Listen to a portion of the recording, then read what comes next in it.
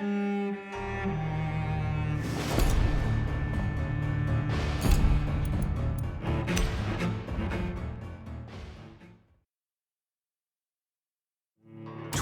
dreams for the Red Queen under crown of stone. 8 voracious beasts born from 8 restless nights. 4 nails piercing the flesh of the sinner. 1 prayer for the summoned, called by this song. 'Tis perhaps the countdown to oblivion for the once proud city of London. 'Tis perchance her inhabitants' last dance alone to face death and pestilence. Confronted by the eerie and unknown, mortals became desperate for answers. A flock's flight makes for an omen, the falling of a star a dire presage. Turning to priests for interpretation when there was no reason to be found. When religion failed, men turned to science. I saw them build such vain cities, crafting machines made for endless war. New questions flourished as old answers withered. What is darkness but lurking sun? What is wall but enslaved stone? What is glass but tortured sand? What is song but a call to arms?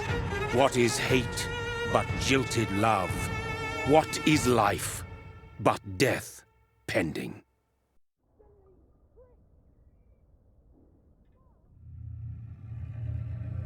Death.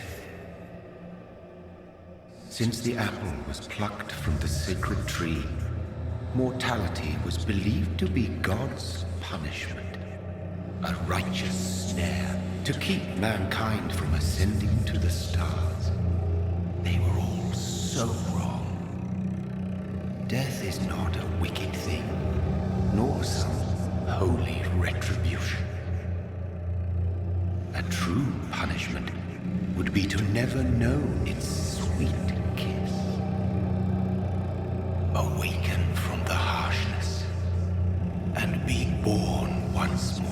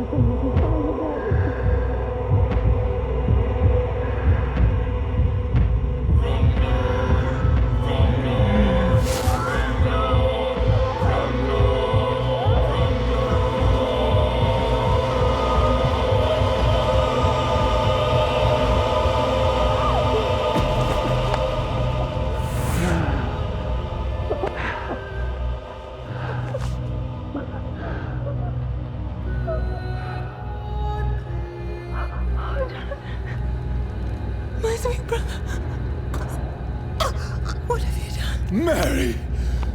Oh, no! Mary!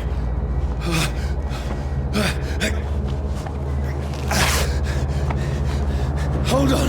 Please, hold on! Oh, God. Oh, no. Mary. Mary.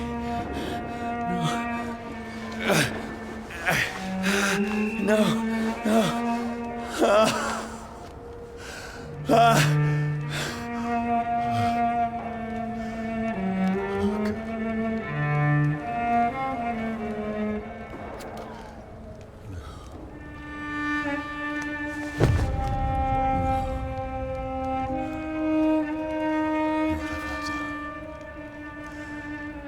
This horror. It's a nightmare.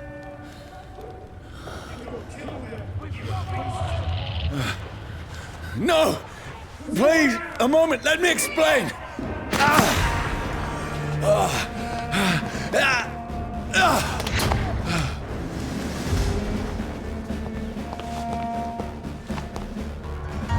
These patrols are after me.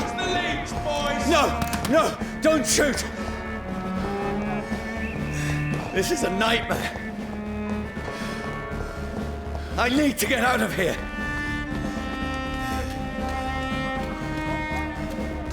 This can't be happening. Over there! No! Please! Stop! I mean you no harm.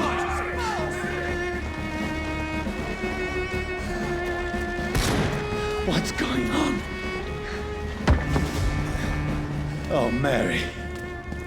What have I done? What's all this about? Shit, where'd it go? Now, I can defend myself. Tricky bastards. Kill that thing! Who are you? Stay back! Sorry, but you left me no choice.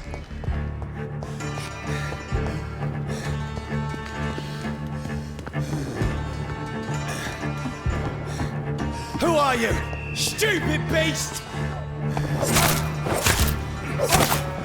Sorry.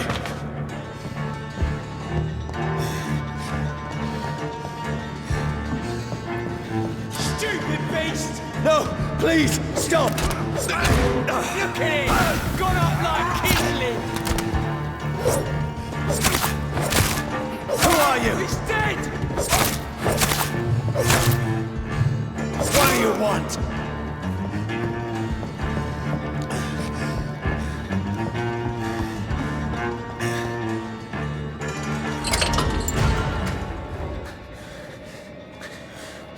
I mean you no harm. I need help. Die, you fucking leech!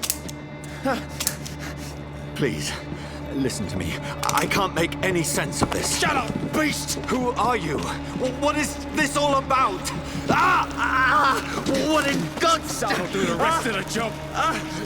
Just leave me.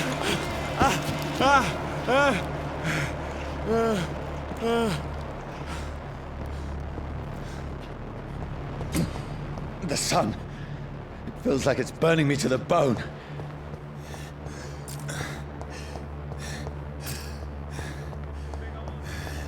I need to find somewhere to hide.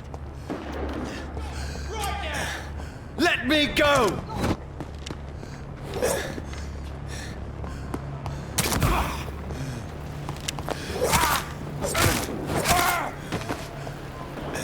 I need to find shelter.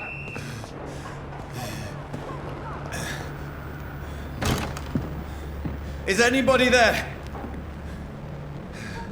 What is this place?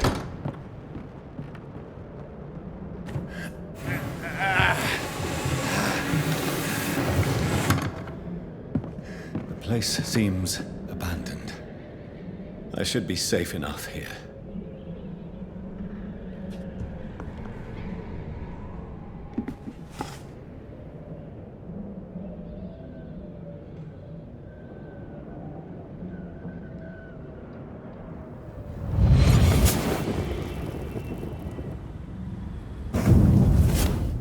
Brother, what have you done? Mary! Mary! Mary, I'm sorry. Whoever did this to us, I will find them.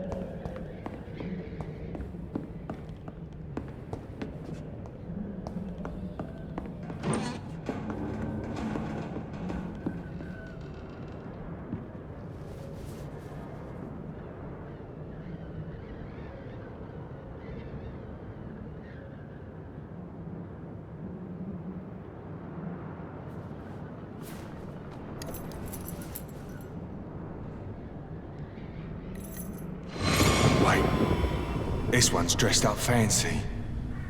Let's run through his pockets. Picking the dead's pockets? Are you serious? I've still a rent to pay. He's got no more responsibilities. What's this? Gold watch. Beautiful it is.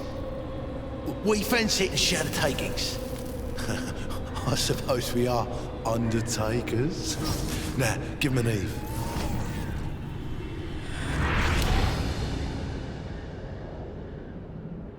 That's impossible.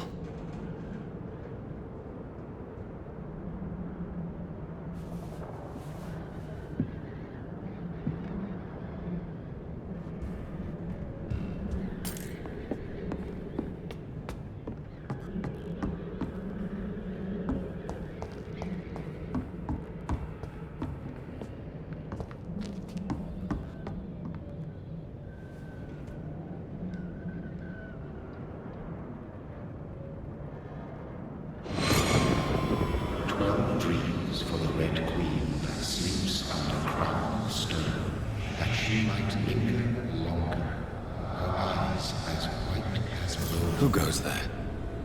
A prayer for the summoned by warrior song. A child born from darkness must take scent of his path. Who's there? Are you referring to me?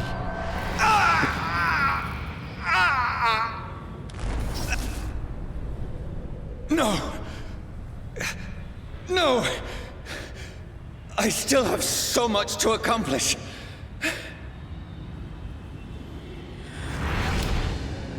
I still have so much left that needs doing.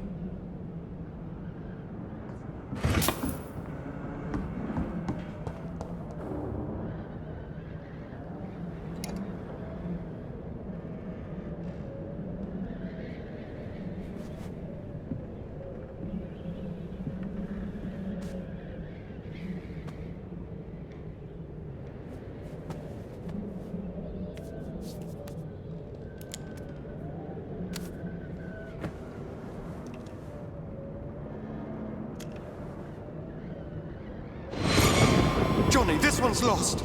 We need to leave. And now! No! There's time. I can save him.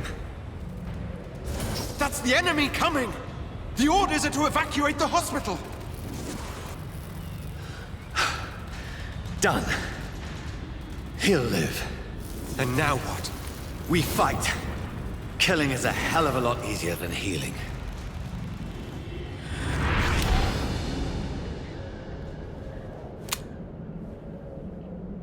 No, it never got easy.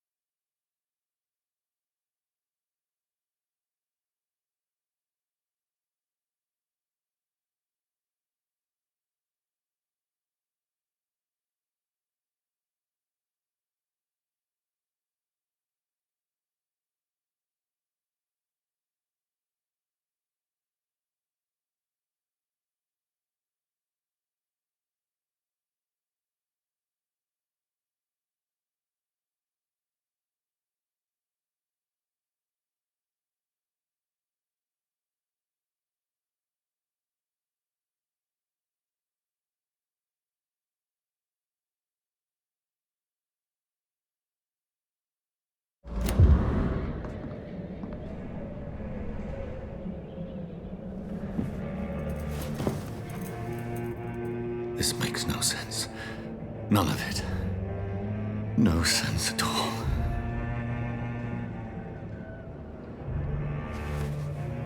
It's a nightmare. That's it.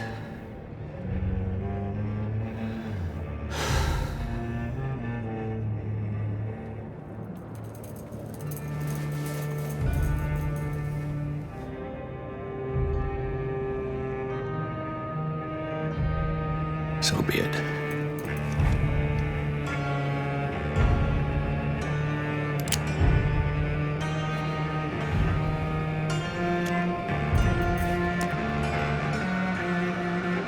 Rational thinking only.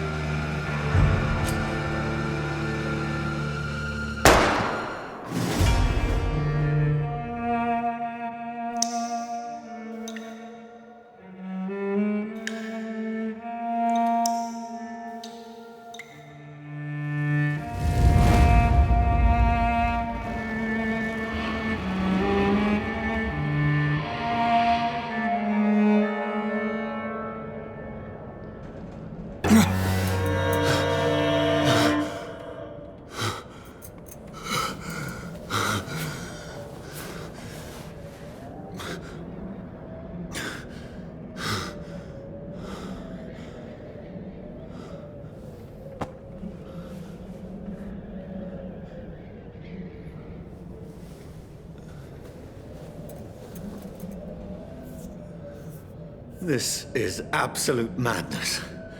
I've lost touch with the real.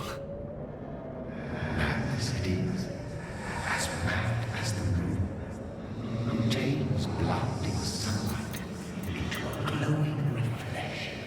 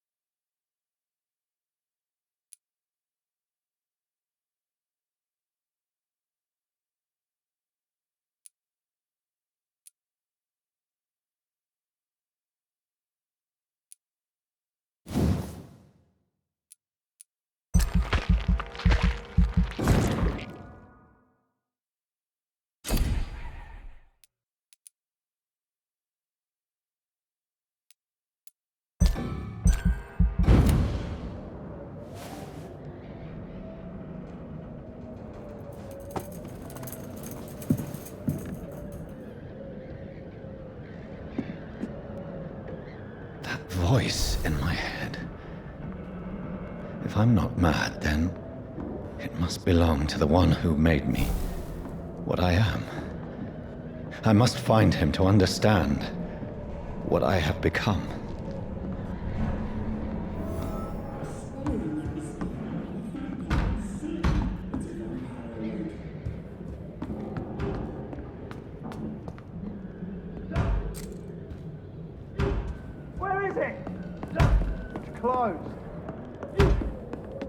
These people want me dead.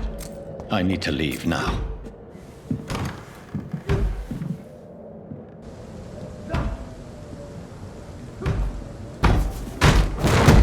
Here's the leech.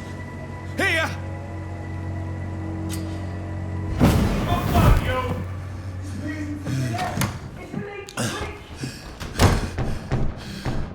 My head's spinning.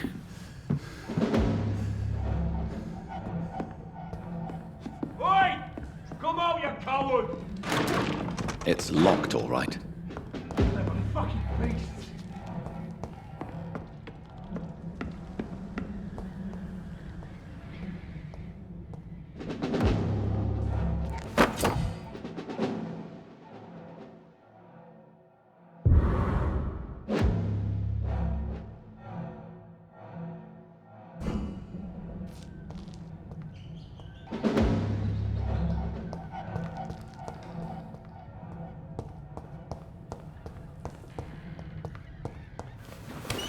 I'm still in Southwark.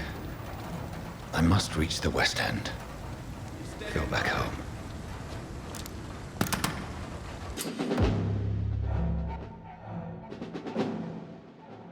Die, vermin!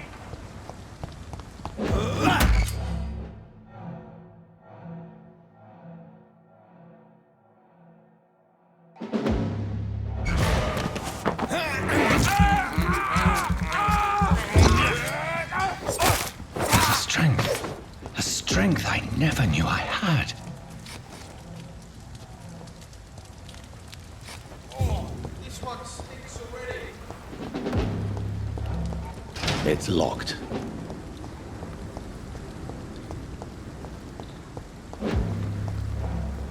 He's dead, all right. Lively! It's on to us! This shouldn't be Murdering possible. bastard!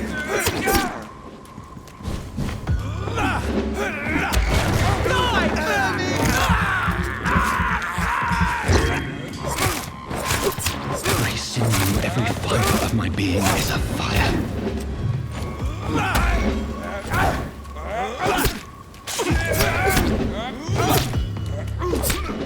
feel like a child learning the limits of my body.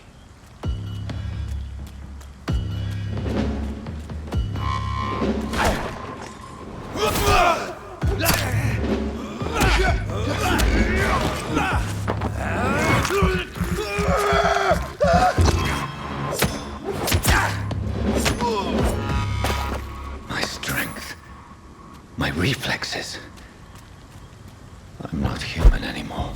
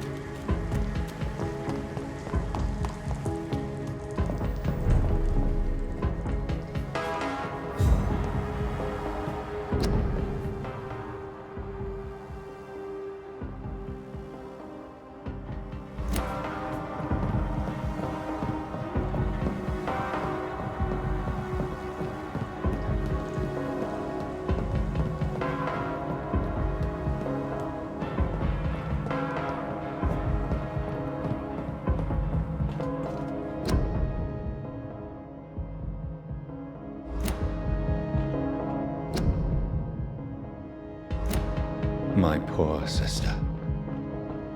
If only I had controlled my need for blood. Mary, someone will pay for what happened to you. For what happened to us.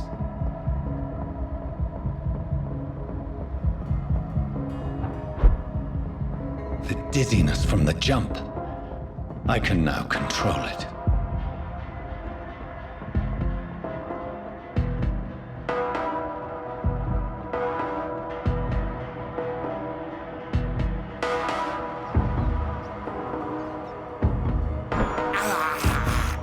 I can't believe I'm doing this. This is despicable.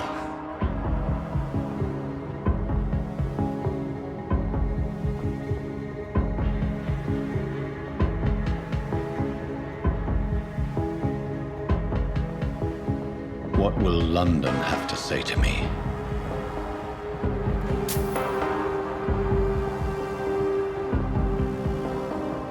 I cannot enter. I have so many questions unanswered.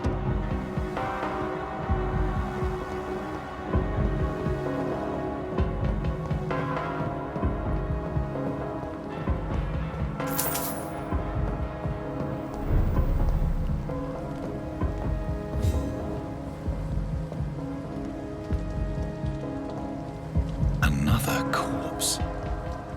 Have the very streets of London become a mausoleum?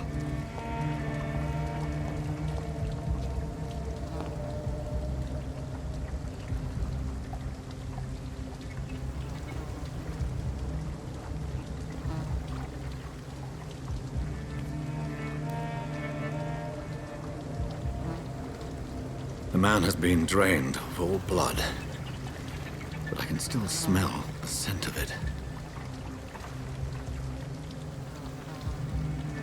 I follow the scent's trail.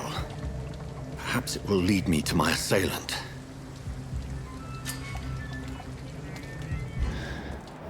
Fresh blood. The smell is so strong.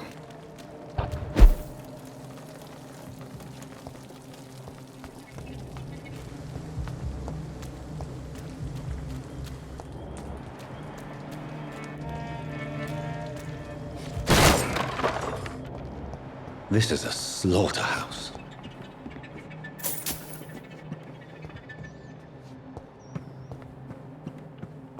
It's locked, all right.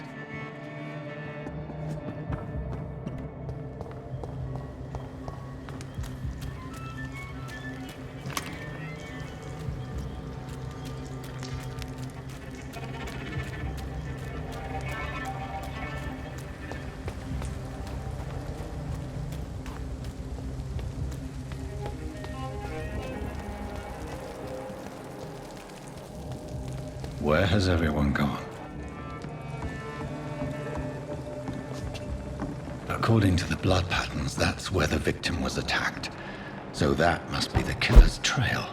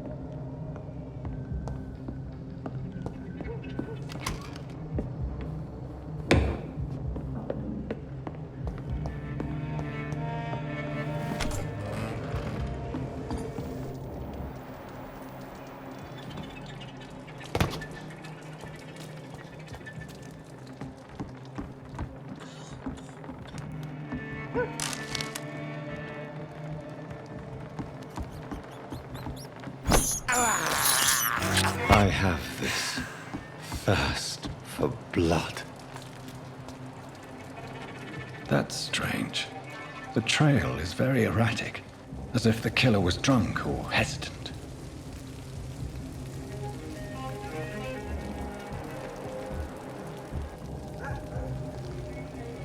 At last, a little life. My God, sir, you look like Jonah's whale just spat you out of hell. Can I get you a drink? No, thank you. I'm not thirsty. Well, grab a chair and get some rest. This is going to be another long night. Why is it going to be a long night? You must be new around here. Don't you know about the murders? Tell me more about these murders. Every morning for the last few weeks, bodies have been found. And those poor sods didn't die of flu. Do the police have any leads on a suspect? Even before the outbreak, coppers never came round here. We're on our own. People die in these parts all the time, and no one cares. Where am I? Where is this place? You're at my bar, sir, the Turquoise Turtle. The last ray of light in this dangerous part of town. Aren't you scared? Scared of what? All the bad shit happens out on the foggy streets, and I never go outside. So you're open all night? Yep. Figured people might need a place to rest in these dark times. I'm looking for someone who might have passed through here recently. Wondered if you might help. It's been quiet tonight. The only other person I've seen went straight up to his room. Thought it was kind of rude, actually. You mean he's still here? Well, yeah. He paid for the entire week. How long has he been here? He rented the room a few days ago and didn't say when he'd leave. Who is this man? What does he look like? Well, like a gentleman, I guess. Well-dressed, quite polite. A professor or something fancy like that. Always writing, reading notes. I need to meet this man. I have questions. Just climb the stairs and knock on the first door. I heard him open his window, so I guess he's still awake. And, Yes? no funny business. You hear me? This is a respectable establishment. You cannot see me now, Mum.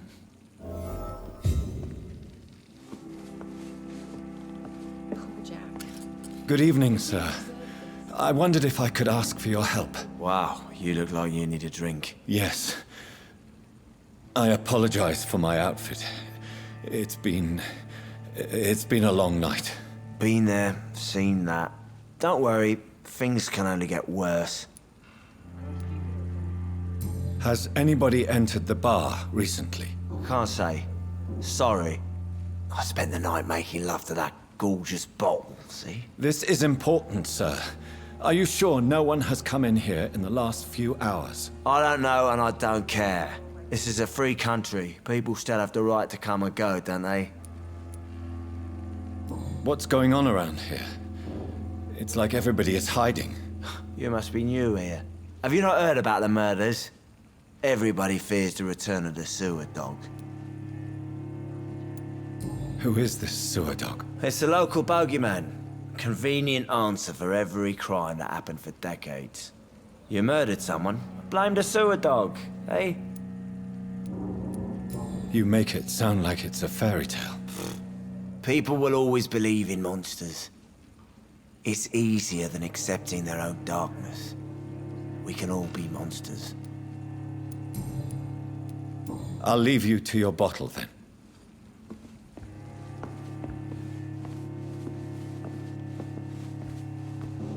Hello, sir.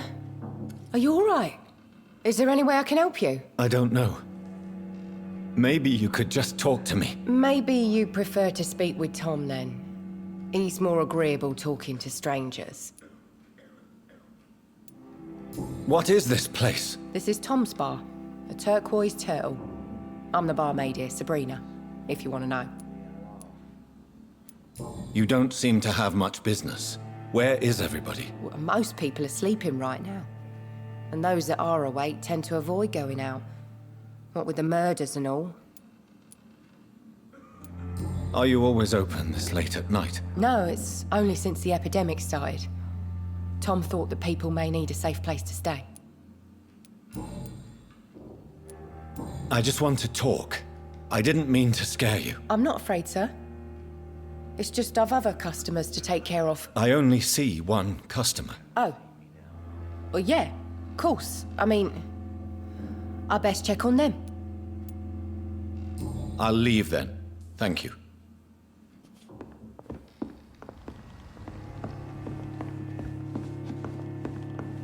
Not long ago, this... I think I'm losing my mind. I should just run as far away.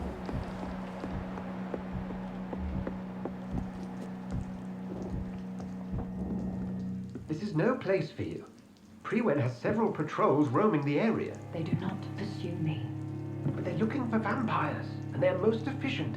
They'll not relent until the killer has been identified. I have a common objective, but I require... I think someone is eavesdropping. Are you certain?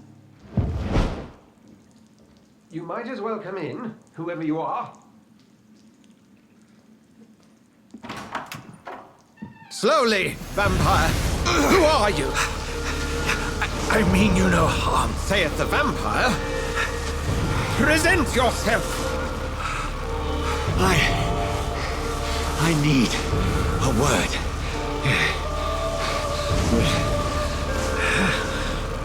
Anyone.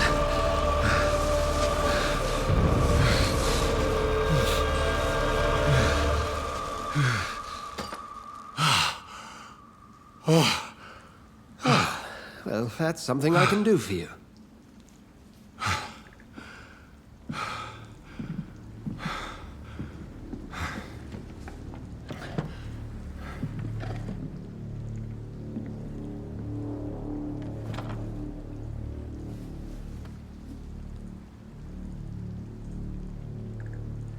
And who might you be?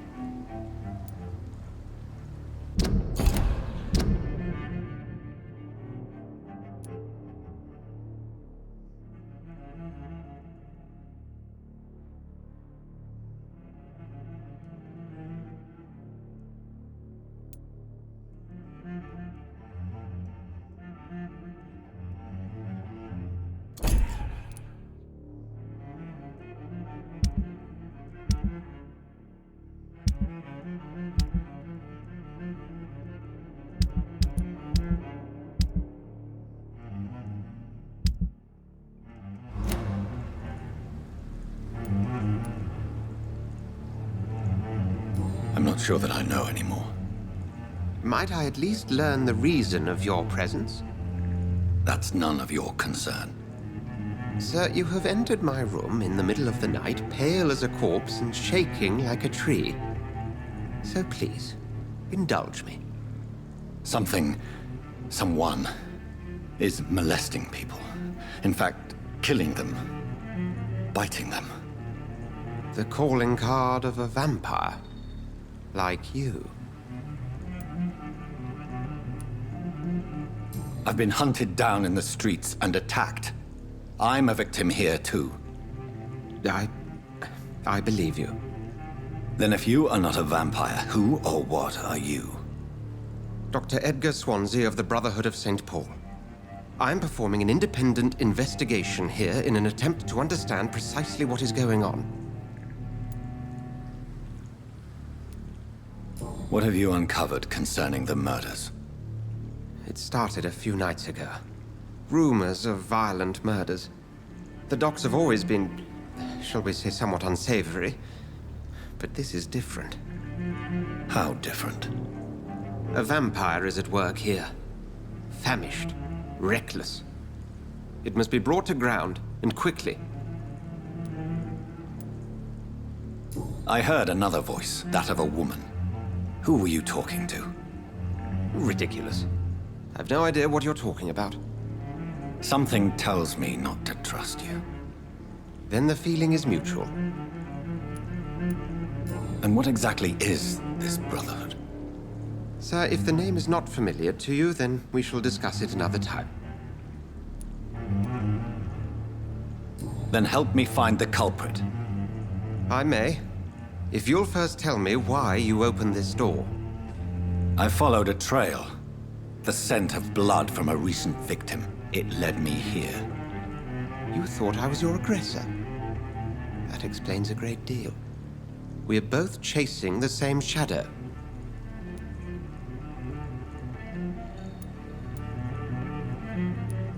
Perhaps.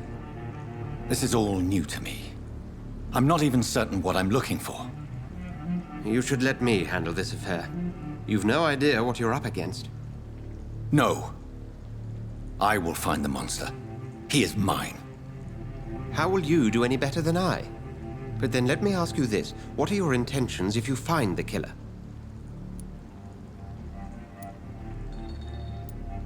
I will at last have the answers to my questions. Then I can only wish you good hunting. And pray we shall meet again.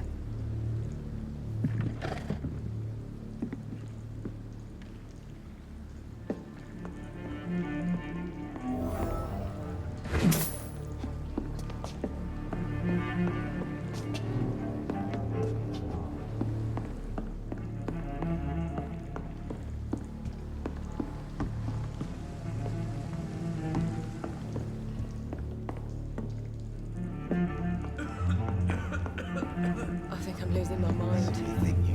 It's I locked. should just run as far away from this place as I can. If Swansea is not my attacker, it means somebody else came here tonight. Someone must know something. Are they stupid or something? I've never even been to India. There's gotta be something can be done to get out Evening, of this sir. bullshit. Can I help you? I have a few questions for you. Well, if you must. I spoke to Dr. Swansea. He's not the man I'm looking for. Now, I want the truth. The truth? What do you mean? I suspect that someone else was here tonight, and I don't think Tom wants to tell me about it. I'm just the barmaid here, okay? If Tom says you're the only visitor we had, then you're the only visitor we had. I can feel your fear, madam. Please, tell me what's going on. It's Will. William Bishop. He came in here earlier tonight and he... Well, I thought he was going to clock someone. What happened tonight? He was dead drunk, as usual. But my God, his eyes. His face. He must have caught something awful. He shouted and cried. It was terrible.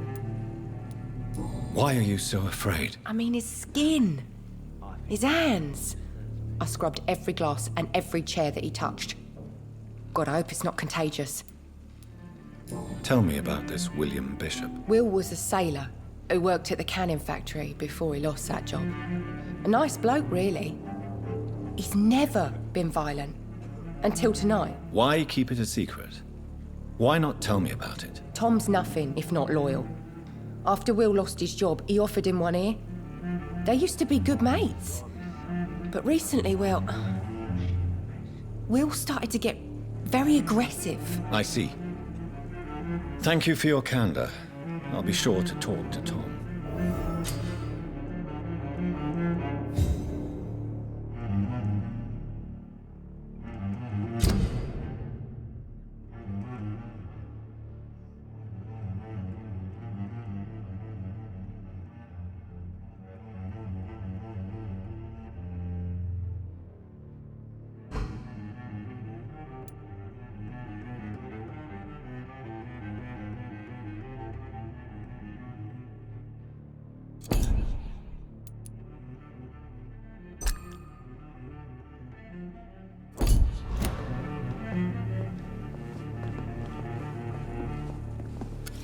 Hello, sir.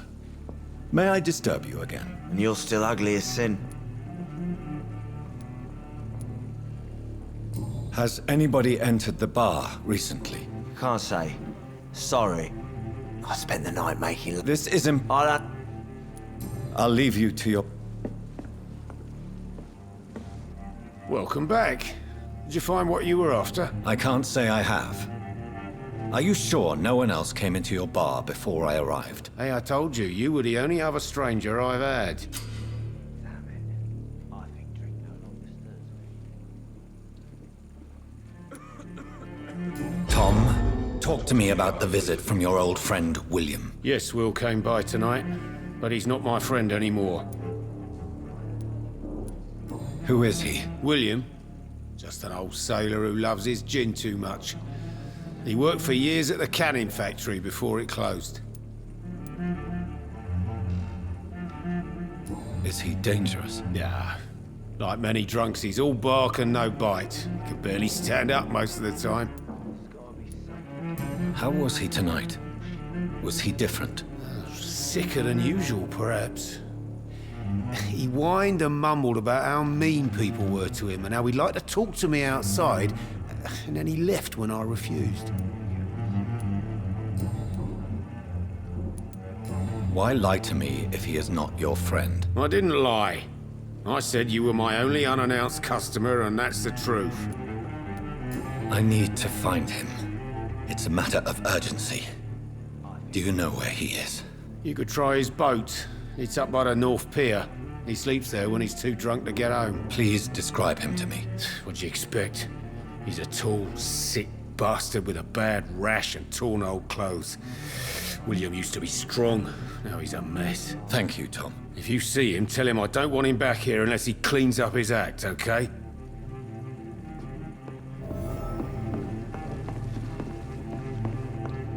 I hope I live long enough to see them wet boot boys get one. Please, leave me alone.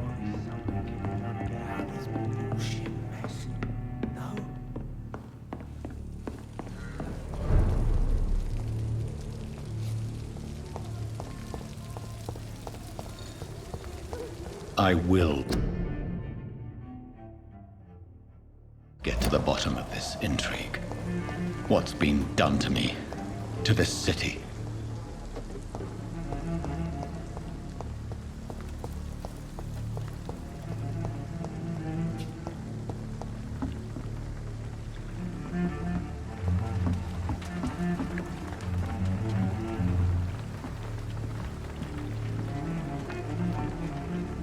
The body is still warm.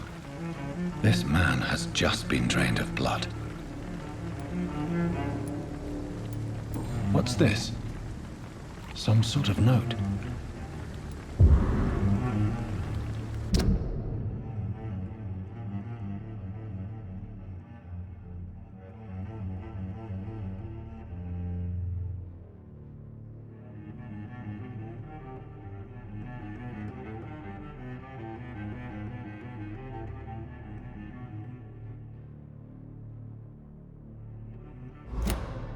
These men, they're a company of professional vampire hunters.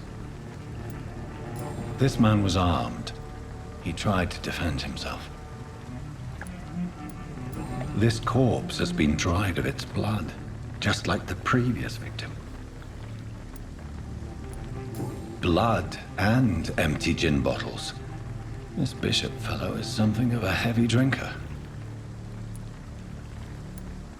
There are blood splats on the other side of the canal. I must reach that barge.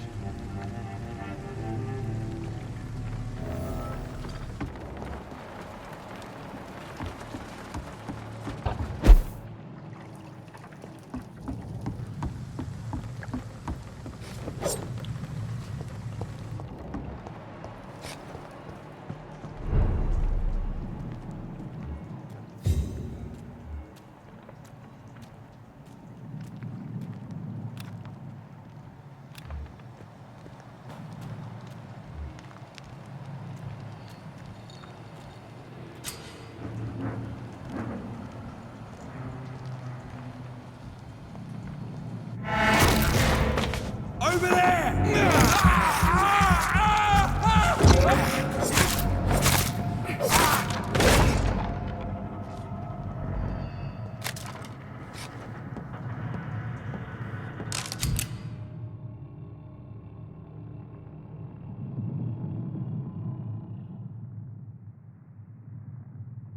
Ammunition crate.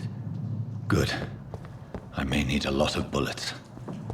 I feel like I'm back on the front line again.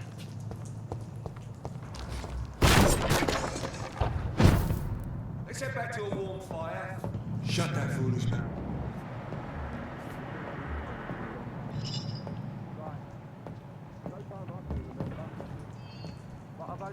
start of the guard 3 weeks to the day. All the more reason to shut it, Mr. Billy. If the man says a bloodsucker's dug in here, you've but one job, and that's to find it. Not a safe place right now, sir. It's fair enough, Tom. But why do they hide where it's so damn cold?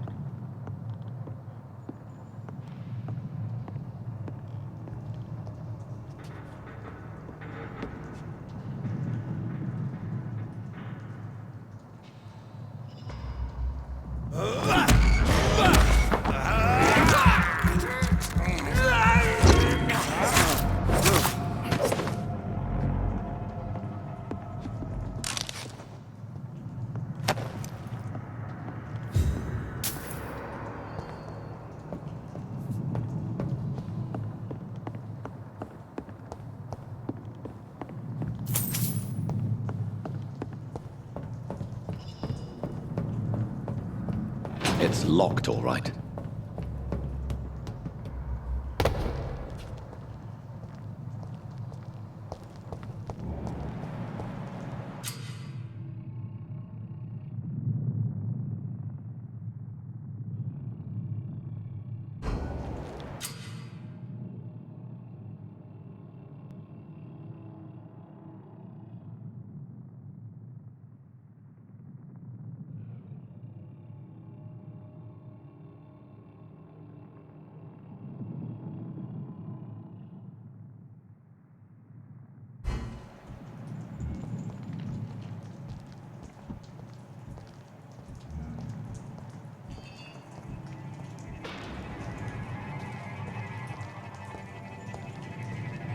Sir, no civilians allowed. Leech spotted! Watch out, boys!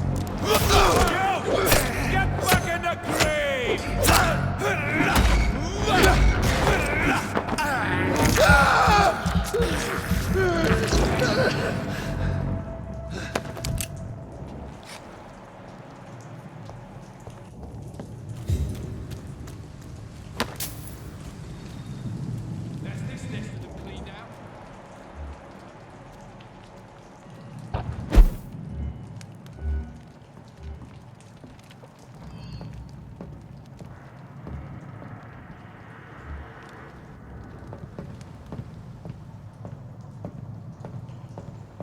We won't see any of these bastards back here again.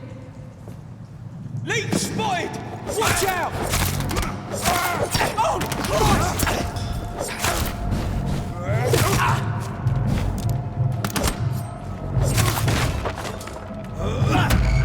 Shot him! Shot him! Filthy piece of shit!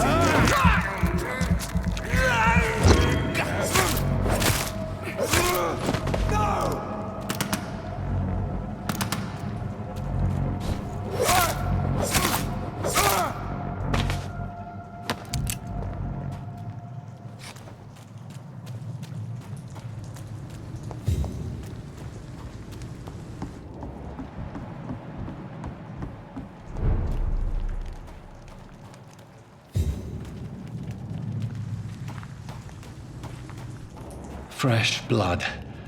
The whole building reeks of it. The scent is so strong it makes me dizzy.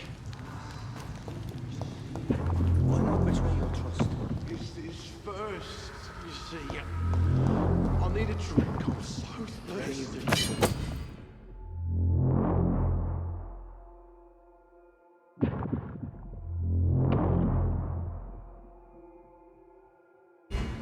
As one, we shall overcome this.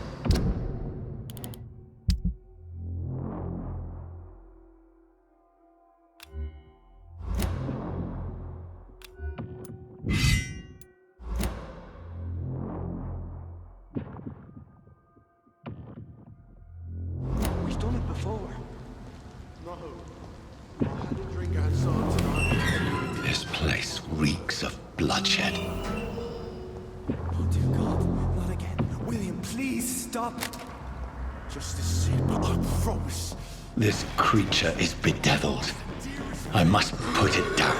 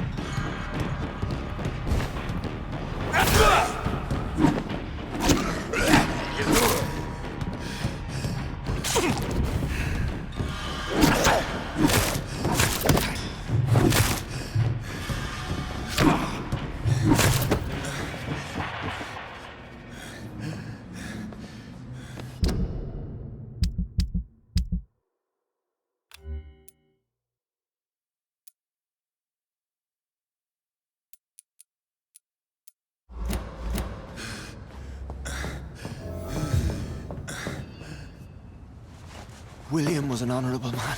I could have saved him. Mr. Hampton, are you in there? I knew him well, another lost soul, a kindred spirit. Sir, listen to the sound of my voice. I'm a doctor. You're suffering from shock. I must return to my flock. They'll stray without me.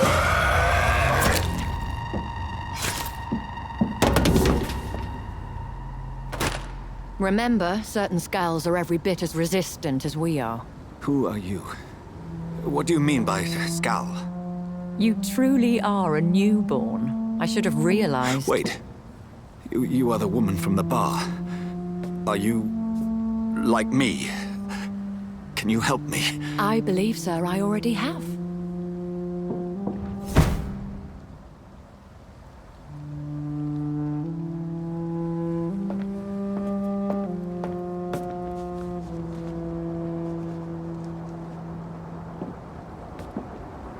By George and the Saints, you've solved the mystery of these terrible murders. Patience, good fellows, I've come to offer help. Just give me a moment to secure my boat. We can leave this awful place. William was not the evil man they claimed. He was just taken by the thirst. He needed his drink. This man requires medical attention. You'll see he gets to the nearest hospital. No, please, I must tend to my fold. My flock needs me. There, sir. Go with the good Dr. Swansea. He's resourceful, and I'm sure he'll take good care of you. You'd best come as well. The sun is soon to rise, and you'll need a place to rest. I just need a moment. If I can learn something about what has happened to William, I'll be a step closer to understanding what happened to me.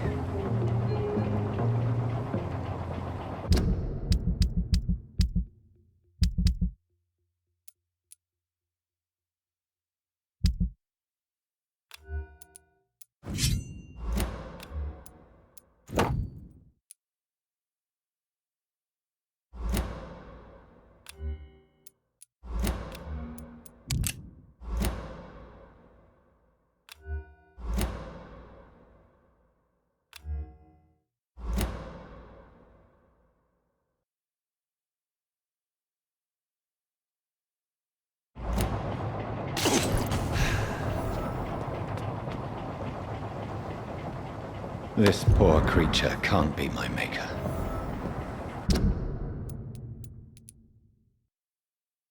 Could it be some subspecies of vampire? I must find a place to analyze the blood.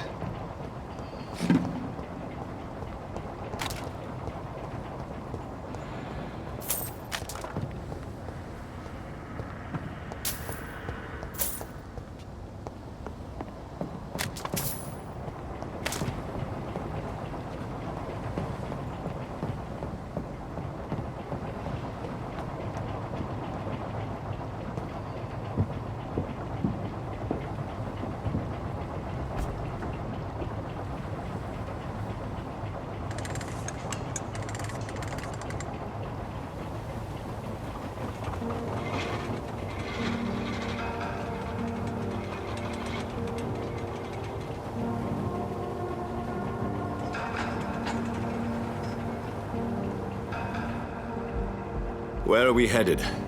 We're on our way to the Pembroke Hospital. It's just across the canal. They'll have a bed for poor Mr. Hampton. William was... What manner of creature was he? Predator, prey, villain, and victim.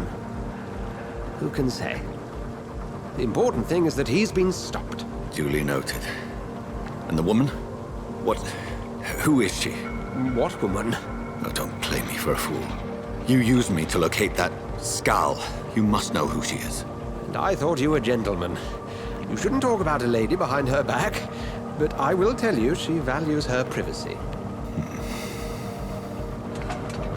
Were London as peaceful as she appears from the middle of the canal? If only that were the reality of the situation. To be honest, I've always tried to avoid this part of town. Pembroke Hospital is the last bastion between the rest of London and the epidemic. The flu has decimated the East End and the war still rages. Welcome to the front lines of a plague. This is where you work, Dr. Swansea? I am the administrator of Pembroke Hospital. I thought you were here in service of your mysterious order, the Brotherhood of... Of St. Paul's Stole, yes. But first and foremost, I'm a man of science. A physician, like yourself, Dr. Reed. How do you know who I am? No need for modesty. You are Dr. Jonathan Reed. A surgeon of some caliber and renown, if I'm not mistaken. You are correct, sir. I knew it! I had my suspicions. But when you took the blood sample from the corpse of poor William, I was certain. Dr. Reed. Marvelous. Have we met? I attended 3 of your seminars before the war. I have the utmost admiration for your research. And what a turn of fate. England's most esteemed blood specialist returns to London a vampire. That word, again, from a so-called man of science. I understand. Traditionally, the role of science is to refute myth, but when myth walks among us, the Brotherhood of St. Paul has dedicated its purpose to their study. There's so much for you to learn. Of that, you are right. Well, then let me be blunt. Join my staff at Pembroke Hospital. As a physician. I suspect you'll not find a better post of employment to contemplate your predicament. This is sudden. I was returning home to see my sickly mother. But alas, that was before contracting this... affliction. Dr. Reed, take a moment to consider. The post would be for the night shift, providing a good explanation for your absence during daylight hours. You'll be adequately reimbursed, and have a place to hide. I even had the forethought to bring some clean clothes. So, what do you say? It seems I have little choice, but yours is a generous offer, so I thank you. Brilliant! Oh, Jonathan, this is one for the book, and the beginning of a beautiful friendship.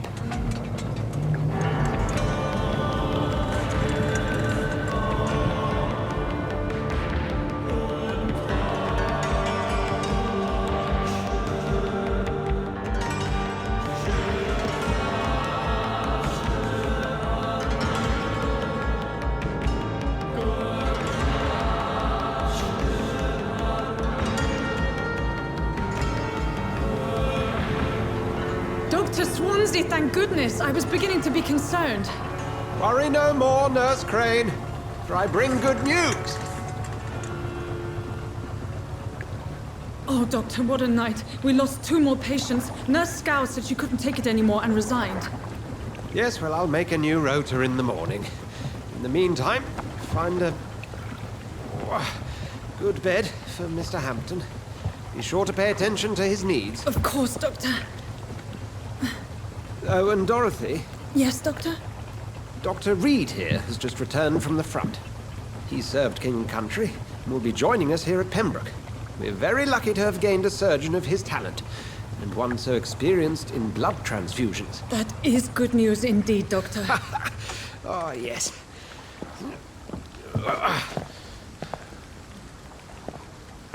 Here at Pembroke, it's not what we have, but what we haven't. It's only thanks to Nurse Crane and the staff that our ship doesn't sink. If you have any questions, just ask her. Duly noted. Thank you. Your assistance is required, Dr. Swansea, immediately. Welcome aboard, Jonathan. We'll catch up after my rounds. Coming, Nurse Crane. I'm coming.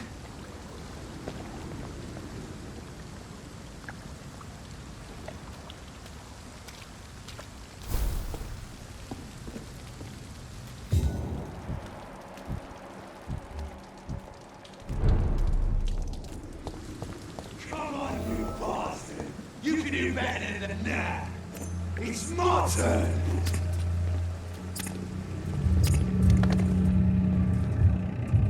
Rotten or pristine, each heart contains the secret of life. Drink at this river, try it all.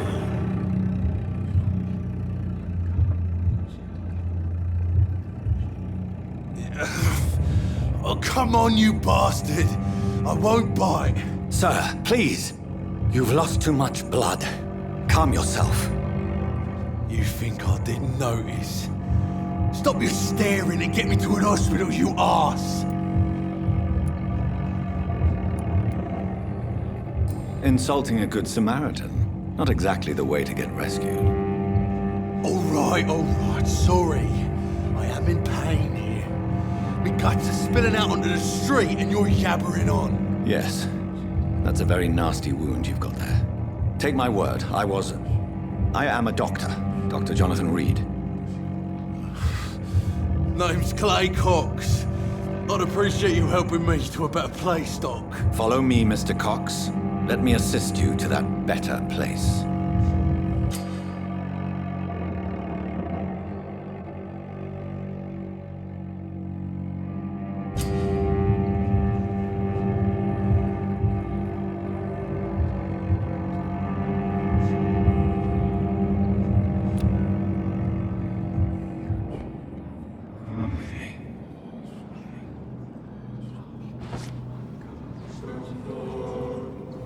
Bring this fading light into the shadows. Dance with him the dance of life and death.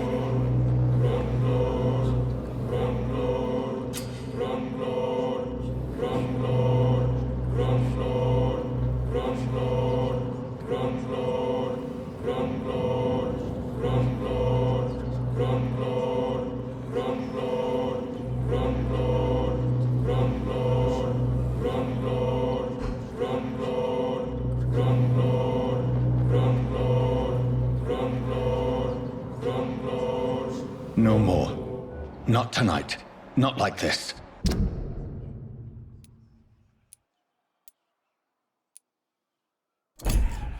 I will not take another life.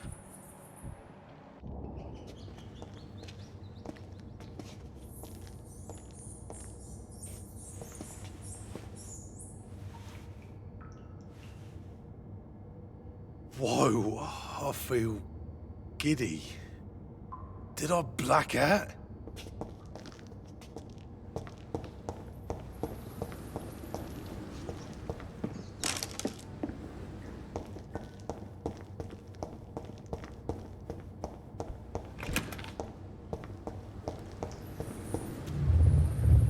It is wise for the huntsman to sometimes let his prey go, but no famished hunter can run for long.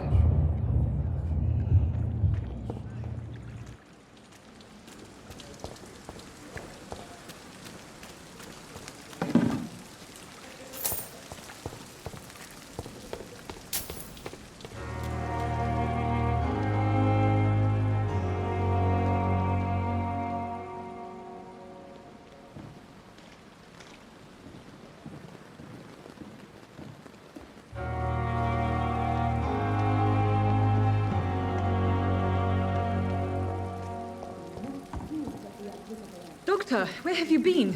I've little time to play hide and seek with new staff members, no matter how illustrious they may be. I found a wounded man by the docks. He answers to the name of Clay Cox. He requires urgent medical attention. Already making the rounds? That's the Pembroke spirit. I'll ask our porter, Milton, to bring him back immediately. Thank you, nurse. What can I do for you? Dr. Swansea insisted we provide you a quiet office. You'll find it on the second floor with your name on the door. Thank you. Nurse Crane, isn't it? Yes, Dorothy Crane. Welcome to Pembroke Hospital, Dr. Reed. Your office has been prepared.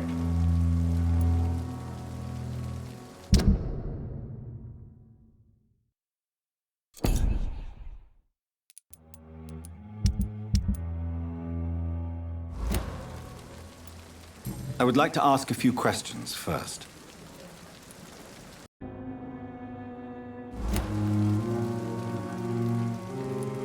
And Mr. Hampton, the patient we brought in, how does he fare? I gave him a sedative to help him sleep.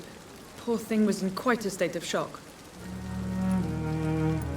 If you could point me in the direction of my room again, nurse. Second floor of the hospital, left after the stairs. It's the last vacant office at the end of the corridor. What kind of man is Dr. Swansea? Well, you accepted the job from him. I thought you would have known about your employer. It's right to assume Dr. Swansea knows far more about me than I do about him. You'll get to know him soon enough, and better than me. The administrator has better things to do than mix with us. Apologies, I've only just met him the once. This is sudden. I've only just returned to England. Dr. Swansea is a brilliant surgeon and the most compassionate physician.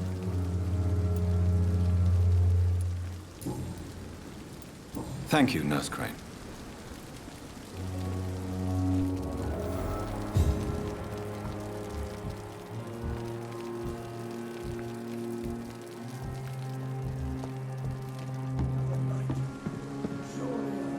Good evening, nurse.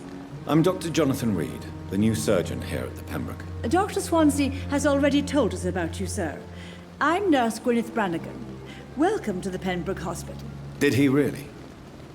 It's a good thing I wasn't hoping to keep a low profile. All members of staff have already read about your new blood transfusion technique. Dr. Swansea made sure of that. I see. Well, I'm a little surprised, but I suppose I'll just have to deal with this unexpected notoriety. You must know, blood transfusions are Dr. Swansea's primary subject of research. He is convinced it is the future.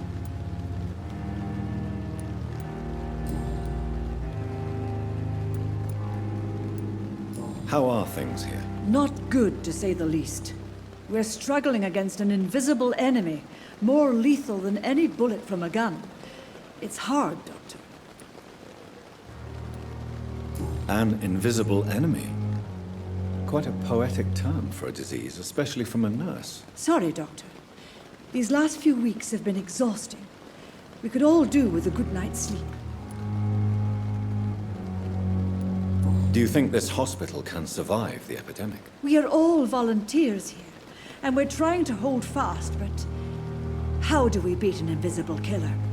Some nurses have already resigned.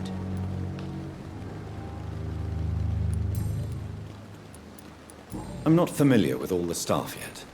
Perhaps you could help me. Brilliant professionals, most of them. Dr. Swansea has a gift for recruiting talent. Most of them. Is there a problem I should know about, nurse? It would be inappropriate for me to speak ill of a colleague. Nurse Brannigan, if you do know something, please tell me. Anything you say will be held in confidence. No. I may disagree with some conduct, but in the end, everybody is doing their best. Is there anyone that stands out? Well, I have never met someone as dedicated as Dr. Tippett's. He should be a standard for us all here. If only he were younger. Why should his age be a problem? I guess it's fair to say he's always pushing himself to the limits. He just doesn't know when to stop and get some rest.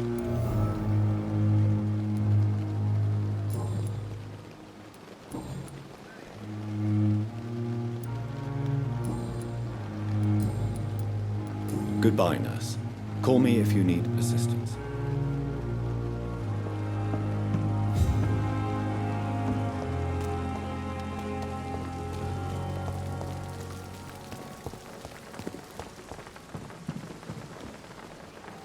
Good evening, sir.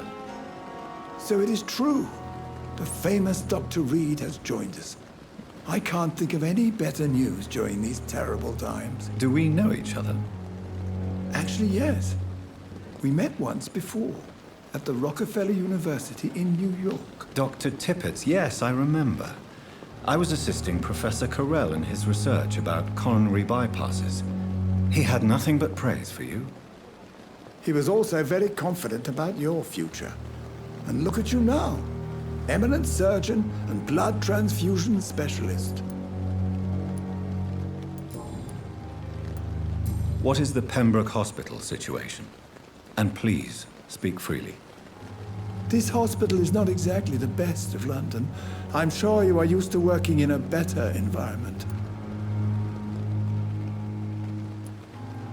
It's more than enough. In any case, the personnel of a hospital are much more important to me than the building. Don't be misled by appearances, Dr. Reed. This hospital does not lack talented people. It just lacks hope. What can you tell me about the staff in the hospital? Some are really good, and others are not so good.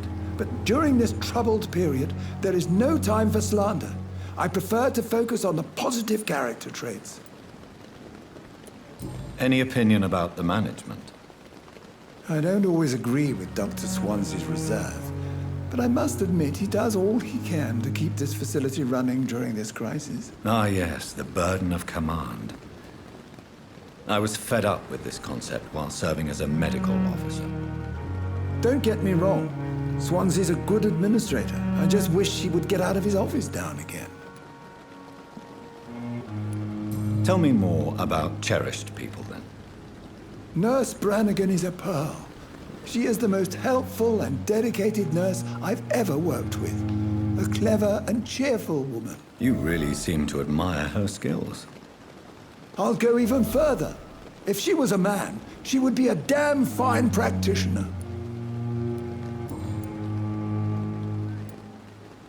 You're exhausting yourself, Corcoran. Maybe you should think about preserving your strength. No. We must keep on healing all those poor souls. We are the last rampart before chaos. Once more unto the breach.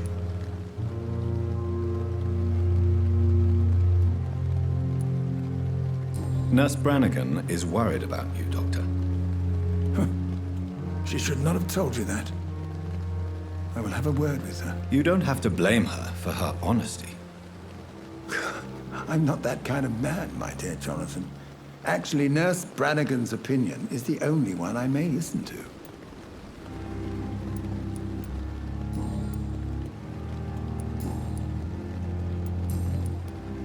Goodbye, Dr. Tippett.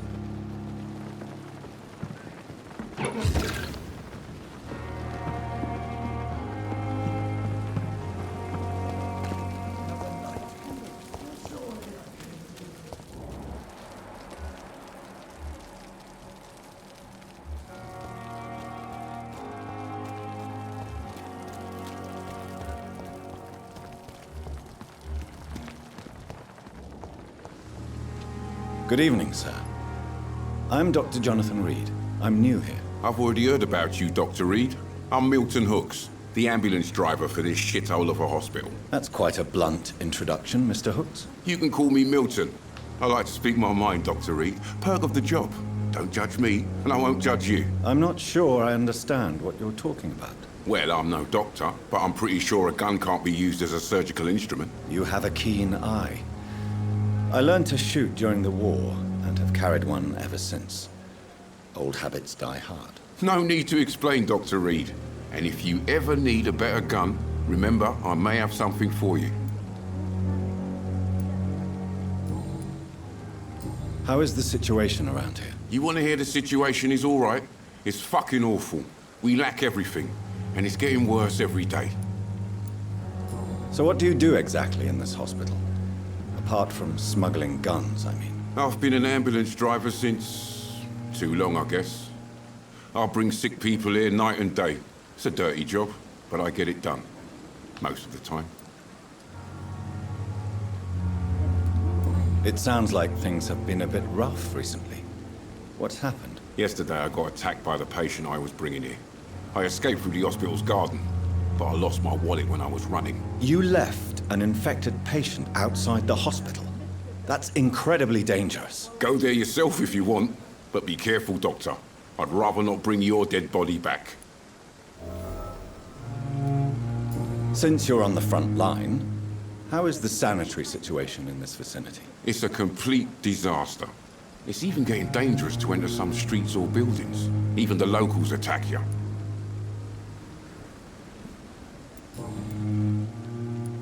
Are you really smuggling weapons through the hospital? And why not? I've already been attacked by patients, you know. And by gang members willing to steal my money. But you're not defending yourself. You're selling guns to civilians. You keep people alive your own way, Doctor. I offer them another way to protect their health.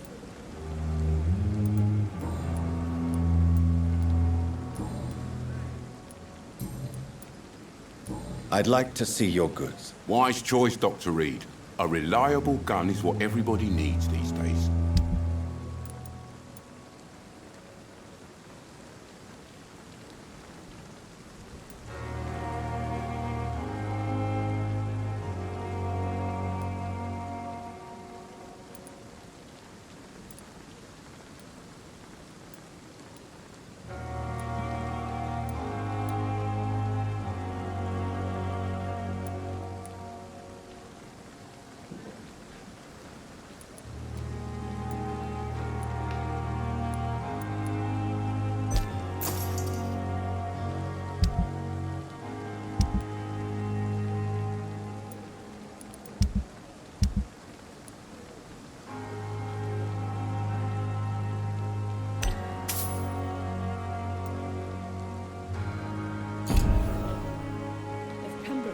Standing after this epidemic, there's good reason to be proud. Good evening, Nurse Brannigan. Good evening, Doctor. Why does Dr. Tippett's claim you're the main reason he keeps working, despite his fatigue? If it wasn't for him, I probably would have left the Pembroke years ago. Dr. Tippett does not think of you as just a nurse anymore, does he? If you're suggesting he's not taking my gender into consideration when it comes to medical practice and knowledge, I really hope he doesn't.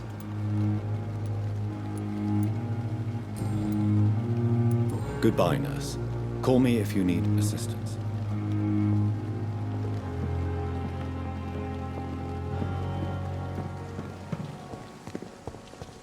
Dr. Swansea is right. This place seems perfect to conduct my research. Good evening, nurse. Good evening, Doctor. I don't think we've been introduced yet. My name is Pippa Hawkins. And I'm Dr. Jonathan Reed. Dr. Swansea has recently offered me a position in this hospital. Well, it's a euphemism that your help will be appreciated, Doctor. How would you describe the situation at the Pembroke Hospital? It's serious. The flu is wreaking havoc amongst the staff and patients. We are running out of everything.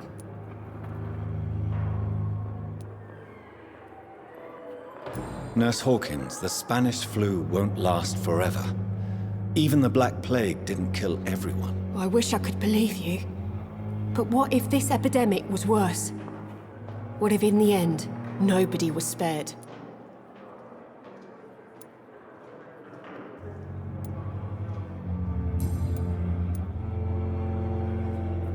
How is the Pembroke staff coping with the epidemic? Well, not well.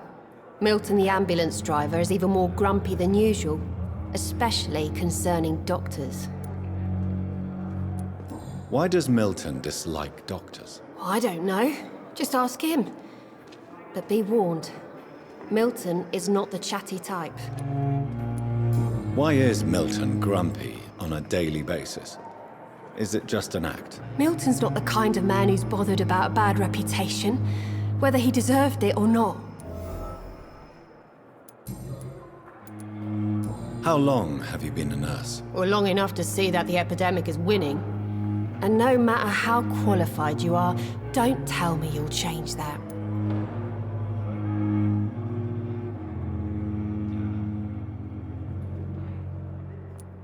You're right.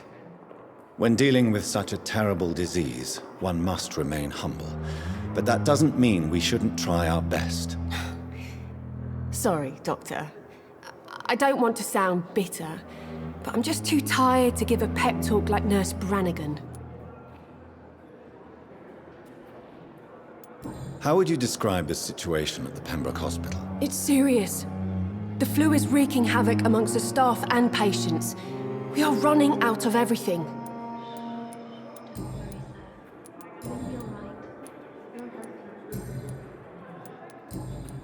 Goodbye, Nurse Hawkins. See you again.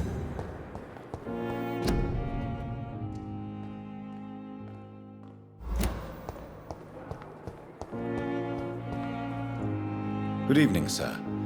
Can I help you? Unless you're here to fix my face. No. I don't think you can help me. I'm Dr. Reed. I've recently taken the position of head surgeon here.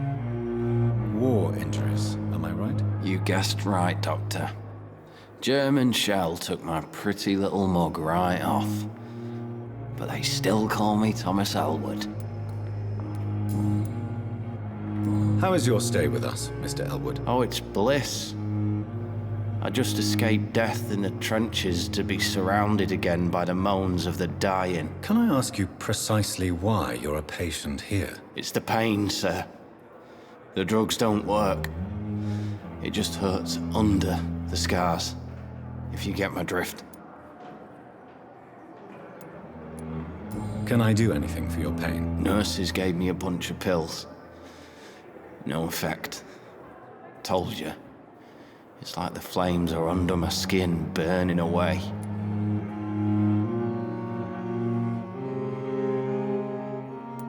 Who is treating you?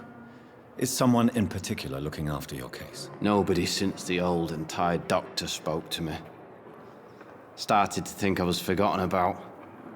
Wouldn't blame you. You don't seem worried by that. My face hurts so much more when I smile or cry. I've learned it's easier not to speak. But be assured I'm smiling inside.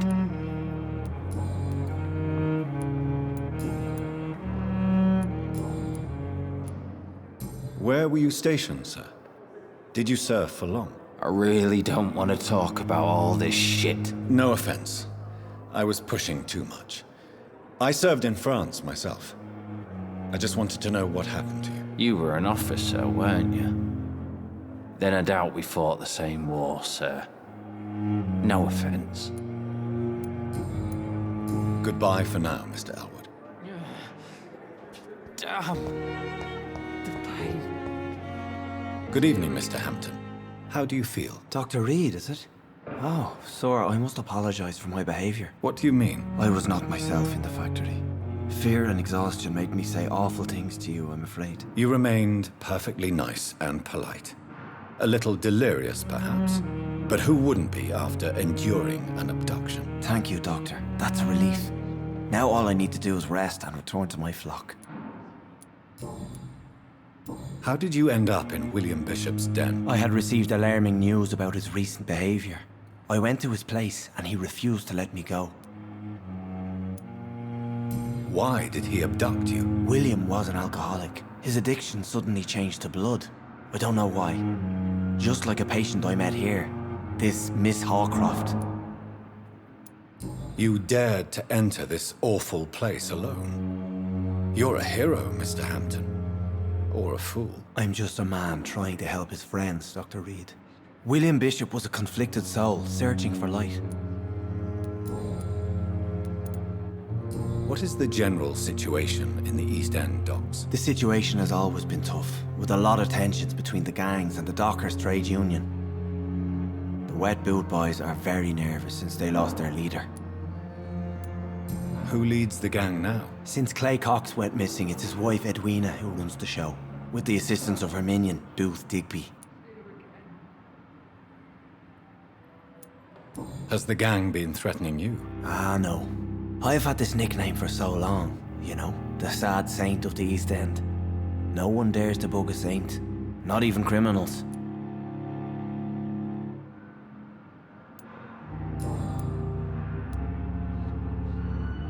Do you know Tom Watts, the bartender from the Turtle? I met him before I found you in the canning factory. Tom? Yes, of course. Always the helping hand, good old Tom. Without men like him, corruption and despair would have wiped out the East End long ago. Who should I avoid in this part of town, then? Any particularly evil figures? Not really. Most men and women are just doing their best. And it's not my habit to speak ill of people I know, Doctor. People are still in despair. How could it be otherwise? The authorities have left us all to rot in this contagious nightmare. No drugs, no advice, nothing. It's a damn shame.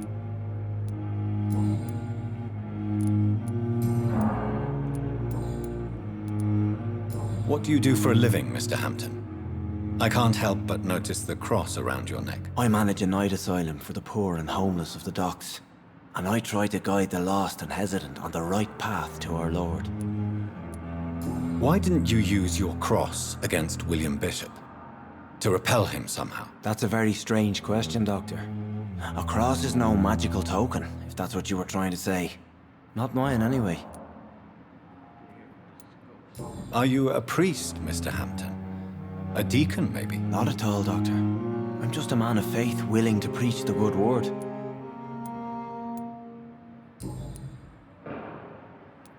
Have you made friends since you arrived? Not really, but I recognize Miss Harriet Jones. I knew her when she lived by the docks. That poor woman had such a miserable life. You never came to see her here at Pembroke? Receiving visits when sick can be an important part of the healing process, you know. We're not just bodies. You're preaching to the converted now, Doctor. To be truly honest, I thought she was dead. She left the docks many months ago. How do you feel, Mr. Hampton? Medically speaking, I mean. I feel exhausted. Beyond exhaustion, actually.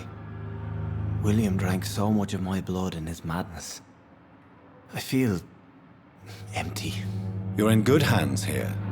Dr. Swansea is well versed in blood transfusion, and I'm sure he'll take the best care of you. Thank you, sir. I believe all I need is rest.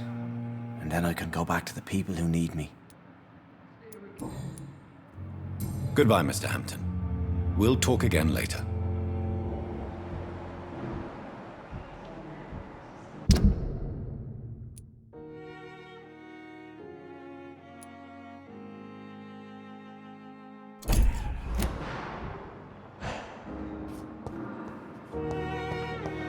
I cannot enter.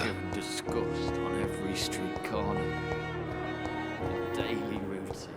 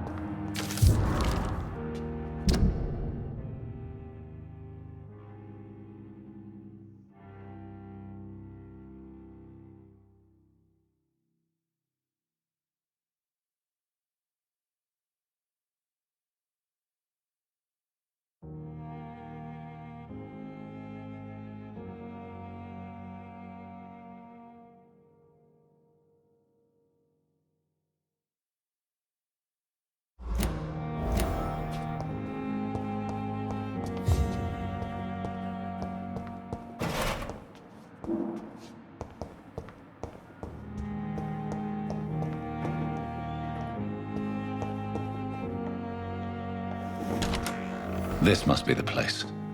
It's definitely away from prying eyes. Relegated to the shadows. A kingdom of my own. At least I won't be sleeping in a coffin. The flower's dying. It needs water.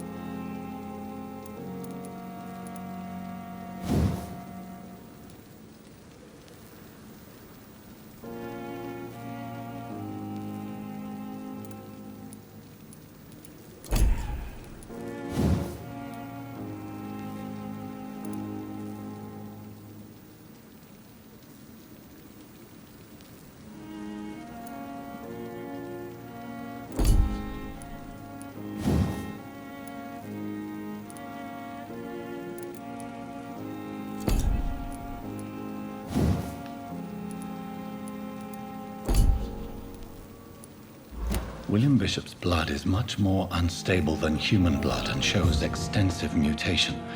But this is not what happened to me. I must keep on searching. The sun is about to rise. I can feel it. I'll continue tomorrow night.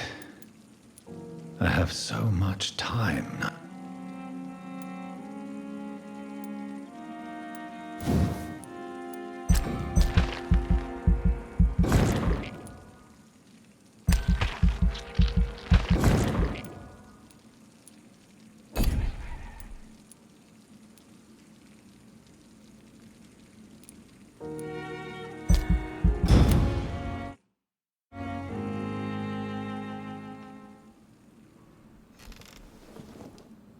If I'm to stay here until my research is complete, I'd better learn to hide my true nature from the mortals.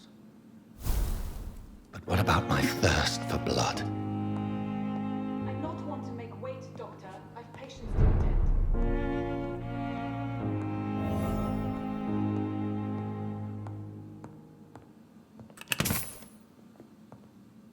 Dr. Swansea asked me to collect you, Dr. Reed. Hurry up.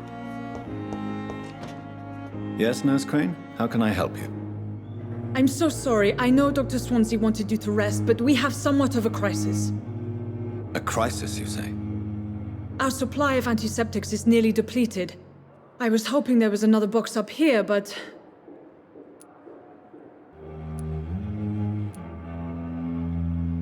Sorry. There's nothing here.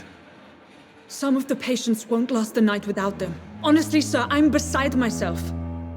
I may have a solution. In France, during the war, drugs shortage was a daily problem, and we had to use our wits to overcome the shortages. However do you mean? If combined correctly, certain household chemical products can be used in a pinch instead. Now, where's the hospital storeroom? The storeroom? Fat chance. This is the Pembroke, and space is luxury we don't have. Everything used to be stored in the old morgue. Perhaps I should look there first. Where is this morgue? It's the large building behind the hospital. You'll need to go in the back door because it's been sealed off for sanitary reasons. Take this key. It opens a small back entrance at the end of a narrow street. The abandoned morgue behind the hospital. A small door at the end of a narrow street. On my way then. Thank you, nurse.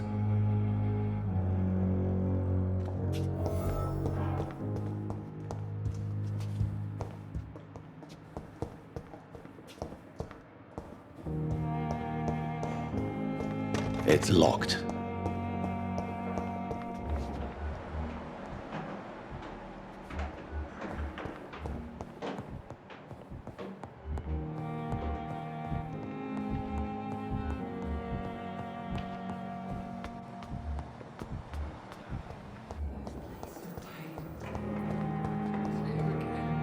Good evening, miss.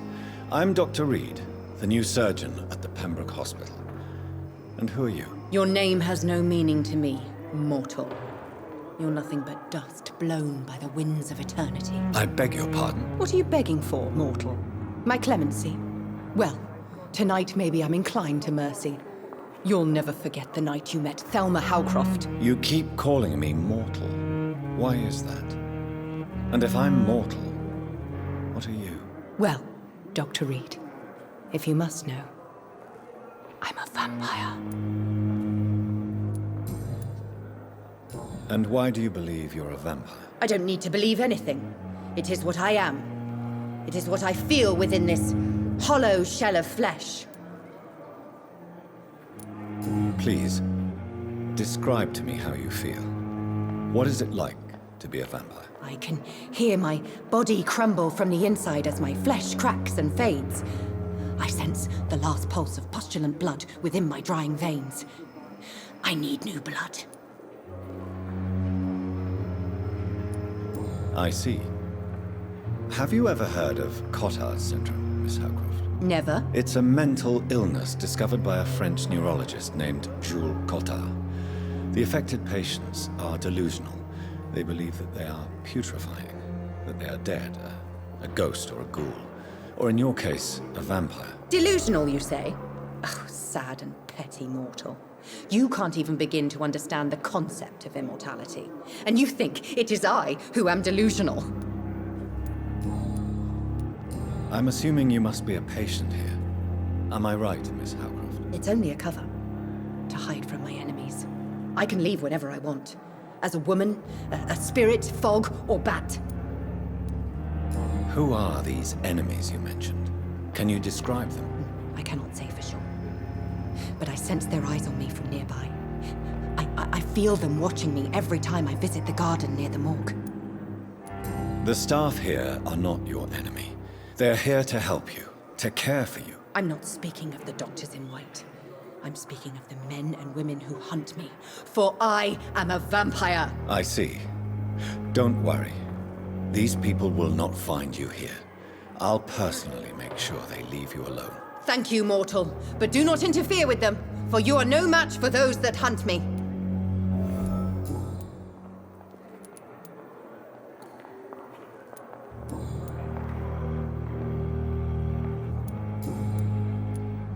Who are you really, Miss Howcroft?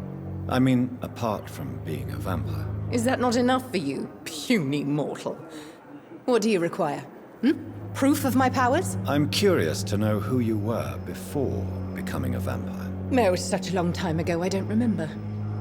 Centuries of unholy life can have strange effects on one's minds, you see?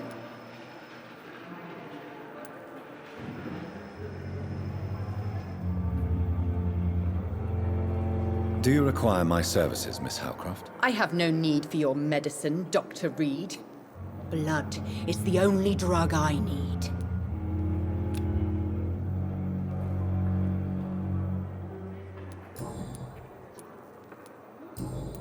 I'll leave you, Mistress of the Dark, to your nocturnal activities.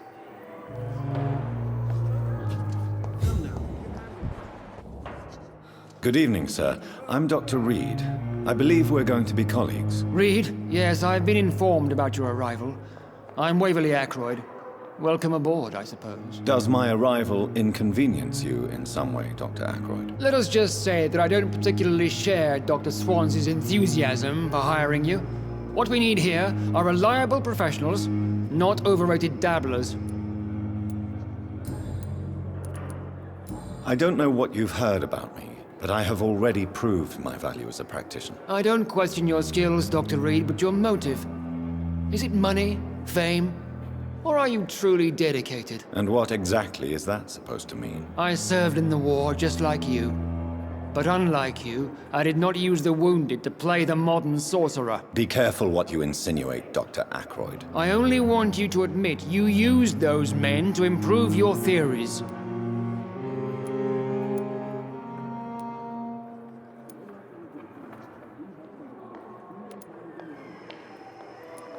This is ridiculous. My blood transfusion technique saved many lives, and you know it. You see? That is exactly what I hate about people like you. You avoid this kind of accusation instead of facing reality. It seems you have bad memories of your military service. I refuse to see this industrial slaughter as scientific progress. War only reveals the worst in men. We can at least agree on something, Dr. Ackroyd. If you have a problem with me, Dr. Ackroyd, please feel free to tell me. Dr. Swansea has imposed your presence on this hospital without asking anyone's advice. The benefit of his position. But I don't agree with it. I know we've never met before, but I believe this hospital could use all the help it can get. You will agree with that, I'm sure. Oh, but I have heard about you, Dr. Reed. Of course, you can't say the same about me, since I have not wasted my time courting the press.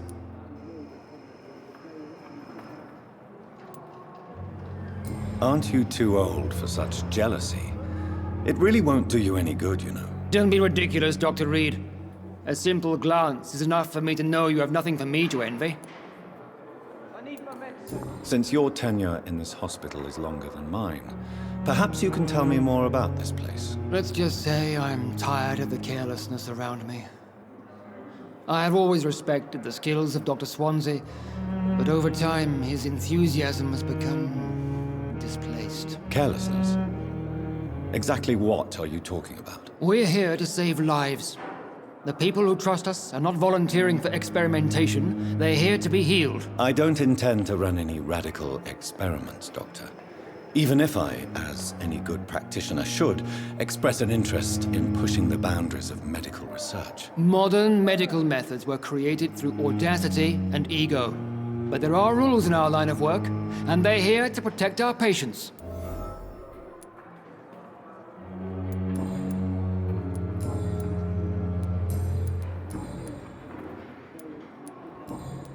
Thank you for your time. We'll talk later.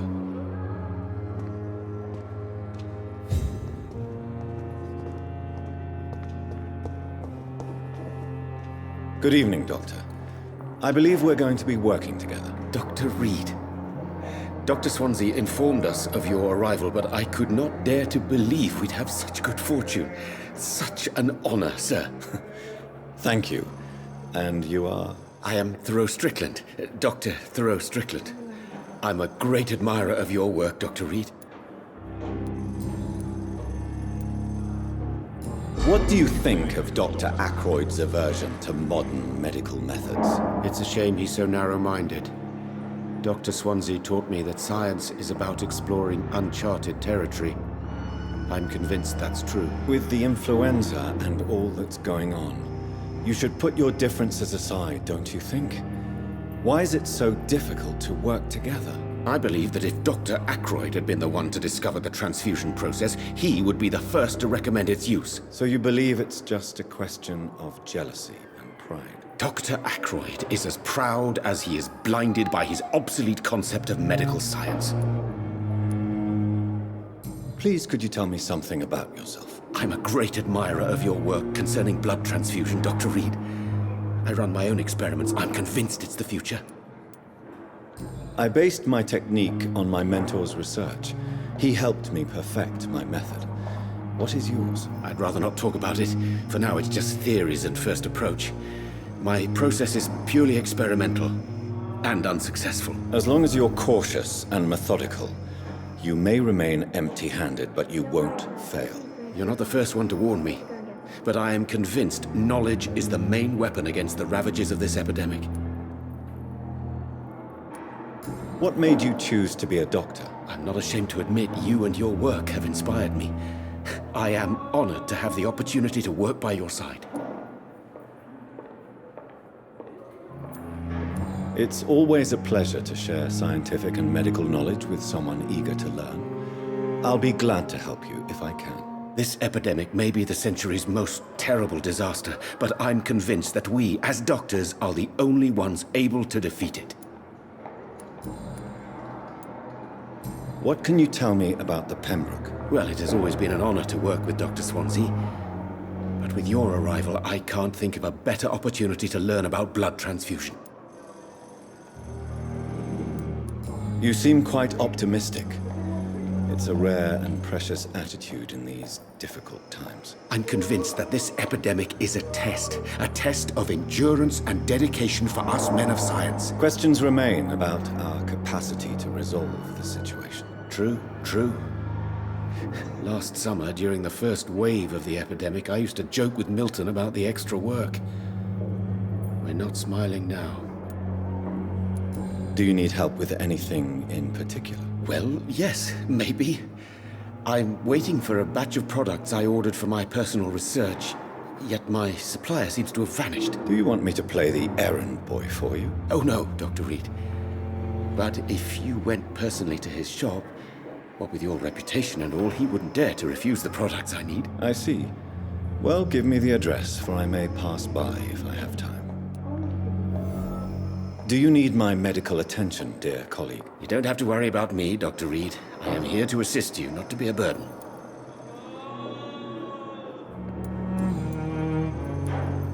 What can you tell me about the... Well, it is all...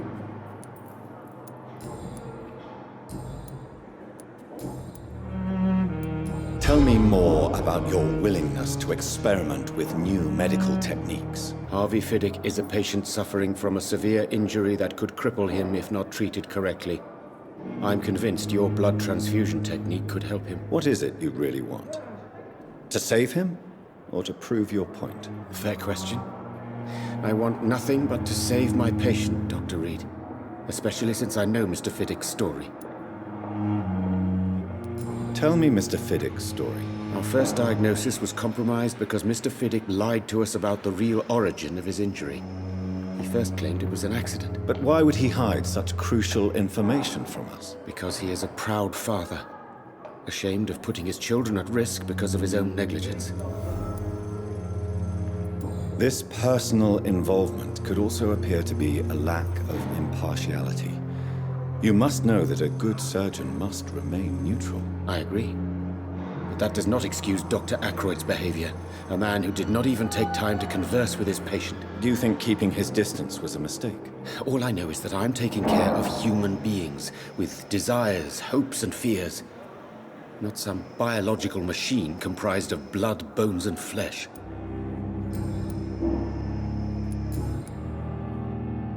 Goodbye, Dr. Strickland.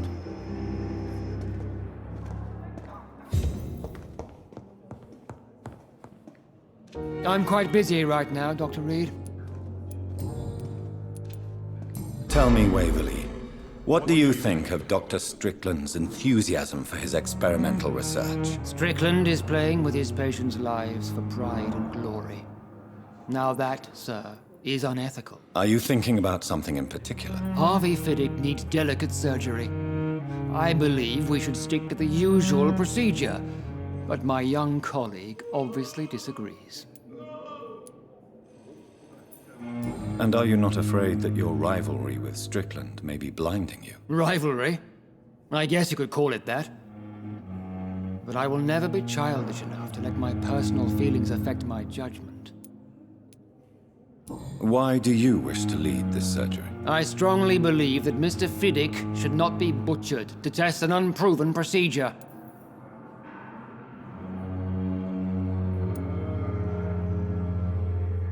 If you are going to lead this surgery, I'm trusting you to assume the consequences of your actions, whatever the result. I'm not the kind of man who runs away from his responsibilities, Dr. Reed. There is no need for you to be looking over my shoulder.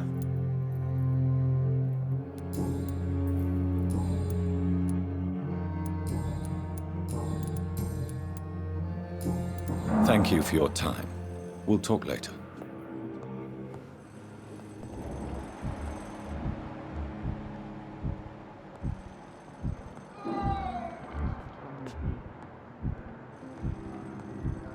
So many deaths.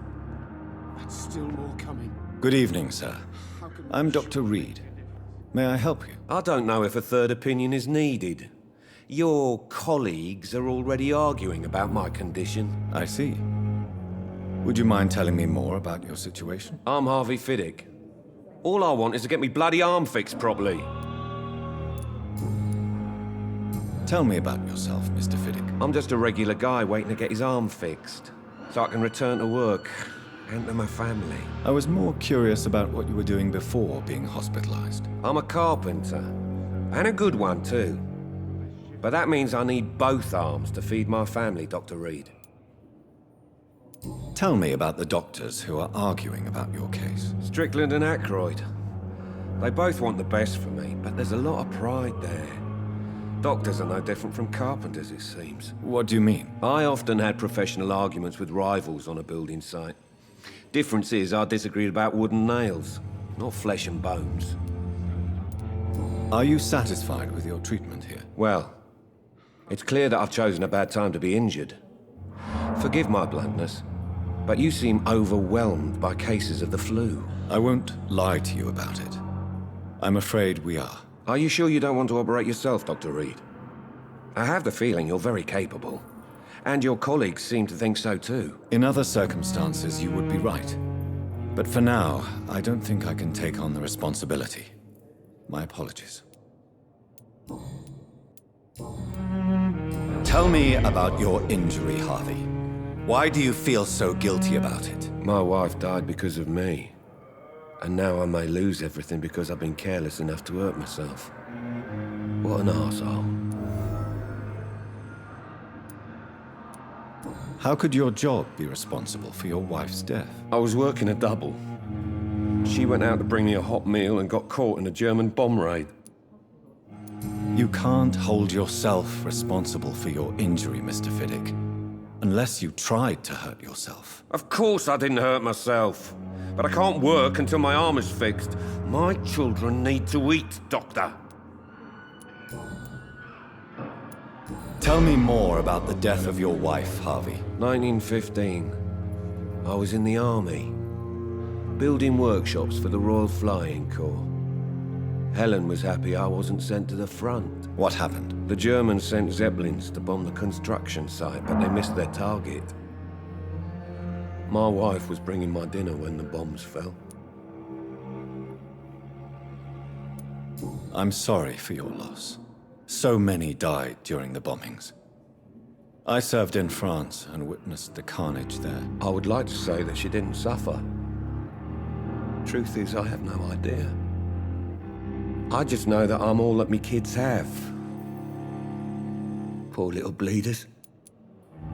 How are your children after losing their mother? They were smaller then. The only good thing about this is my Helen didn't bring them with her that night.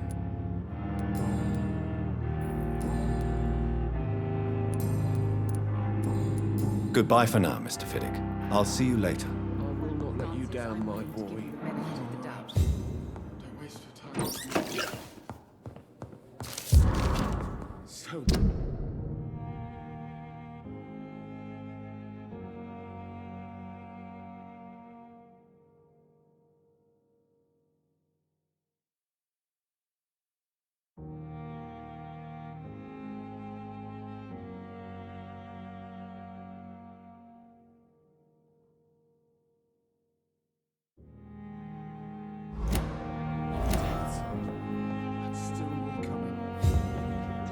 Good evening, Mr. Fiddick. Good evening, Dr. Reed. Any news about my operation? You seem worried about the safety of your family. And it's obviously the reason why your wound troubles you so much. I cannot give up on my children now. They both need me living. What about their mother, if I may ask? She died in 1915 during one of the first Zeppelin raids. We never found her body. Goodbye for now, Mr. Fiddick. I'll see you later. You always knew more children, Helen.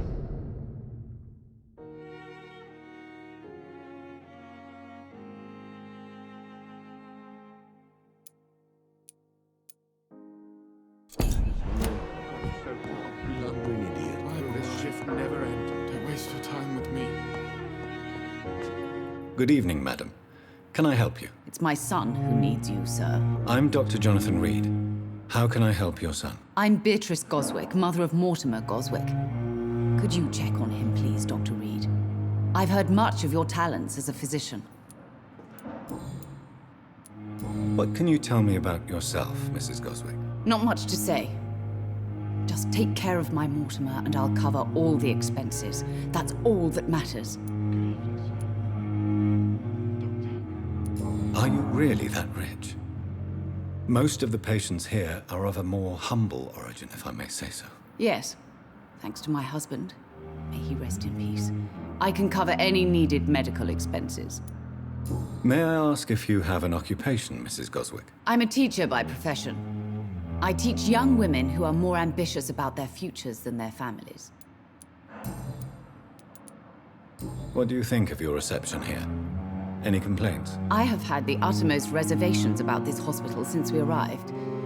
But we had no other choice, considering the state of emergency. Is there something in particular that's bothering you? Some of the staff were not especially welcoming.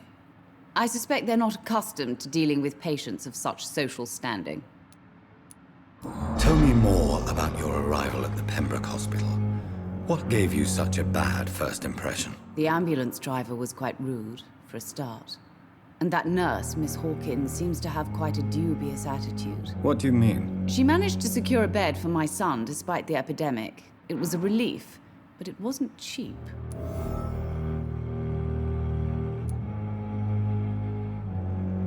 She charged you for a bed? Yes, and I paid without question, considering the urgency of the situation. I share your concern, Mrs. Goswick. Be sure that I'll talk to the people involved. I don't expect compensation, Dr. Reed. But I'm aware such behavior would not be tolerated in other hospitals.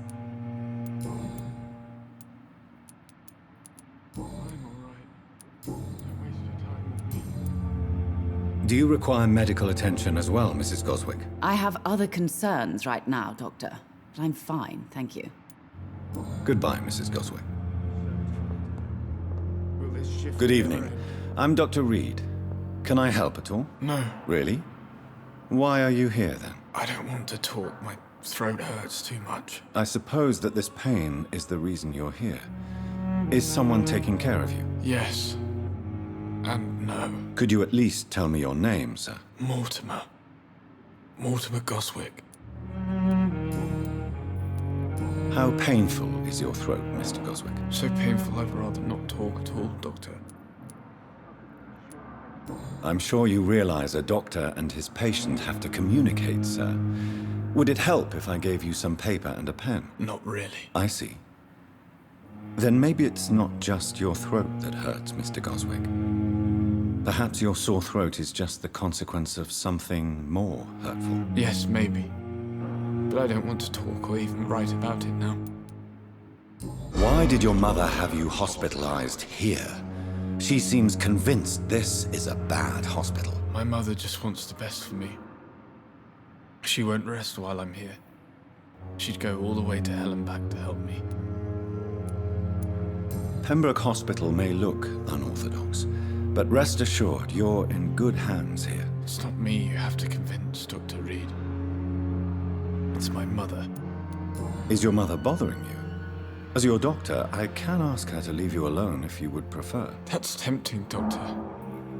But you have no idea what my mother is capable of. She would tie herself to my bed if you asked her to leave. How painful is your throat, Mr. Goswick? So painful I'd rather not talk at all, Doctor. I'll let you get some rest, then. Good evening, sir. I'm so tired. Good evening, Mr. Goswick. How are you? I'm okay. Do you need any help? I'm afraid I may, sir. I don't mean to be a burden.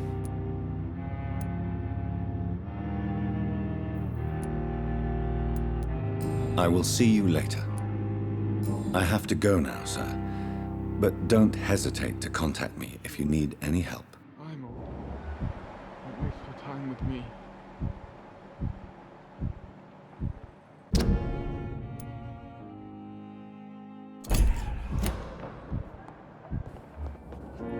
Good evening, Doctor. How is my son doing?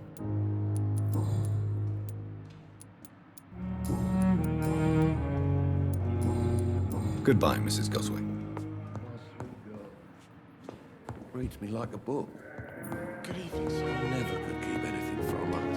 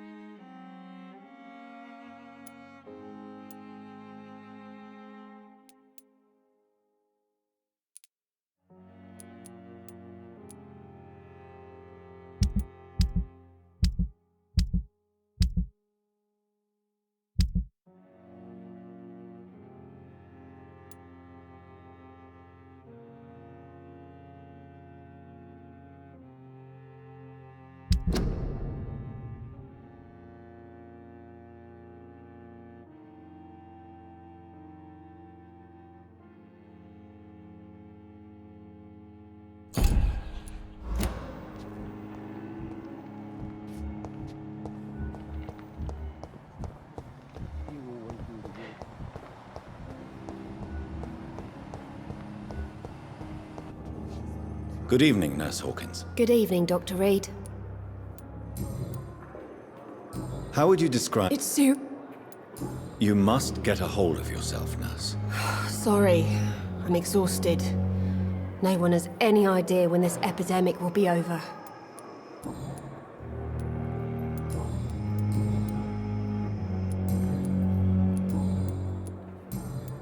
Goodbye, Nurse Hawkins.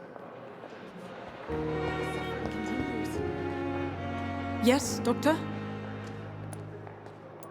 Exactly how bad is... It really Please, could you point me in the direction of the morgue again? It's the large boarded-up building behind the hospital. You can't miss it. The key I gave you will open the small back door to it. Why then do you always work the nights? Don't you ever sleep? At the Pembroke, we're always hands on deck. Why then... At the Your dedication to the Pembroke does you credit, Nurse Crane, but when do you sleep? We staff get our sleep when we can, Doctor. Nursing is a vocation, not the labor of a journeyman. Lack of sleep and the medical profession always ends in disaster. I've witnessed many a colleague succumb to stimulants to fight exhaustion. Drugs were as deadly as bullets in the trenches. London's trenches start here at Pembroke Hospital. We are on the front line, make no mistake. That's all for now, Nurse Crane, thank you.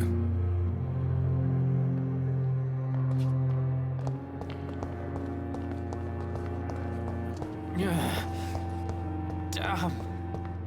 The pain. It's here again. Good evening, Nurse Hawkins. Good evening, Dr. Reed.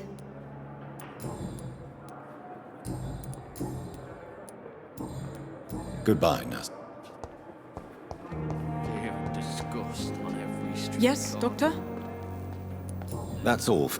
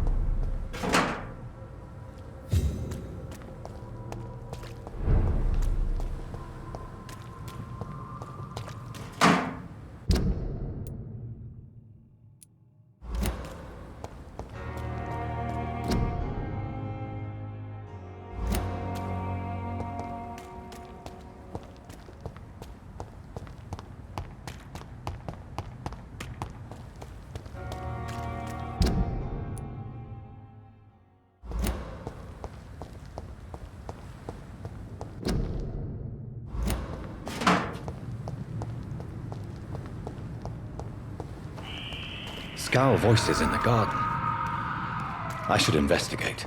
If they were to find somebody...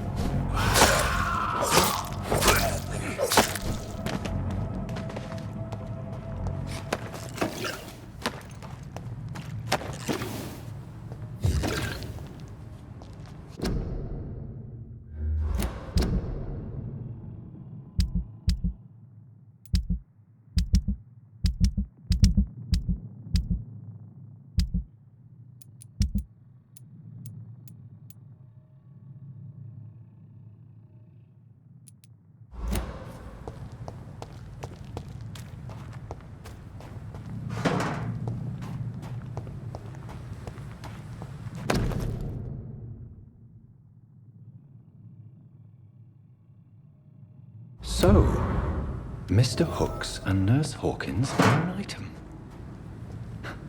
Those two have hidden their affections well.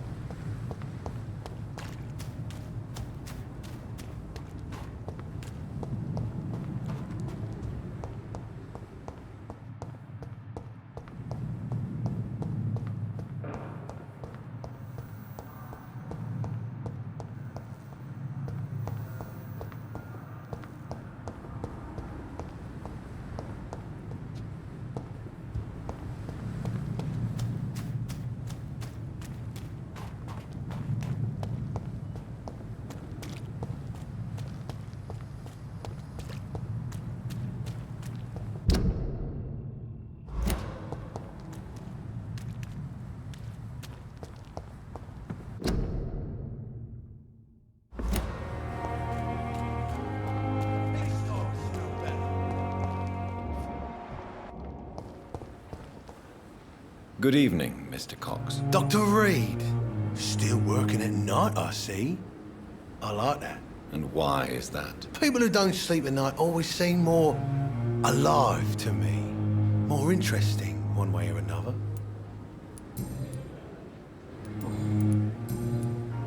Do you ever think about that poor fellow I saw you push in the water? The wound he gave me will make sure I don't forget him. Still fucking hurts. Boss had cut me good. That man was determined to murder you. You almost died. What a surprise. The first time I met him, he nearly shit himself. Fucking coward. I guess revenge gives you balls. What did he want? Revenge? I recently had to kill his brother. Poor arsehole thought it would be easy to return the favour. Only the strongest survive, then? Survival at all costs. Is that all you think about? I'm the toughest bastard you'll ever meet, Dr. Reed. And I don't give a fuck what you think of me. How is your hospitalization going, Mr. Cox? This is a shitty place with shitty staff. But as long as I'm treated all right, I'll be fine. What's wrong with the Pembroke staff? That bastard you sent to bring me here, Milton. I thought he was going to break all my bones before I reached my bed. I see. Any other smart comments? The nurses aren't too ugly. Especially that foxy one, Nurse Crane. Pretty brunette, tough attitude, all like that. What's wrong with the hospital? Come on, Dr. Reed. The place is a dump. Smelly, sad, and dirty. But you're alive thanks to the efforts and dedication of the staff here, aren't you? What are you expecting, a medal? I thought that saving lives was just part of the job. Must be an unsatisfactory profession at this time, I'm sure.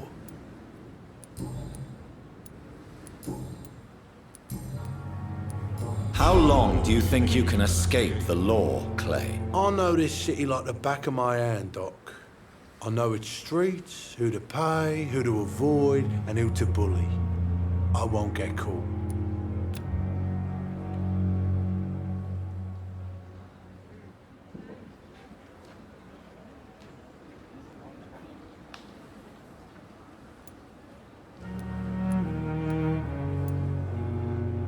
We can't escape the consequences of our actions. The past catches up with us in the end. I ain't afraid of death. I don't hide who I am. I live my life honestly, which is more than I can say for most folks. And who are you, then? I'm the leader of the Wet Boot Boys. One day, I'll leave this shitty place and punch in the face all who thought I would not come back.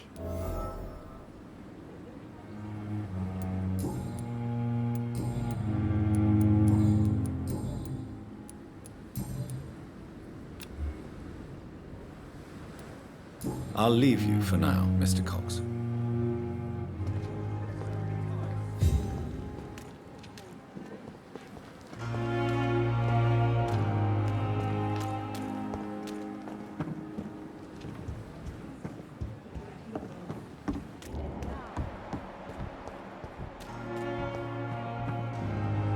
Good evening, Dr. Tippett. Dr. Reed, any good news to share?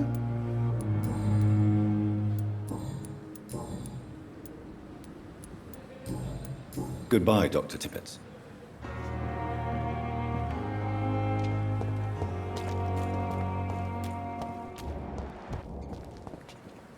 Good evening, Milton. Good evening, Doctor. Still trying to save lives? I have some good news, Milton. What? The epidemic's over? I retrieved your wallet with all the money and a certain picture. Well, yeah, Pippa Hawkins is my girl. So what? Is it the difference of skin colour that bothers you? Not at all, Milton. Good. Please, take this money anyway. To remind you to keep your mouth shut. Not everybody is as broad-minded as you, Dr. Reed. What's going on between you and Nurse Hawkins? Pippa's tired. Tired of all this shit. Tired of all those corpses piling up. She's as depressed as I am.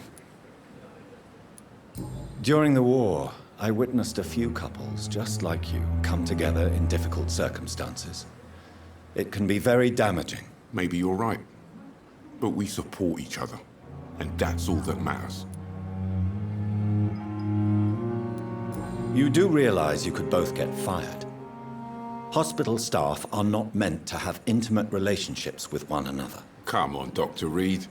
Do you know how many rules are broken in this hospital every day just to keep it running? There's nothing wrong with what we're doing.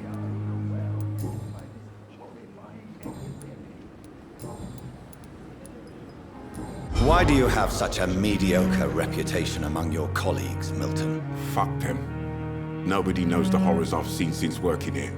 This city was sick long before the epidemic, Dr. Reed. I know it's a difficult task, but correct me if I'm wrong. Is this not the job you are paid to do? I've seen babies left to die while their brothers were properly fed.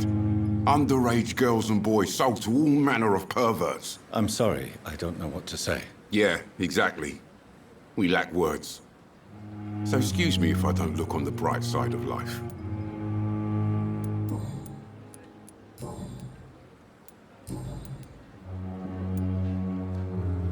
Goodbye, Milton.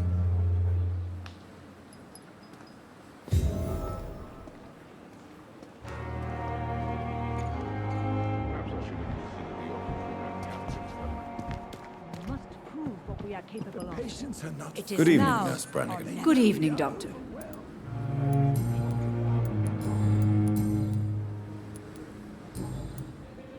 Goodbye, Nurse.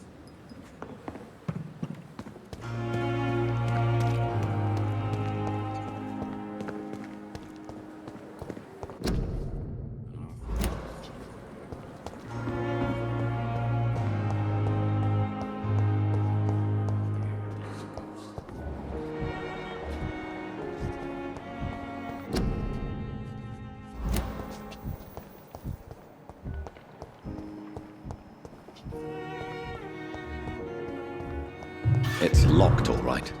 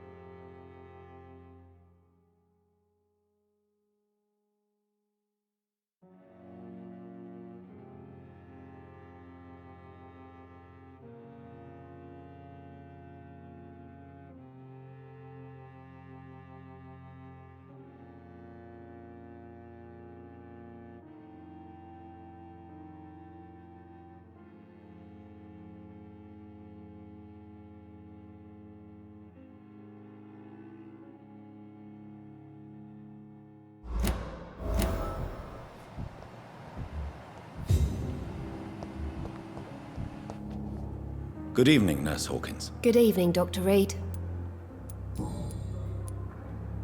Pepper, I know you're very close to Milton Hooks. Yes? Milton Hooks is my man. If you want to report me for that, just feel free, Doctor. I have no intention of reporting you, Nurse Hawkins. But are you aware of the risks? The rules say I won't be allowed to work as a nurse anymore. But here at the Pembroke, we break rules all the time. Is he worth the risk? Hey, I'm no perfect woman, and Milton is not the finest bloke. But we do our best to get by. That's all any of us can hope for nowadays.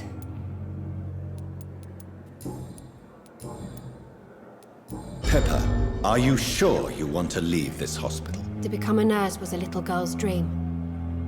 But in the end, I don't feel that useful. I want more. I want to make things change. You should be proud of what you've achieved. This hospital represents hope for many people in need of help. Maybe you're right. But at the moment, I feel like we're just a cemetery waiting room. What steps are you prepared to take to feel more useful? I don't know yet. My sister believes that the real fight is in the streets nowadays. Maybe she's right. Maybe this is what I must do. And what about Milton Hooks? Does he share your point of view? For Milton, any change means more comfort and more peace. I disagree. If you feel that saving lives is not useful enough, perhaps it means that you've lost faith. On the contrary, my faith has never been stronger. Maybe we are all just too proud to face up to the fact that science cannot compete with God.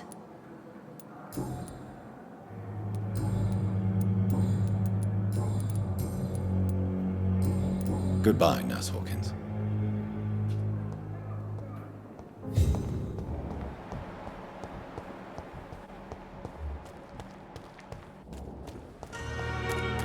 Thelma Howcroft said she was being watched by vampire hunters. Where are they hiding? I should investigate. Good evening. I'm Dr. Reed. Always a pleasure to meet a colleague, sir. Especially when he was supposedly dead. A colleague? Are you a doctor too? Not anymore, sir. I used to be Dr. Rakesh Chadana. Now, I'm just Mr. Chadana, pawnbroker and humble guardian of this morgue. What do you mean? You used to be a doctor. Was your license revoked? No, sir. It is just that I like to be precise. I run a little pawn shop while taking care of the dead. But I used to be a real doctor.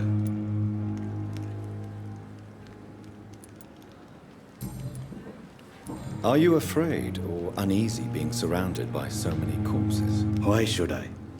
These bodies are empty vessels. Flesh left to decay. Poof. No soul anymore. All gone. An interesting point of view. And quite an exotic one, too. Most people fear, or at least have a respect, for dead flesh. Sir, as a medic during the war, I learned to face my death and the death of others. It's the pain we have to tame, not death itself. How did you get this job? After I left the army, I worked as an undertaker down by the docks. A dangerous place with many an unpleasant business there. Milton Hooks helped me get a job here.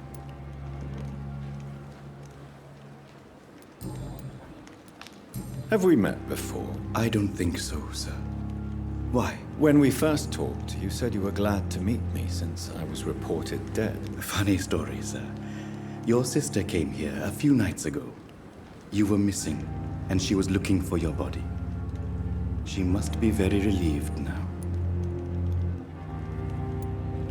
Do you work here alone? Yes, very easy work, sir. All I have to do is watch a few bodies.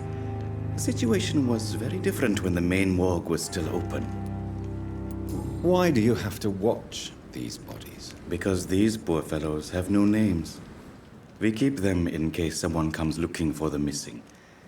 Sadly, very rarely happens. Why do you... Why close the hospital's main morgue? It was for sanitary reasons after the beginning of the epidemic. Cadavers had to be moved to the nearest mass grave.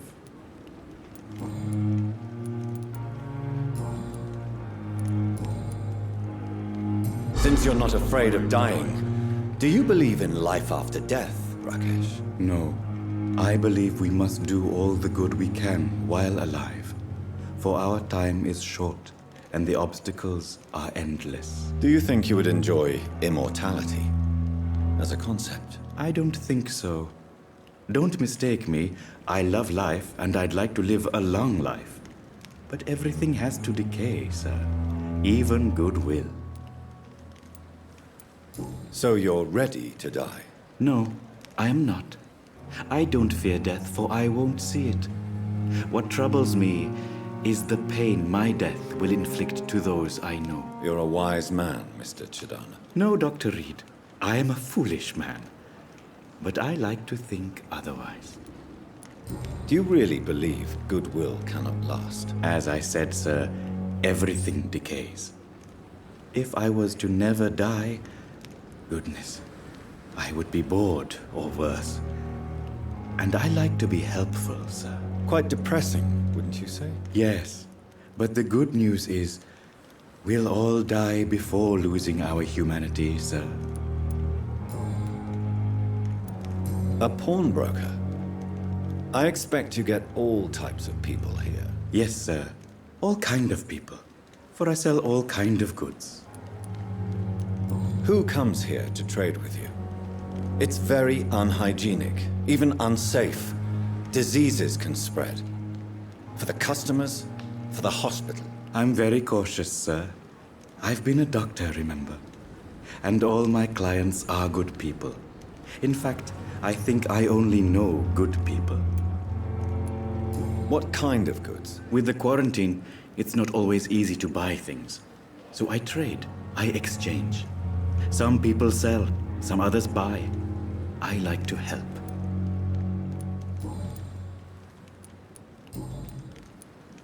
Please show me what you have to sell. Of course. It's just trinkets and curios, really. But I'm sure they can be useful.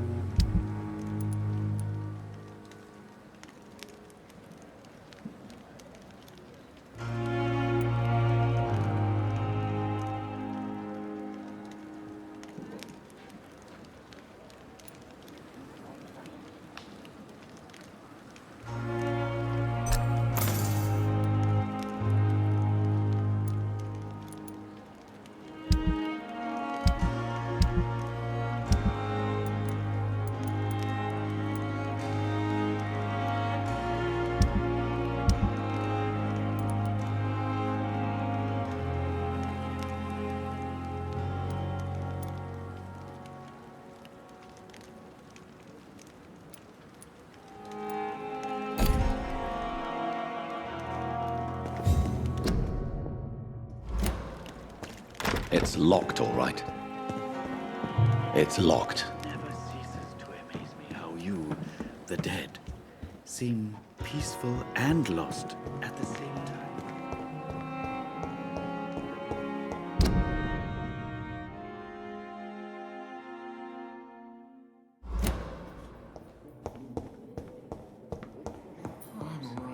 But in the circumstances, I'm willing to give you the benefit of the doubt.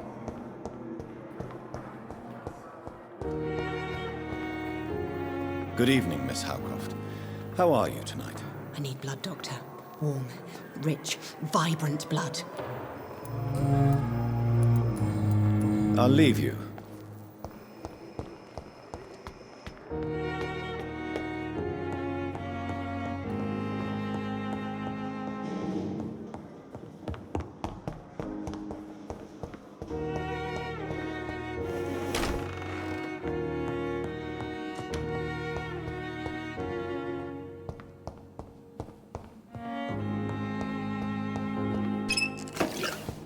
The flower's dying. It needs water.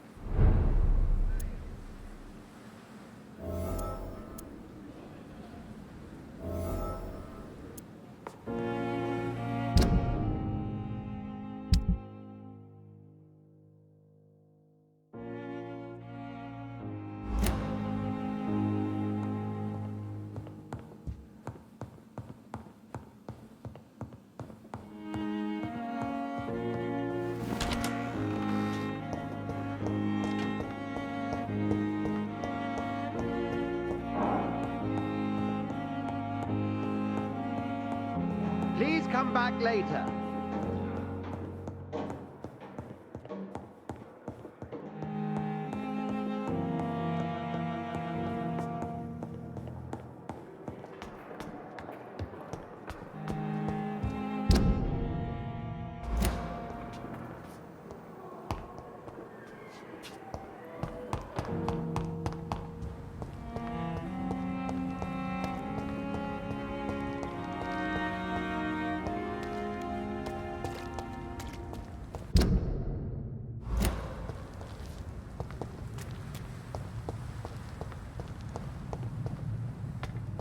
It's locked.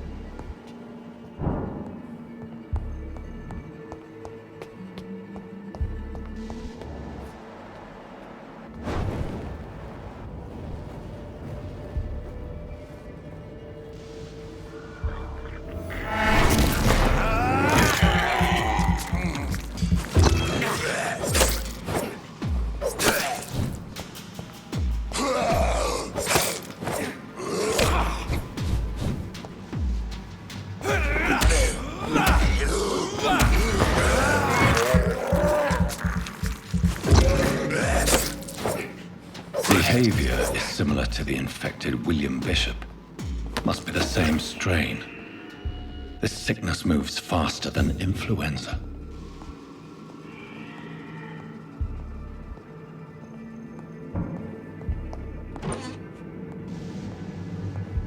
This key will surely grant me access to the basement.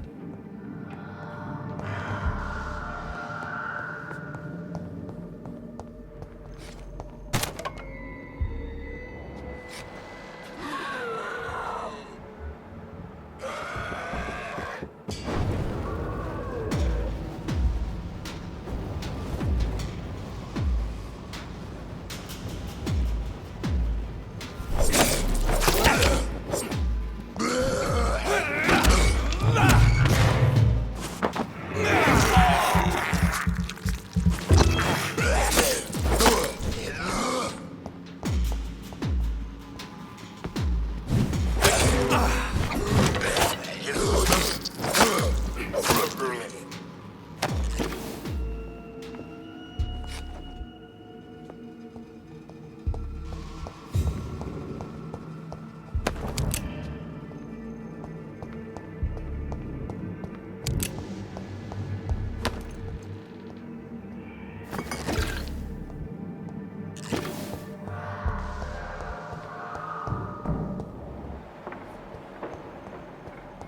It's locked, all right.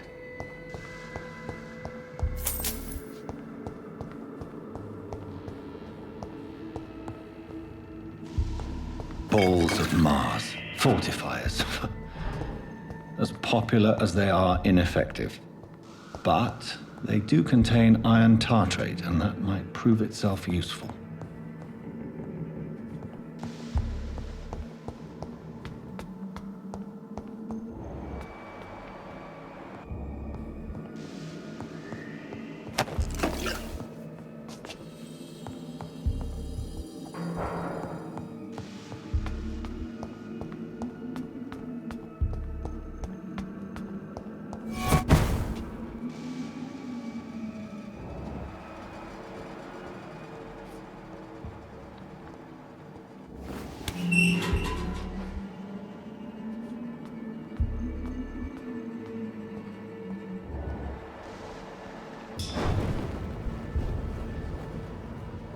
These scowls feed from corpses and the husks of animals. They're not after each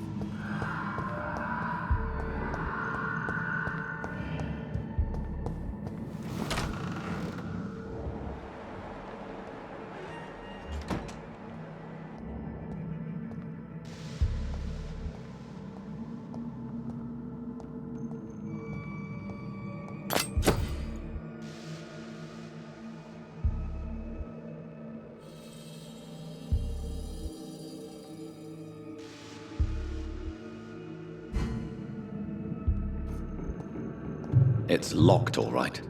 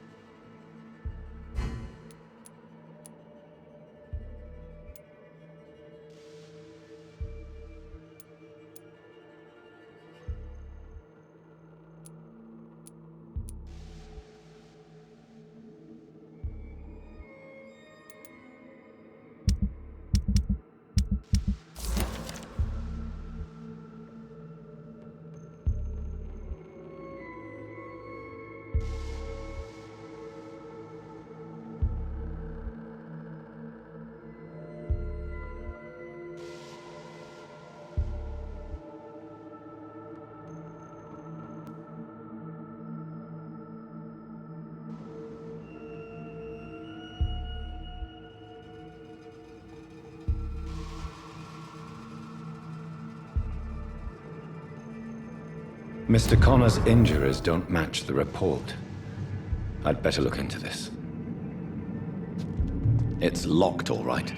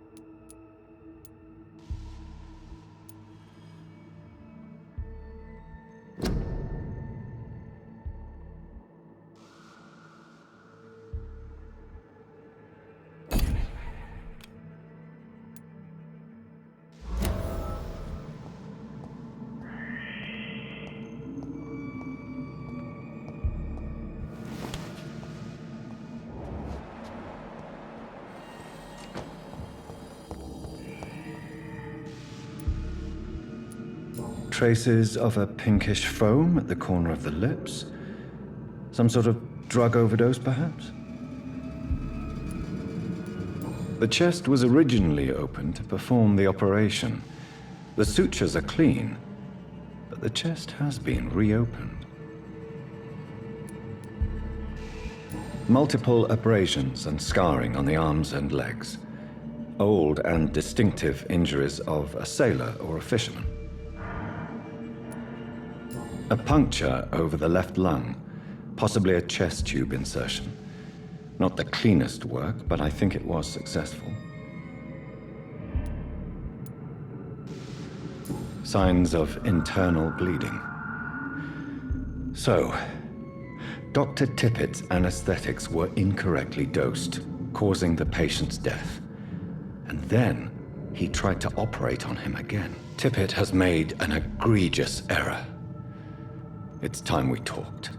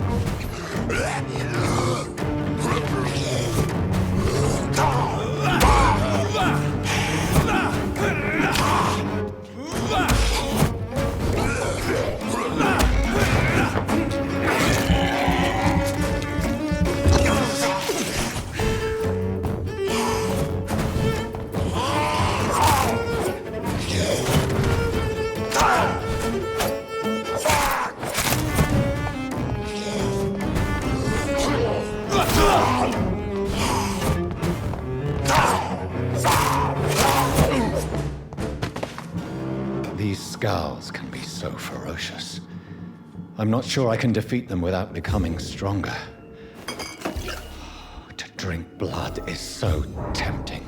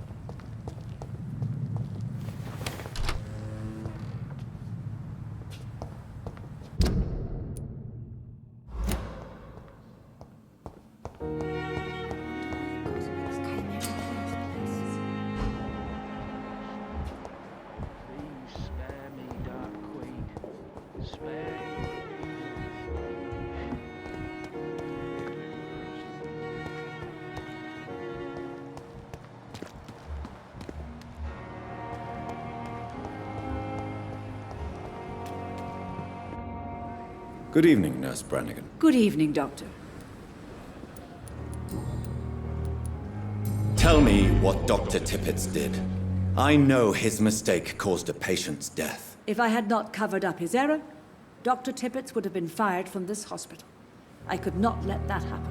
You can't allow your emotions to dictate your conduct concerning patients, Nurse Brannigan. Look around you, Dr. Reed. Do you really think we can afford to lose a brilliant practitioner like Dr. Tippett's in our situation?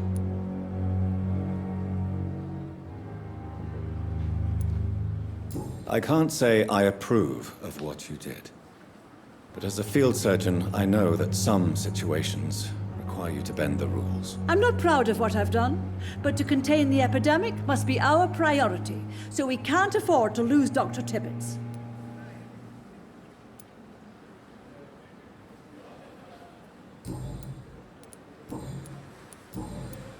Goodbye, nurse. Call me if you need assistance.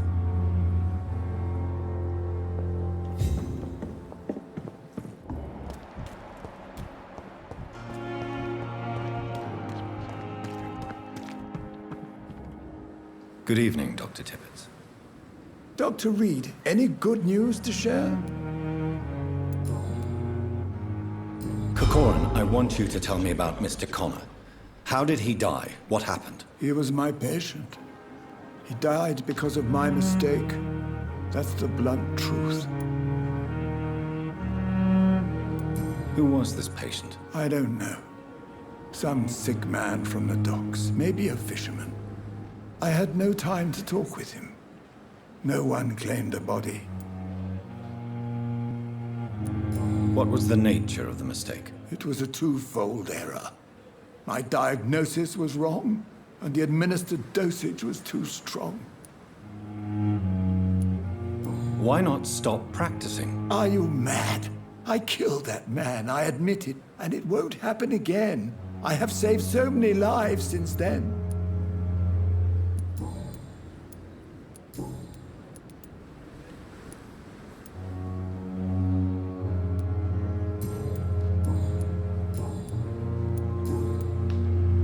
I will cover for you, Dr. Tippett, by keeping what happened to Mr. Connor to myself. I don't know what to say, actually. I can't exactly force you to become my accomplice. You didn't force me. This is my decision to make. I believe you're still of use to the hospital, considering the situation. Then I can make you this promise. As soon as the epidemic is eradicated, I will resign.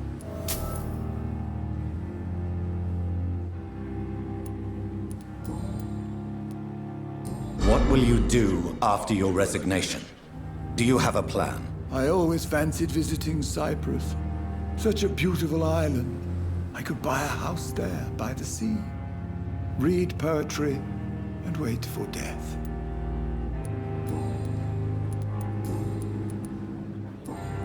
Goodbye, Dr. Tippett.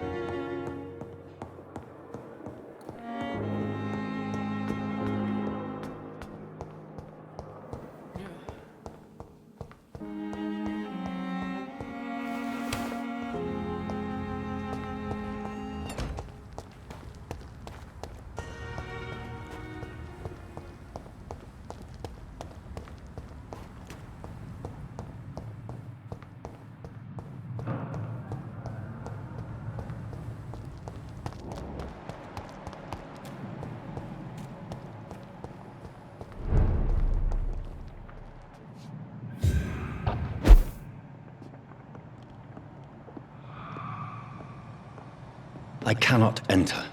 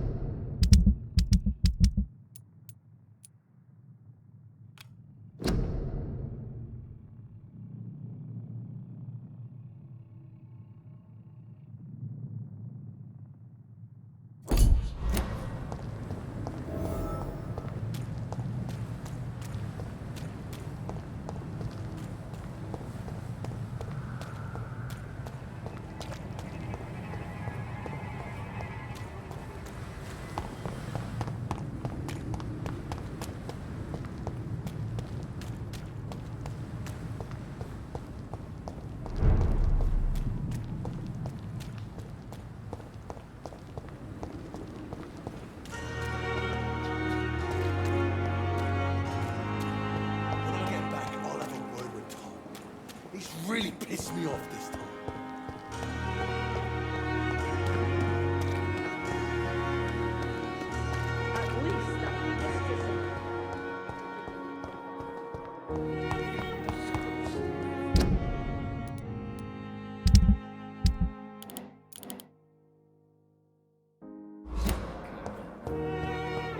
At least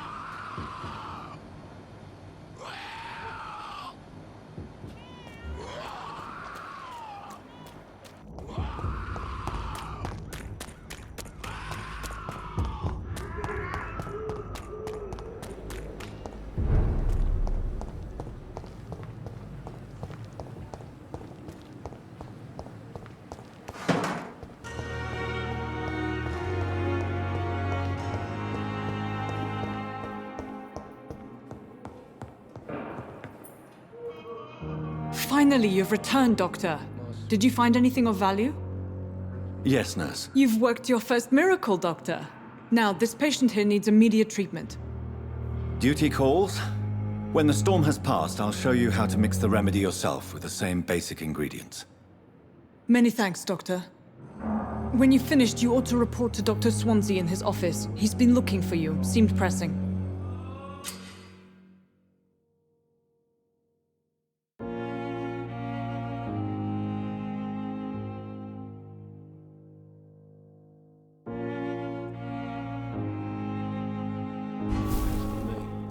What a blundering idiot.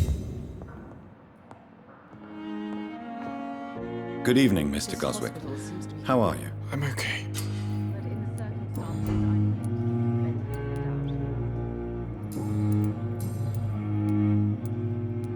Tell me about yourself, Mr. Goswick. I don't want to talk, Doctor. Do you need any help? I'm afraid I may, sir. I don't mean to be a burden. You are not a burden, sir. Healing you is my responsibility. And you have my gratitude for that.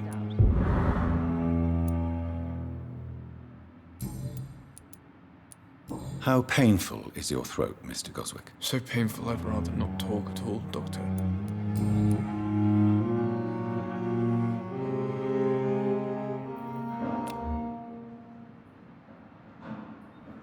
Do you need any help? Thank you, Dr. Reed, but you've done enough already.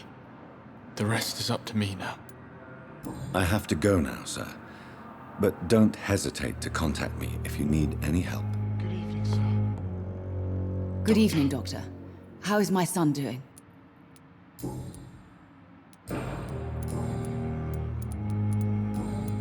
Goodbye, Mrs. Goswick.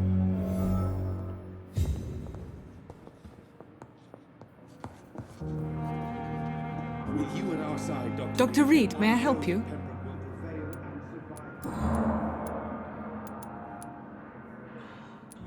For how long have you been working here, Nurse Crane?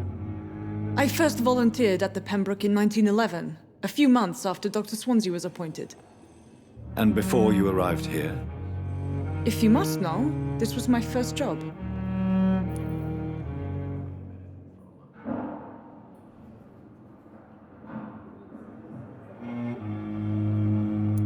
Well, Dr. Swansea certainly has confidence in your abilities. Are you in charge of the nursing staff? Not in an official capacity, but the Pembroke doesn't always work above board, so to speak. How is the duty roster organized? Everybody works until they can't. If there's time, they'll eat a meal and shed a silent tear. What about medical protocols? Dr. Reed, we don't have the money and resources here at the Pembroke like they do in the West End. We do what we can.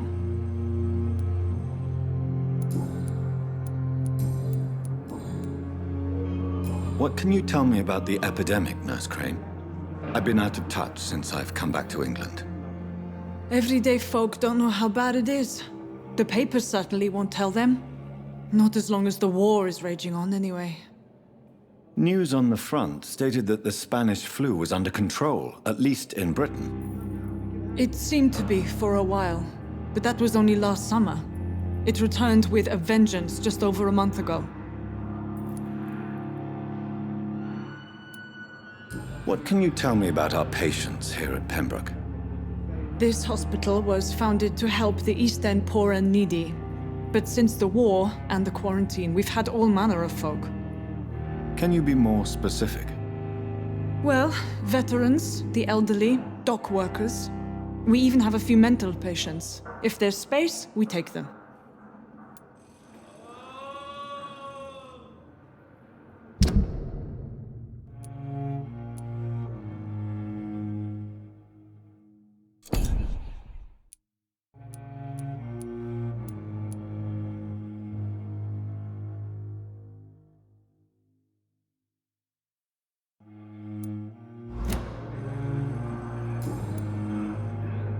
I'll see you later, Nurse Crane. As for me, what a blundering idiot.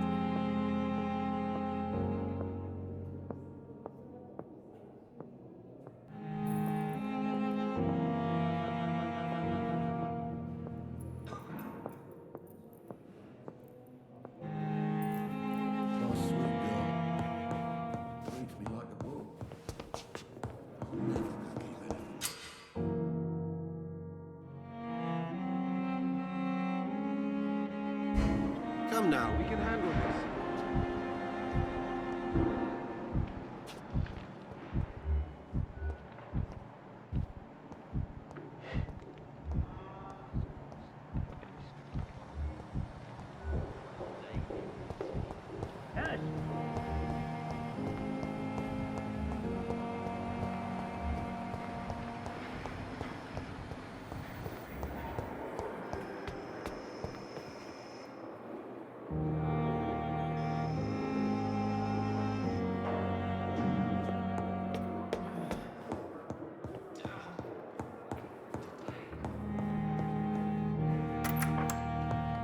Please, Jonathan, come in.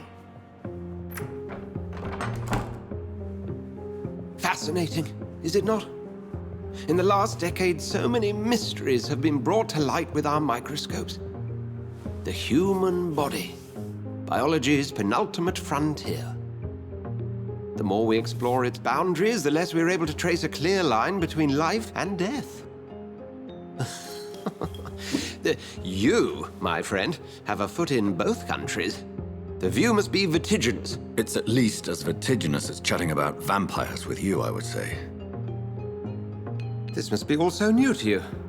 This area of town, the hospital, a brand new life. How stimulating it must be. I wish I could share your enthusiasm, Dr. Swansea, but my condition defies scientific categorization. Undead?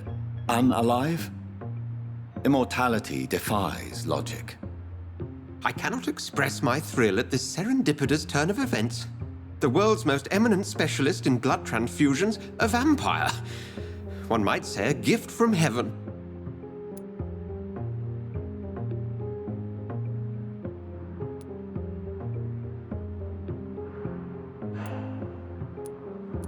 It may seem strange, but your words have brought me some comfort here.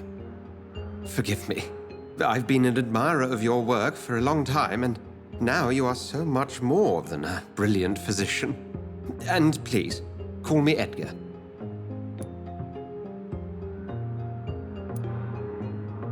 There is no need to apologize, Edgar. You offered me sanctuary when I had none. Very well. I have a task for you, Jonathan. Something that will require all your newfound skills. Please, go on. The Pembroke only survives through the generosity of our benefactors. Unfortunately, our main donor has found herself in a bit of a bind. Now, if you could help her out... A spokesman or politician is what you need. That's not my calling. And until I come to understand what has happened to me, I require discretion. Discretion is in order, Jonathan. Lady Ashbury has recently received rather indelicate correspondence that, if revealed, would jeopardize her position. And you would like me to eradicate this threat? By the stole, of course not. I would just like you to pay her a visit. Her ladyship is certainly near the tents outside, tending the sick. You can't miss her. Look for someone impossibly delicate. Accepted. I'll see what kind of trouble Lady Ashbury is in.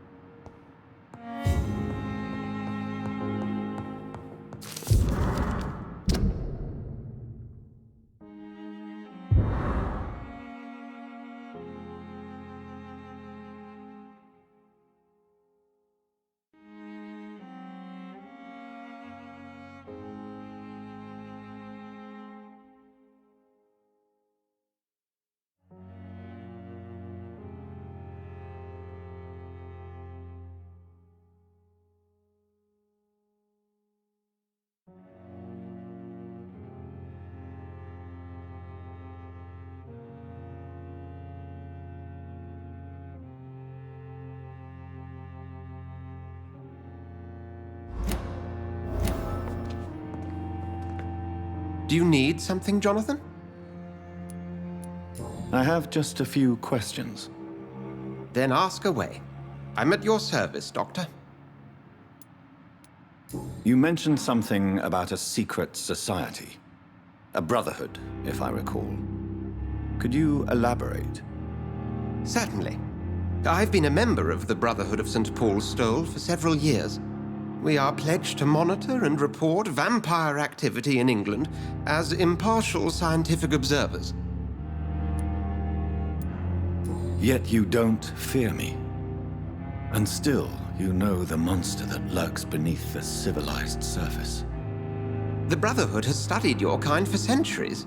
We believe you are as supernatural as a lion is to a gazelle. That explains your nightly wanderings about the docks and the questions you ask. I feel it wasn't mere coincidence that led us to that part of town. There was something as yet unseen that set those chain of events in motion. Since you seem quite the expert on vampires, what could you tell me about my condition and how it came about? As men of science, our first step is always to start with what we know. Forget the myths, the hackneyed scrawlings, and the penny dreadfuls. They do not scratch the surface of the truth you now find yourself in. Must I take a life to live? You are a vampire. You feed, and blood is the sole sustenance that can sustain your immortal frame. And only a living creature contains the nourishment you require. The sun. The morning following my transformation. Its rays burned me. There was pain, smoke, and my skin blackened. You will find there is very little that can kill a vampire, my friend. You have been offered relative immortality. The sun will most certainly hurt you, leaving you weakened and damaged, but it will not destroy you. The man we pursued and slew in the canning factory, William Bishop, I believe, was he a vampire? He was a Skald, technically speaking. The debate rages as to their classification. Some think them a subspecies of vampire, others something else. Just for clarity, what differences are there between myself and a Skald? A Skald is easier to eliminate, Jonathan, even if they remain formidable foes for the unprepared. Vampires... Now, vampires exist beyond the mortal realm. How do Skalds come into existence? The name means slave. The etymology may indicate that they are a lesser species of vampire. From what I know, vampires tend to despise them. Since I'm the one working for you, what should I know about Pembroke Hospital? Well, for many years, we have been the only medical facility in this part of town that people can rely on. We support the community here, as well as provide health care. Where do we stand today? Oh, to be honest, we cope on a day-to-day basis. The first wave of the Spanish flu last summer took us by surprise. We lack many of the basic necessities needed. What do you expect of me? What we need is hope. You were a soldier. This is a war. This white coat's still a uniform. We fight to help the poor, the sick of the East End, the forgotten.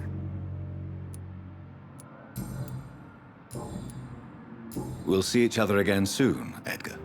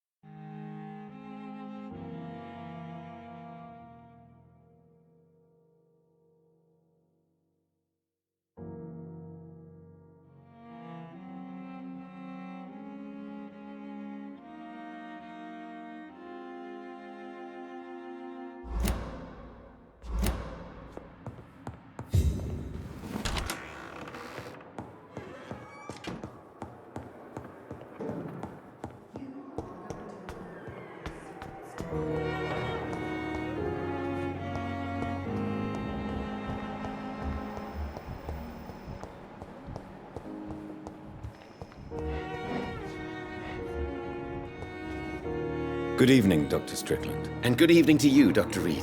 Can I be of any help?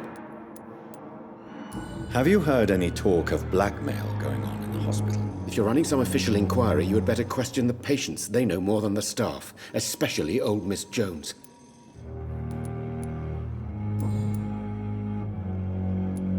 Tell me, Thoreau, what's the real cause of your dislike for Dr. Ackroyd? He refuses to admit that your blood transfusion technique is the only way to save Mr. Fiddick. I'm convinced we must use it. What Dr. Ackroyd really said is that you lack the skill to perform this operation efficiently. Is there anything you have to say about this? It's a false conceit. Dr. Ackroyd secretly envies your reputation. His jealousy blinds him. I'm not the real target here.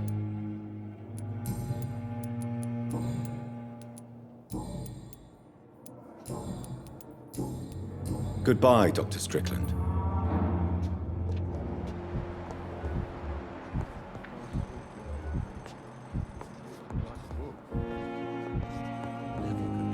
I'm quite busy right now, Dr. Reed.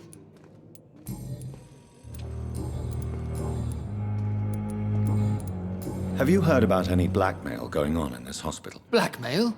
Nonsense. Thank you for your time. We'll talk later. As for me, what a blundering idiot. Good evening, Mr. Fiddick. Good evening, Dr. Reed. Any news about my operation? Have you heard talk of any blackmail here at the hospital? No, nothing. Goodbye for now, Mr. Fiddick. I'll see you later. Oh, sweet girl. Reads me like a book.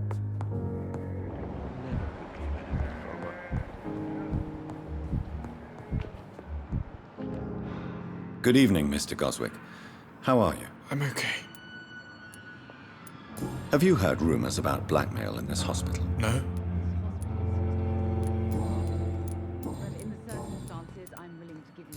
Do you need any help? Thank you, Dr. Reed, but you've done it. I have to go now. Good evening, sir. Doctor. Good evening, Doctor. Have you heard rumors of blackmail going on in this hospital? Dr. Reed, are you trying to take advantage of me? Of course not, Mrs. Goswick. I'm just curious. Well, go be curious somewhere else, please. Goodbye, Mrs. Goswick.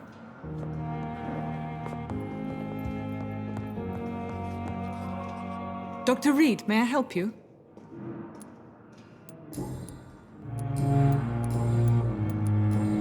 I'll see you later.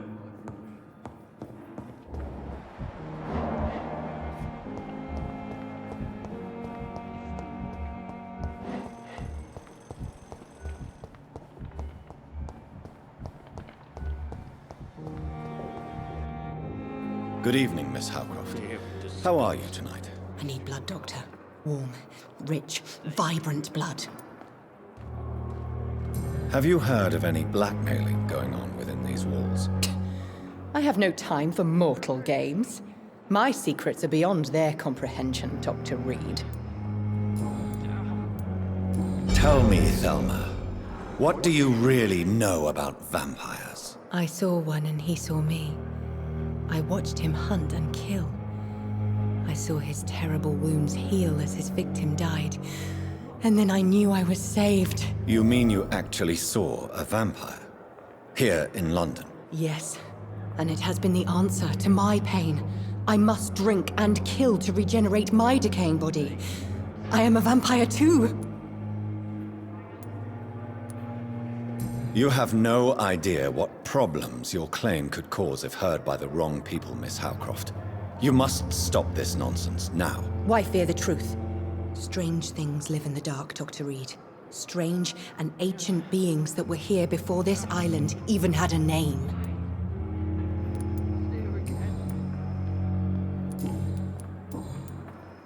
I'll leave you, Mistress of the Dark, to your nocturnal activities.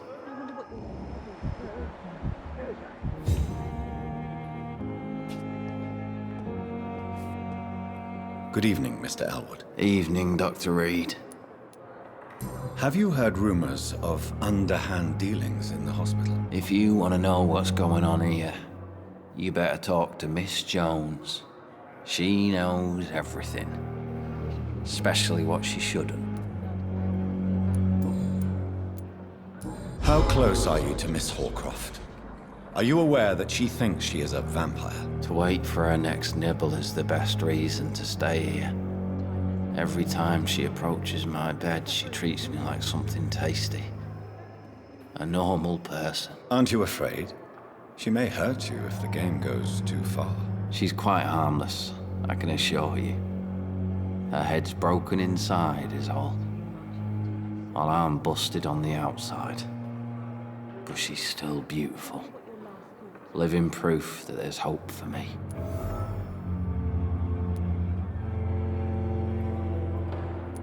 So do you let her bite you? You know that's not sanitary. And why not? She's only supping a few drops of me blood. And the pain, it's real for once. She could decide to bite less willing patients. Then it's another good reason for me to stay here, Doctor. You do realize she's mentally disturbed. It's called the Cotard syndrome. She truly believes she's a vampire. In her madness, she never refers to my scars. And frankly, if I could, I'd join her world. It seems much more fun than the real one.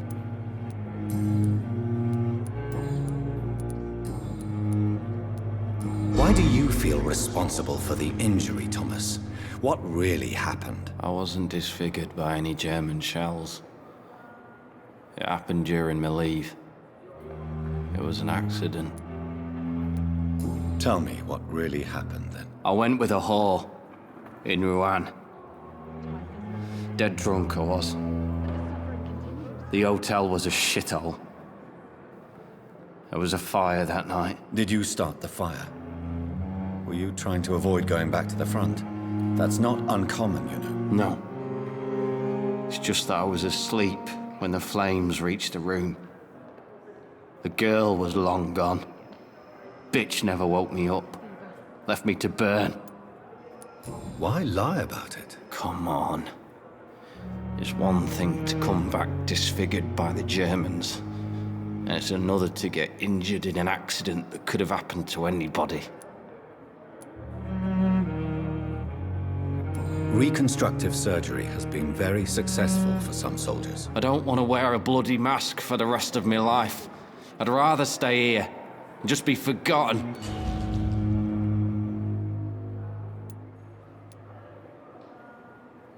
Why lie? Come on. Reconstruct. I don't want to...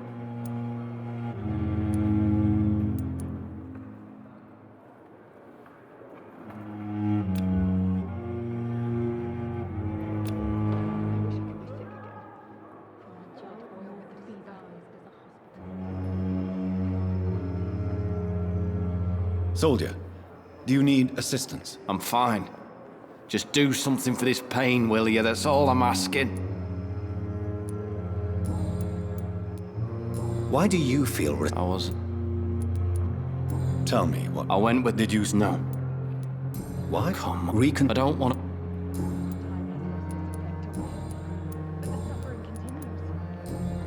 Goodbye for now, Mr. Elwood. Fear and disgust on every street corner. I'm not of my own. Daily routine.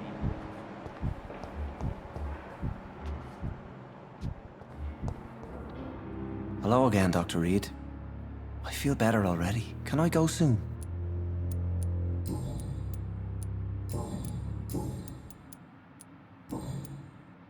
Goodbye, Mr. Hampton. We'll talk again later.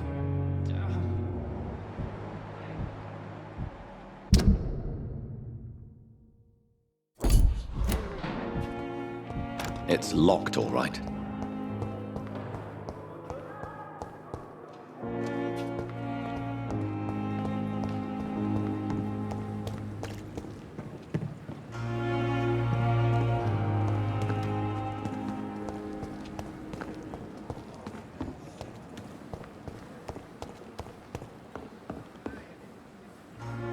The flu took my dear wife, Emily. I take comfort knowing we'll soon be together again. Mr. Rainfield, that's no way to talk. You're in good hands here, and we'll be up again soon enough.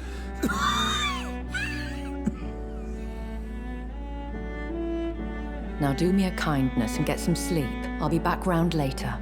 Your words are kind, the blessings of an angel. You're the sweet, sweet Lady of Mercy.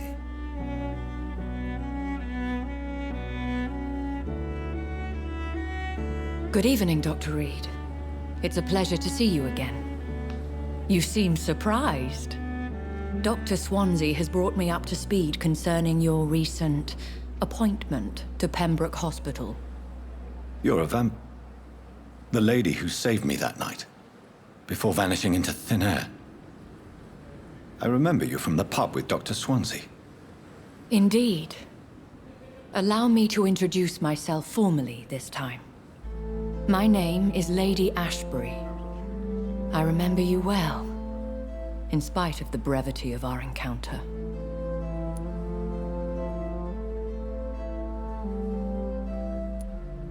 Apologies. You've taken me by surprise. I'm very happy to see you. The pleasure is mine, Doctor. I hope you're more disposed to answer my questions now.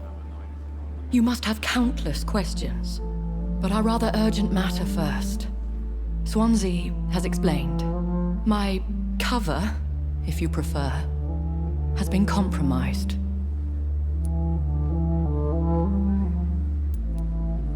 Have any of the patients given you trouble? These poor souls have so little left to live for. I do my best to ease their pain. The world would be a better place if it were cared for by women like you. You make me blush. I am simply a necessary evil.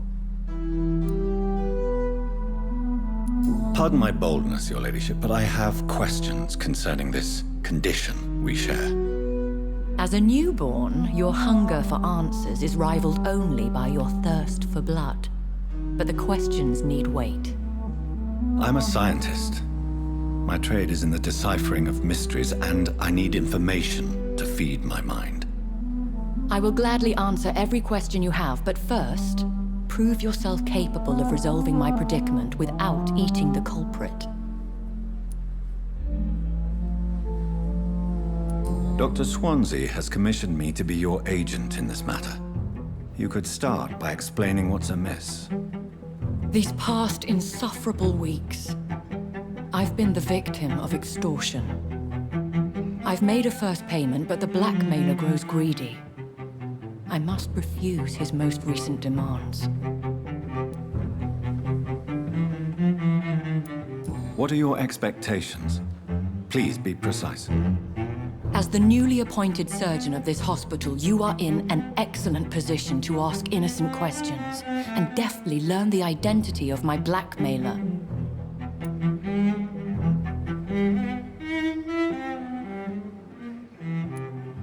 Who would be so foolish as to threaten you?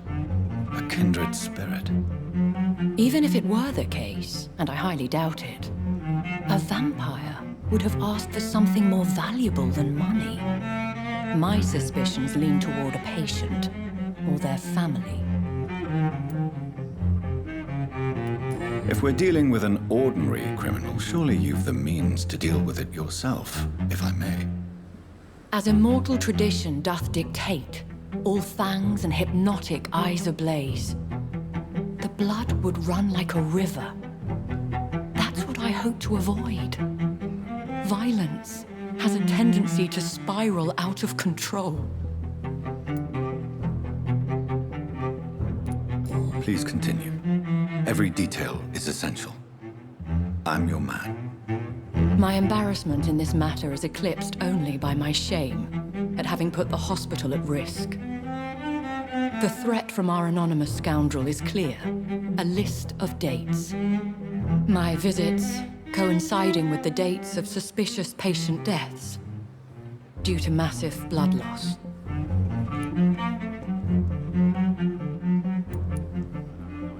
Is it true? Now aren't you the blunt one?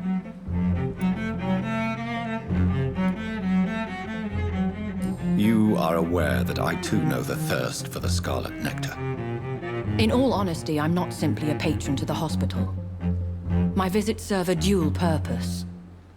Dr. Swansea has been treating my condition with a revolutionary technique of blood transfusion. It seems you are a specialist in the domain. I'll take care of it. Do you know where I should start? If that was the case, I'd settle the matter myself. You could talk to our local gossip, Harriet Jones. Not a pin drops here without her hearing about it. I'll meet that woman now. My life, as others know, is in your hands, Dr. Reed. I'm sure of your discretion, but I do fear your powers of persuasion will be put to the test. When this is resolved, I'll be your obligé. I'll answer all questions in regards of your condition.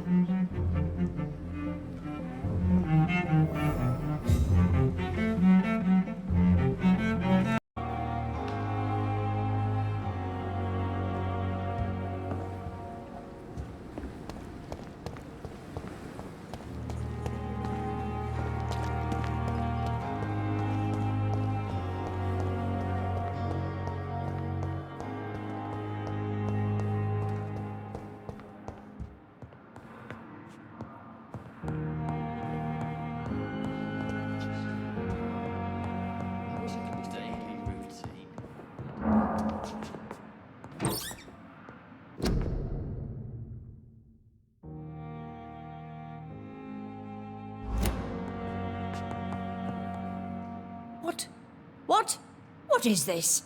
Who are you? Get out of my room. There's no need for alarm, madam. I'm Dr. Reed, the new surgeon. Preposterous. Dr. Reed, you say? I don't want some bumbling intern. Where's Dr. Swansea?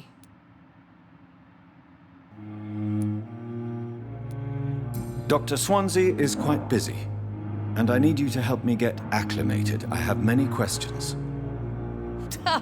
How brave. Threatening an old defenseless woman. You know how long I've been a patient here? You've picked the wrong fight. I'm Harriet Jones. Harriet Jones? Indeed. I've been meaning to have a chat with you. You know what goes on here better than any other patient, I gather. Oh, better than any patient, nurse or doctor. I've seen so many vile undertakings. I heard there have been some despicable goings-on. Was there a case of blackmail? Blackmail? Wait. You're investigating something. This isn't a social call. One of those incompetent cunts slit a poor sod's vein. If I didn't know better, Miss Jones, I'd be inclined to say you enjoy this type of idle gossip. God's honest truth, Doctor. It's just the way it is here. Most of these bitches would let you freeze to death before getting you a blanket.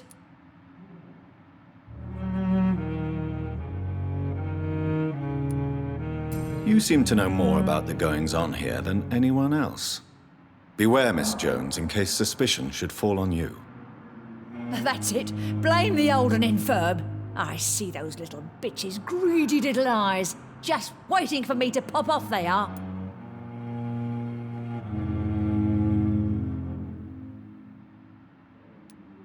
I assure you, madam, this is not an investigation into a possible medical error. Debauchery, then? Nurses Crane, Hawkins, Brannigans, whores, all of them. They can't keep their legs shut. I've seen them scratching slutty sores. Really?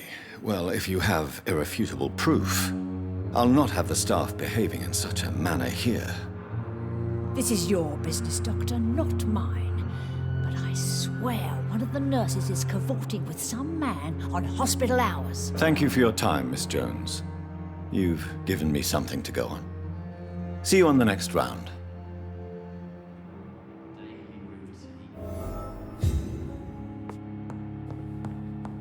The patients and staff might know something. I'll start my investigation with them. Good evening, Nurse Hawkins. Good evening, Dr. Reed.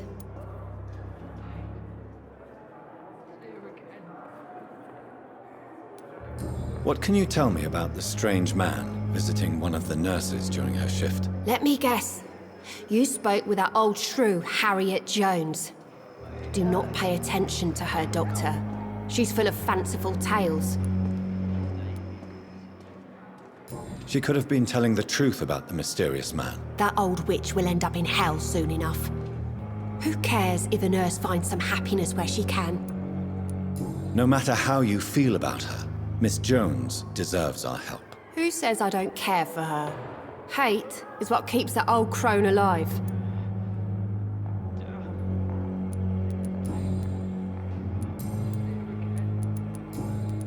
What can you tell me about... Let me get... Goodbye, Nurse Hawkins.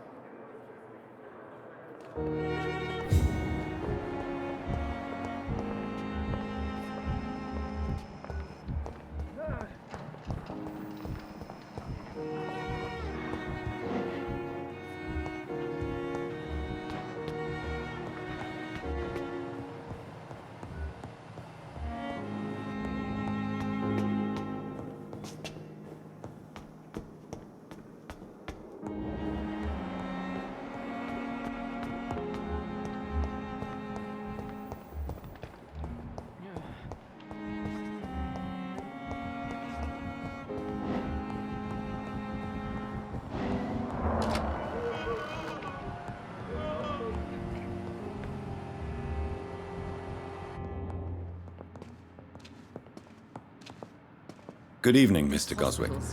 How are you? I'm okay.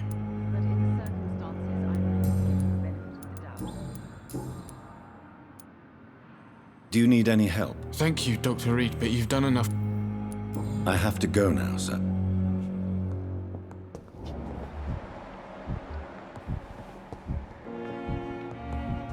Good evening, sir. Good evening, Doctor. How is my son doing?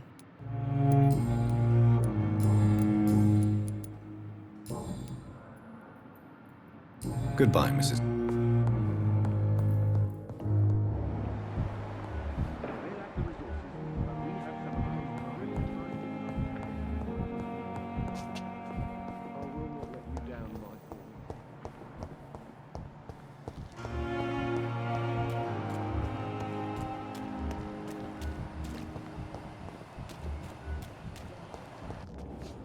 Good evening, Nurse Brannigan. Good evening, Doctor.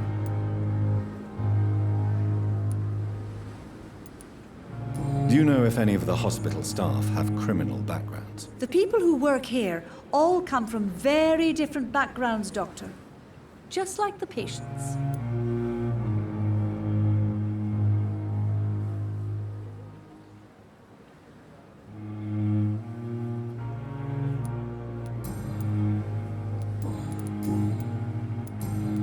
Have you seen a strange man visiting any of the nurses here? I've never heard of such a thing, Doctor. Goodbye, nurse. Call me if you need assistance.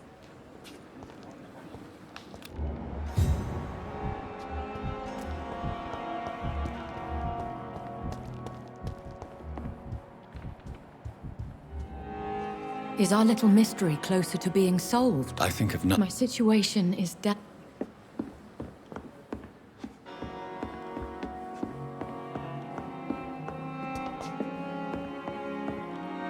Is our little... my situation...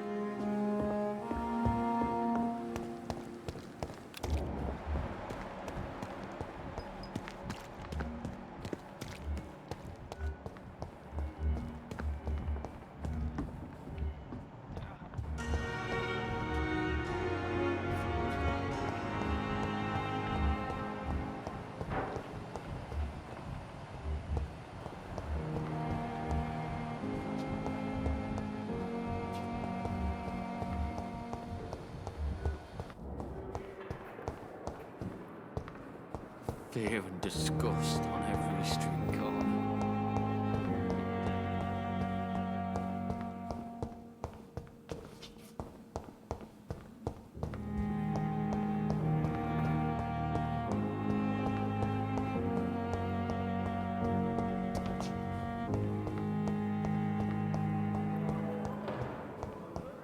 It's locked.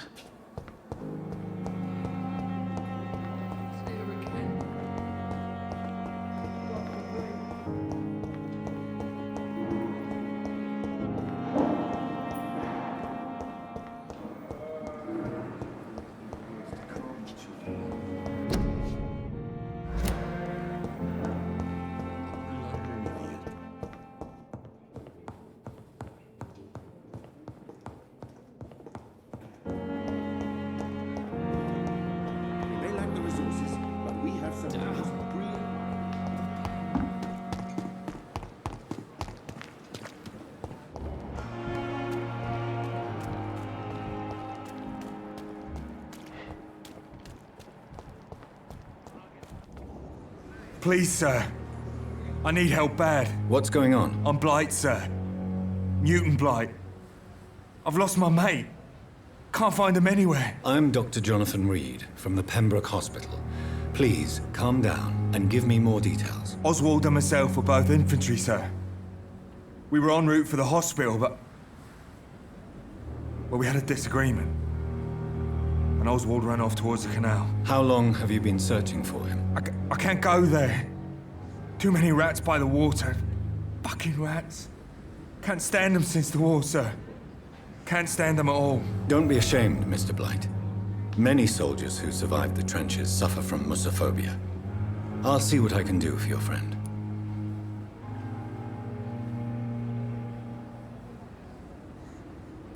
What can you tell me about your friend? His name is Oswald Thatcher. We survived the war together. Oswald is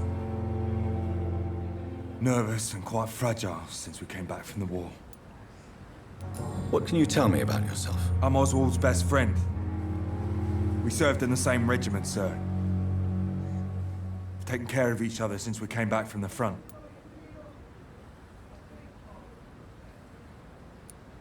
This is a dangerous part of town. What are you doing here? We were looking for the Pembroke Hospital. We both need help. Treatment, I mean. To get some sleep. Just need to feel better, sir. Where was your friend the last time you saw him? He went down by the canal. He didn't want to go to the hospital. I think he went to the sewers on purpose. So I couldn't go after him. I have all the information I need for now. If I find anything out about your friend, I'll let you know as soon as I can. Thank you, Dr. Reed.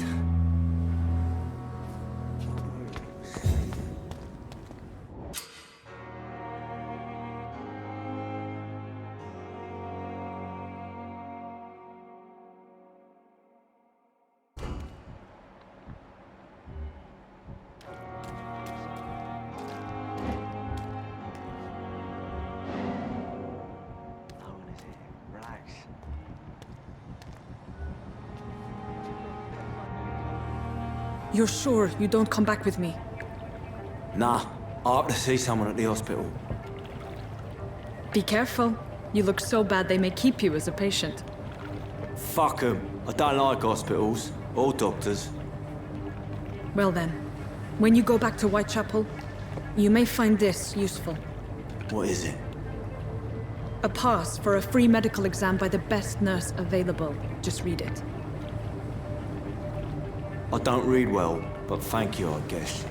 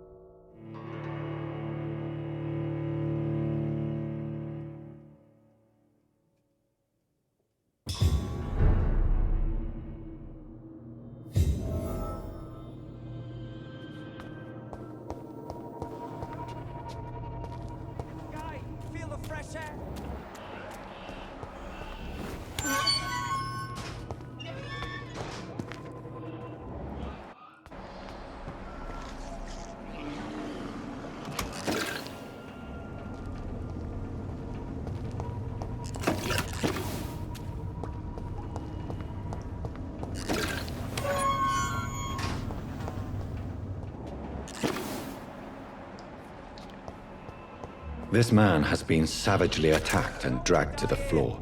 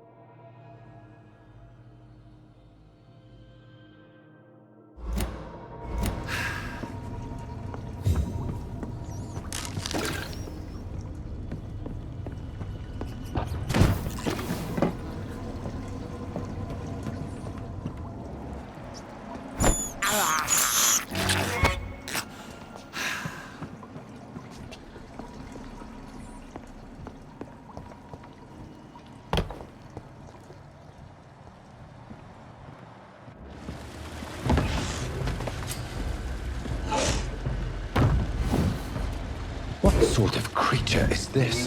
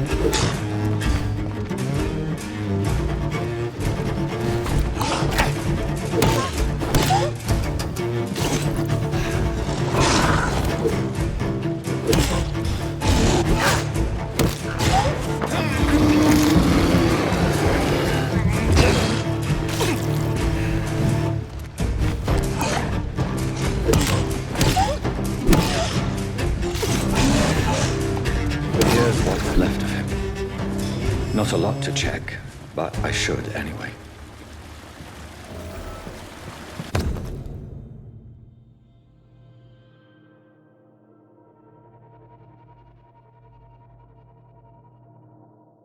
Some voucher for a free checkup in Whitechapel. What is Nurse Crane up to? I really must find her.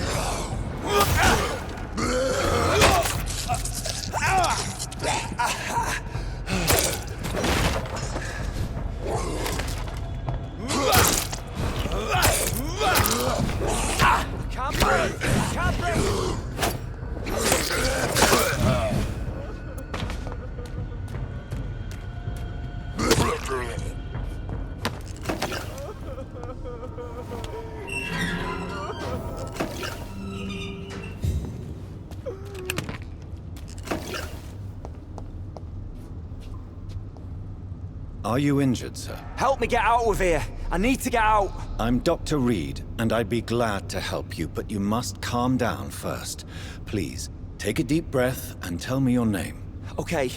I'm Oswald Thatcher. Please, I need to get out. Mr. Thatcher, your friend Newton sent me to help you. Do you remember him? Yes, I do. Good. Now leave this place and enjoy the cool night air. It's quite invigorating. I'm sure you'll feel better if you do.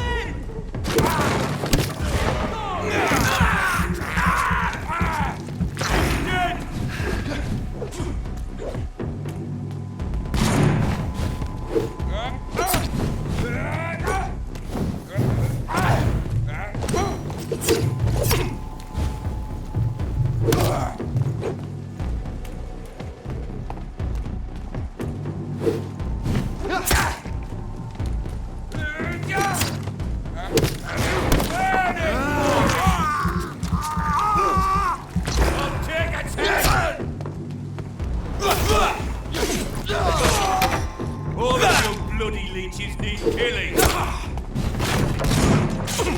I tell you!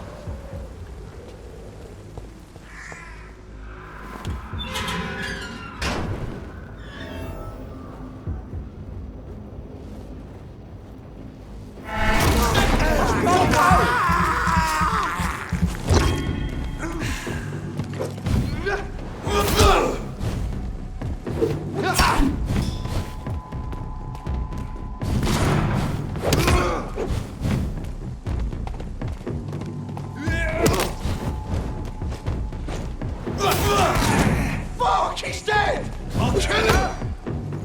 It's one of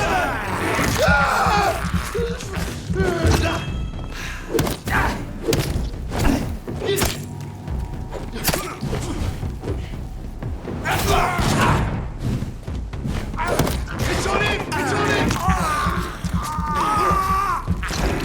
Fight for this! You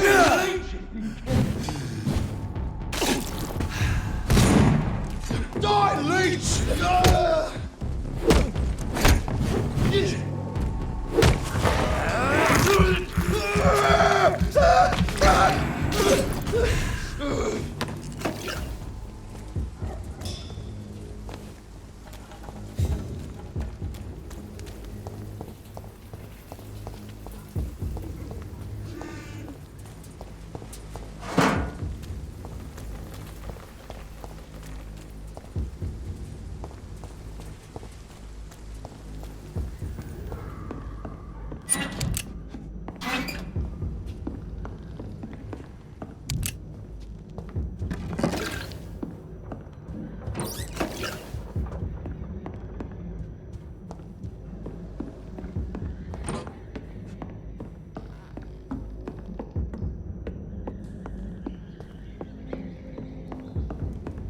Die, vermin!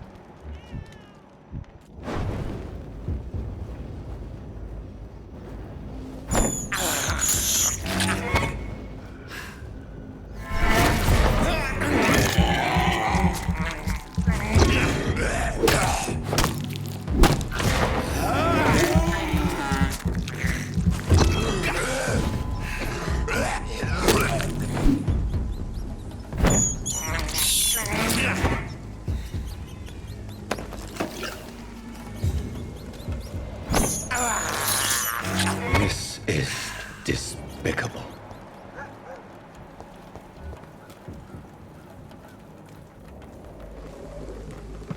More and more of these bloody leeches every night. Aye. And the guards recruit more and more every year. When did you join the guard? 2 days ago. This is my first patrol. Sorry, sir, no admittance. Step away!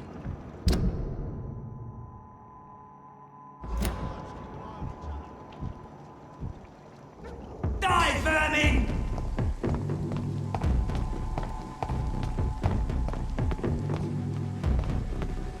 It's locked, all right.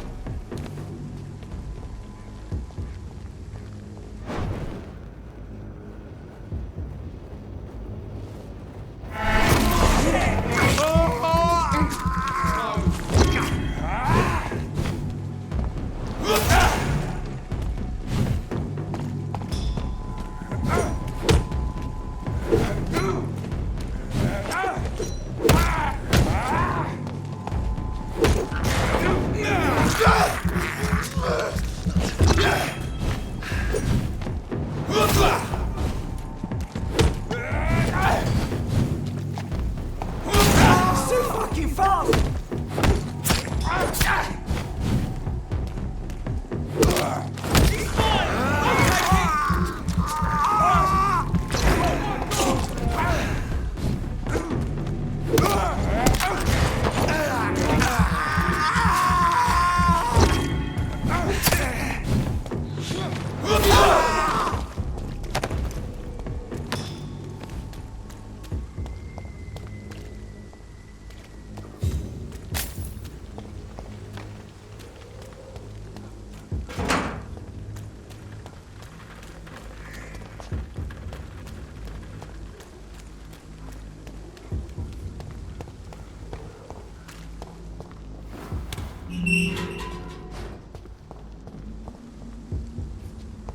Whitechapel. This neighborhood is linked somehow to the kind Lady Ashbury's blackmail. First, let's find this Petrescu fellow.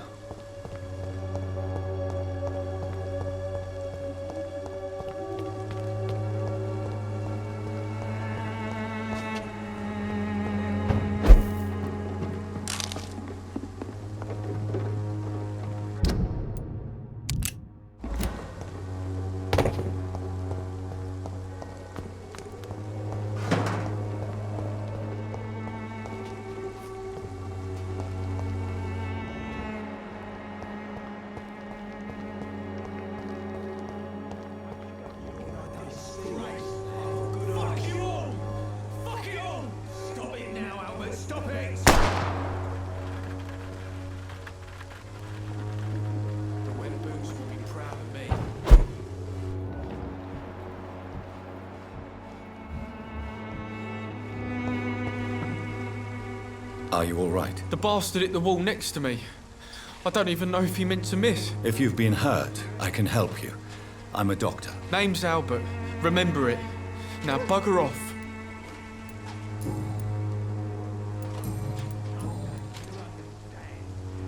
What happened? Did you really steal that man's medication? Hey, I didn't do anything. It ain't me. All right. Perhaps the poor drunk just confused you with someone else. Sod off, mister. You ain't got no clue what's going on here. Bastard was a soldier in the war, so now he's got the right to shoot me. It's true. I'm not familiar with this part of town. Perhaps you could help me. I said sod off. Go find yourself another guide. Do you know Nurse Dorothy Crane from the Pembroke Hospital? If you know anything about her, I'd appreciate it. Never heard of her. She's pretty, I'll keep an eye out.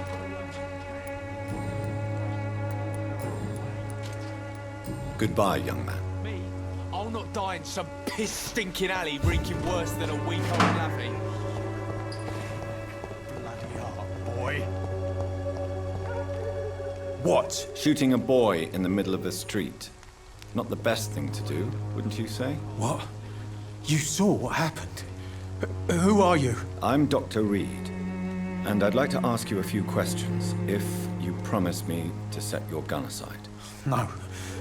Look, I'm not a violent man. I'm Benjamin Palmer, doctor. And no one can help me.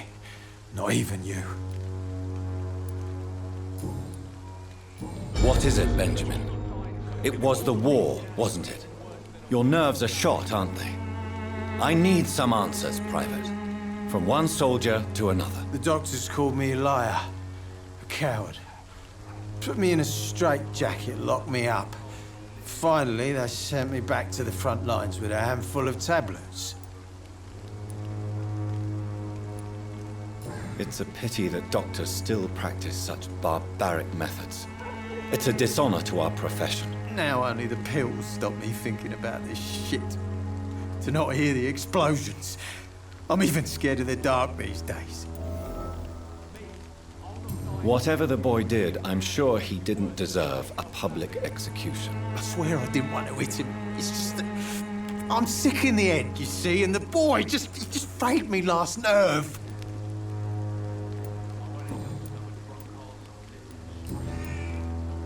What can you tell me about this place? Nothing to say, really. This is where I used to live, and this is where I live now. You don't have anywhere to go? No family that would welcome you? Not since the death of my wife, Albert's mother. She was sick, you see. Long before the flu and all this shit. You mean you used to have a better life? Yeah, I had a wife, a home, and a job. I even used to have a name. And now I'm just Ben. Ben the Tramp. Perhaps you could focus for a moment and tell me your troubles. I'm sick, broke, and my son just stole my pills. Everything's coming up roses. Do you know Nurse Dorothy Crane from the Pembroke Hospital? Have you heard anything? It's funny, I've been searching for her too. I need some pills. But the woman is a phantom, if you ask me. Really? And why is that? Word is she ain't real. She's a cover for some doctor who runs an illegal dispensary for migrants. A gun, alcohol, and a bad temper make a terrible cocktail, sir. Goodbye for now.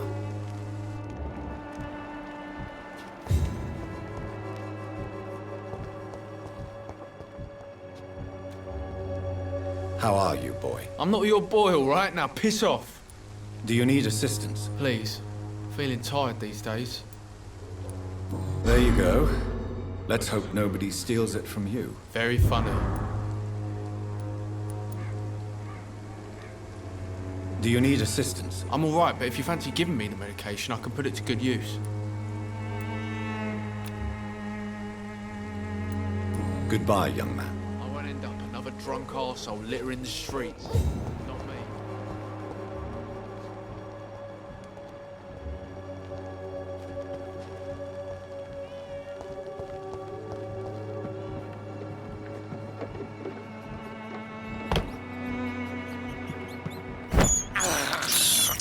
I have this thirst for blood.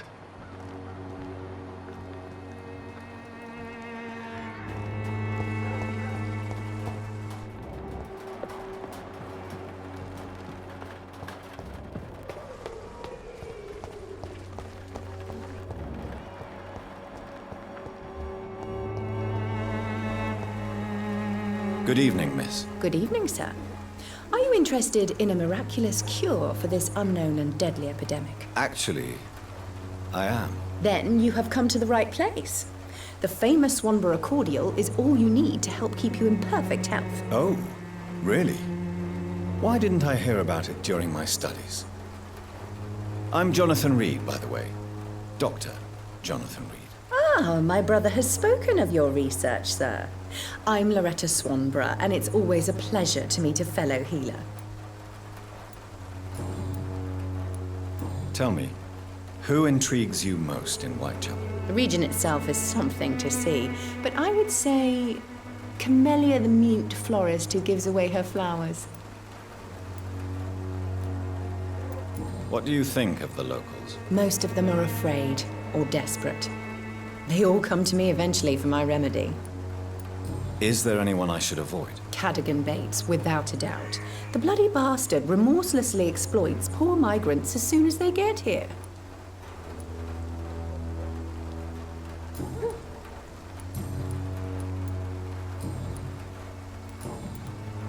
Do you know Nurse Dorothy Crane from the Pembroke Hospital? I'd like to know more about her. I don't like to talk about competition. Competition, you say? Never met her, but it seems she provides some sort of medical care to the poor.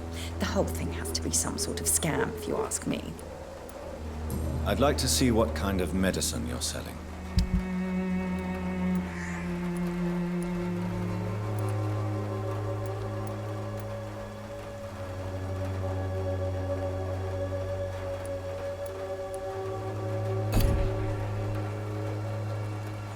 Its effectiveness has been proven by many. Even the flu is no match for the Swanborough cordial.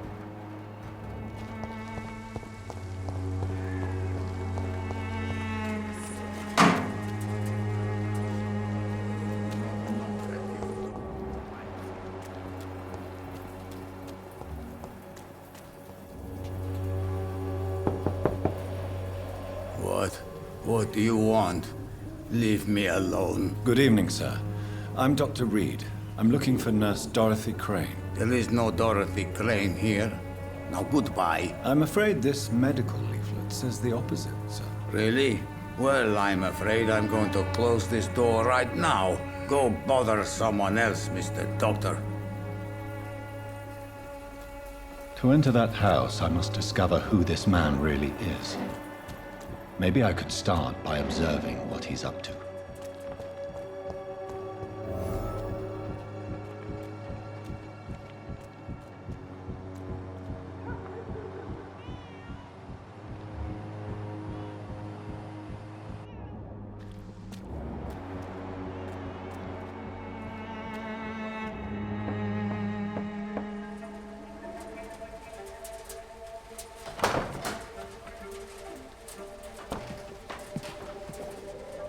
A strange man was at the door with a pass for our medical facility. I refused him entry. Darius, how could you know he didn't need our help? His clothes were too finely tailored to be for Whitechapel. Perhaps just a friend of that stray poet who is always about. Richard Nethercott? No, not of the same cloth, this man. I suspect some machination from that journalist. Clayton Darby. Is he still asking questions? Yes. I saw him drifting around St. Mary's Church. I swear he is tracking me just downwind.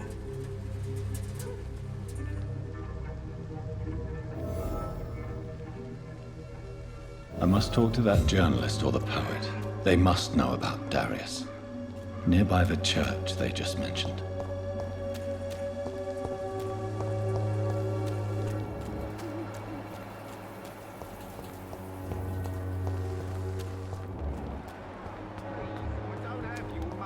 Come on, Barrett, you know the game. You... Welcome, sir. Please, take a browse of my wares. I am Dr. Reed. I would like to ask you a few questions, if you don't mind. Doctor? Interesting. I'm Barrett Lewis. Usually I don't have time to waste with talk, but at this hour of the night I can hardly refuse. How is business around here? Business? I have no business. Between this racket, theft, and customers getting scared, I'm losing money every day. I see. Sounds like you blame someone in particular for your situation. It's no secret Joe Peterson spends his time harassing merchants. But with me, he's trying to put me out of business once and for all. As a merchant, you see Whitechapel every day. Have you noticed anything out of the ordinary recently? Well, you mean besides the epidemic, the war, and all the usual crap? As long as I can remember, this part of town has been a bottomless pit, and no sign of the bottom yet. Violence is increasing in the borough. Yeah. A few nights ago, some blokes jumped me. Came out of one of the condemned workshops. Fever, madness, something like that. Where did this happen? Why did you go there? In the closed workshops nearby. I worked there as an apprentice in better days. Now I only go to find trinkets or tools. Too bad I was mugged, though. There was good money in that little box of loot I lost. Have you been hurt? No, but that's only because I ran like hell. Those men were raving lunatics, I tell you. Not even able to speak anymore, just screaming.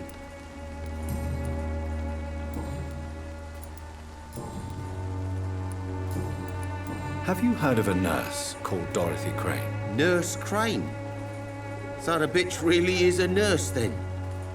Always thought she was just some crafty foreigner, that one.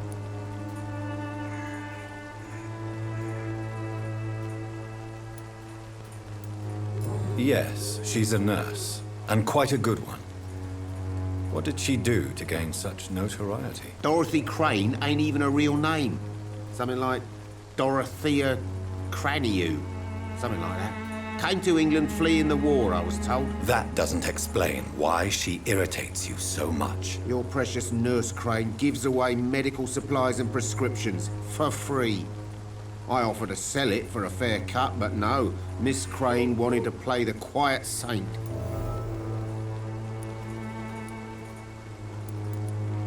Right then. Show me what you have.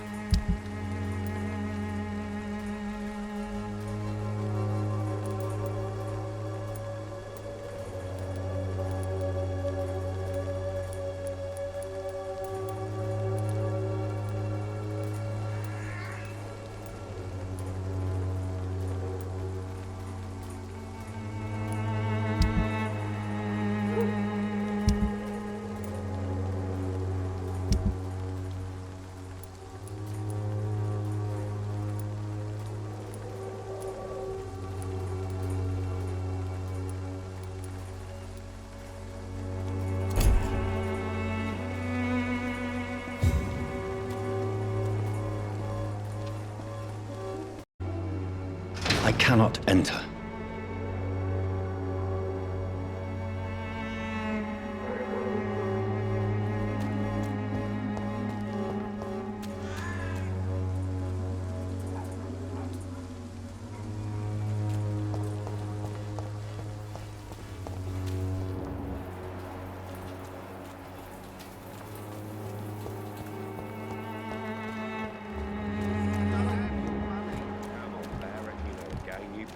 Peace of mind. Excuse me, sir. I have a few questions for you. Another journalist? I didn't answer the first one, so piss off! I'm not a journalist, I'm a doctor. A doctor, you say? It's quite a rare breed in this part of town. Really? But still, here I am. Dr. Jonathan Reed, at your service. I'm Joe Peterson to some, but Colossus Joe to most. And I don't remember asking for your service, sir. May I ask what you do around here? I do whatever I want, and sometimes even more. Now sod off. How did you become the local bully everyone is afraid of, Joe? There's no pride in roughing up poor bastards. But this is the only job I've found. And it pays well, too. A job? So you're racketeering for someone else? I got enlisted by the Wet Boot Boys, a gang from the docks. I'm their muscle. For their dirty work.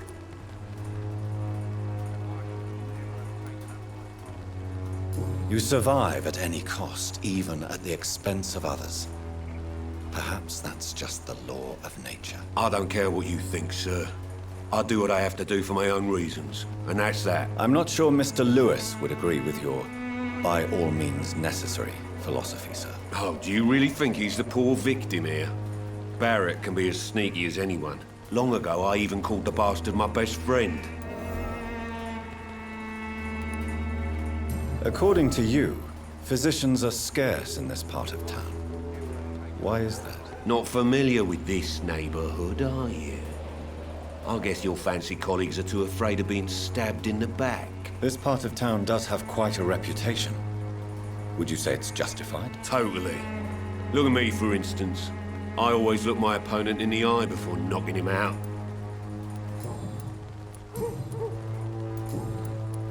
Have you heard of a nurse named Dorothy Crane? She's a colleague of mine, and is supposed to live around here. Dorothy Crane? Yeah, I know her. One of the few good souls who dare to help the sick around here. Could you please tell me more about her? She's a nice girl. Tries to help the migrants. I offered to give her a hand, but she said my reputation would attract too much attention. Goodbye, Mr. Peterson. I should never have taken up my father's business. Fancy buying something, sir? You never lose your focus, do you? Joe Peterson. He's the villain here, isn't he? But you seem to know each other. I'd known Joe for years. I saw him box once or twice. He was a friend then. But these days, he's just another thug. What can you tell me about Mr. Peterson? Besides his behavior toward you, obviously. Colossus Joe was a decent boxer, good one even. But after his wife passed away, he found every excuse to stop training. Just wanted to pick fights with everyone. It's never easy to find a new path in life, especially after the loss of a loved one. But crime is certainly not the best option. We've all had some rough times, ain't we? But most of us don't use our fists to see us through. And no one has ever stood up to this thug. Nobody would be fool enough to stand against the wet boot boy.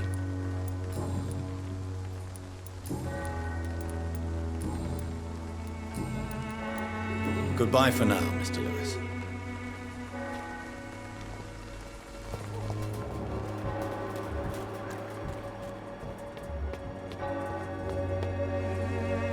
Forgive my interruption. Do not apologize, my son.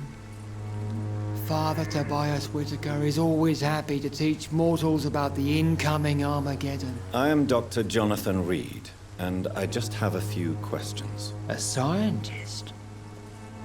You are much more lost than I thought, my son. What do you mean when you say that I am more lost than you thought? All scientists are entangled in a world of causes and consequences. And most of them can't see the plain truth. Quite a judgmental opinion, if you ask me. But what do I know?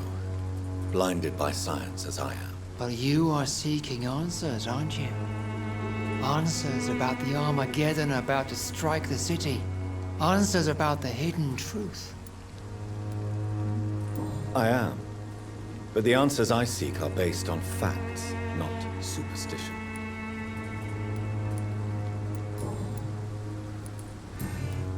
What do you mean? Quite a... Well, I suppose I can spare a few minutes listening to your so-called truth. As a doctor, you must be aware of the decimating epidemic. But let me tell you that this so-called Spanish flu is just the beginning of the end. What do you mean? The beast is finally revealing itself, corrupting the flesh and the heart of men. With my own eyes I have seen them, those minions from the abyss. Really? And what would be your answer to this biblical threat? We must fight the disease before this legion outnumbers us. But not with scalpels and microscopes. No. What is left then? Cleansing fire. Tell me, Tobias, what exactly is your plan concerning the cleansing of this city? God will recognize his own. More than once this city has risen from the ashes, hardened and purified by the flames.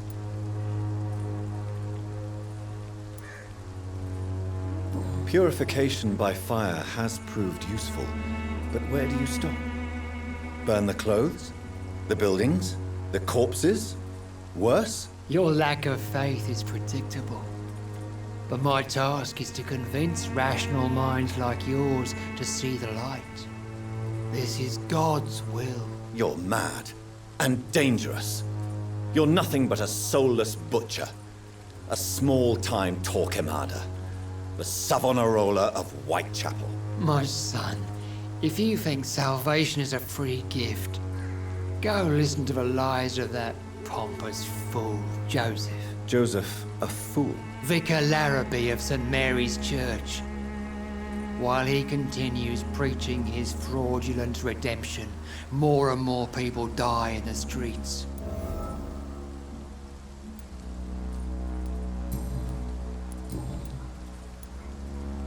Have you any friends?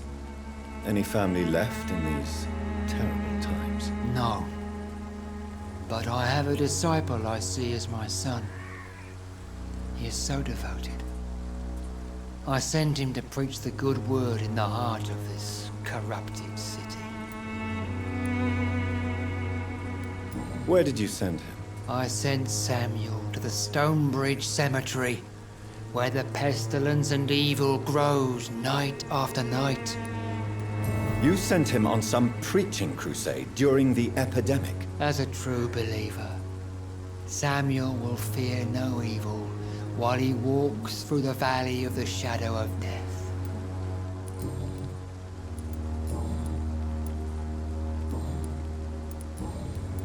Do you know Nurse Dorothy Crane from the Pembroke Hospital? I'd like to know more about her. I don't like the liberal ideas of nurses, but I especially abhor that Nurse Crane you mentioned.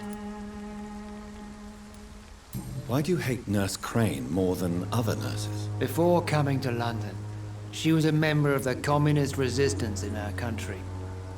That's what happens when you let a woman get involved in politics. So you're not exactly a fan of Florence Nightingale's work. But nurses are essential for modern healthcare. Nuns should be the only women allowed to take care of male patients. It's obvious only they have the necessary moral fiber. I have heard enough for tonight. Goodbye.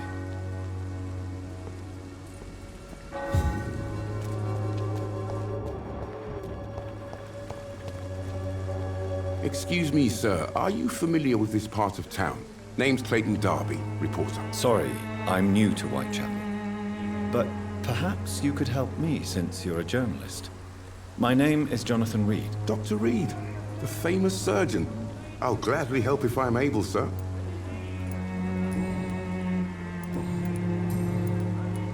Why are the newspapers keeping silent about the Spanish influenza? It's as though none of you care. There's a war going on. People shouldn't be demoralized by news of deadly diseases.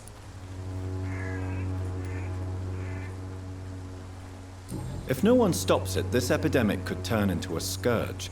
It may kill more people than the war itself.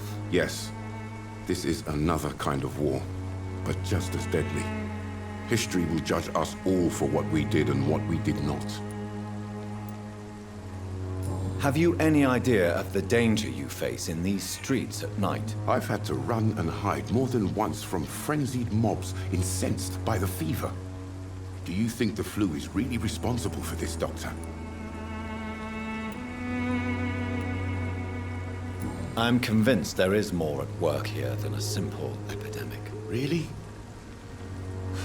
To be honest, I could say the same. Some of the sick I saw or heard of. My God, what happened to them? Why are the newspapers... If no... Yes. What is a journalist doing in this borough after sunset? He goes where none of his colleagues would dare to go, to inform the country. So you risk your life to reveal the truth. I saw many reporters do the same during the war. Whitechapel is the crucible of so many untold stories and tragedies. I want people to know them. That's quite honorable of you. But is the public interested? Not at all, sir. And that's why I'm an independent journalist, hoping to sell some stories. I heard you're investigating an underground medical dispensary in Whitechapel. What do you know about it? Not much, I'm afraid. They are wary of strangers, and I'm not really an acquaintance of theirs. Why do you care?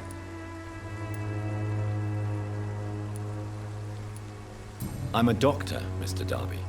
I care about everything involving public health and this epidemic. Are you sure you're not just concerned about the repercussions that a scandal involving a certain Nurse Crane from the Pembroke Hospital would bring? Without a doubt, you are a damn fine journalist, Mr. Darby. What do you know of her accomplice, a man named Darius? I don't know much about the man. He's very cautious. Never goes out. Doesn't seem to have any friends or family. He has no relatives at all? No. Except for that strange man, a poet named Richard Nithercott, who sometimes comes by. Darius would never let him in. Where can I find this Mr. Nithercott? He spends most of his time lurking around Whitechapel, talking to himself or declaring verses. These days, you can usually find him behind the church. He never goes out? No. A few days ago, he unexpectedly did. I followed him, but it was just a ruse to keep me away from his house. Really? How do you know? He went to the nearest mailbox, but just before posting his letter, he ripped it up and threw it away.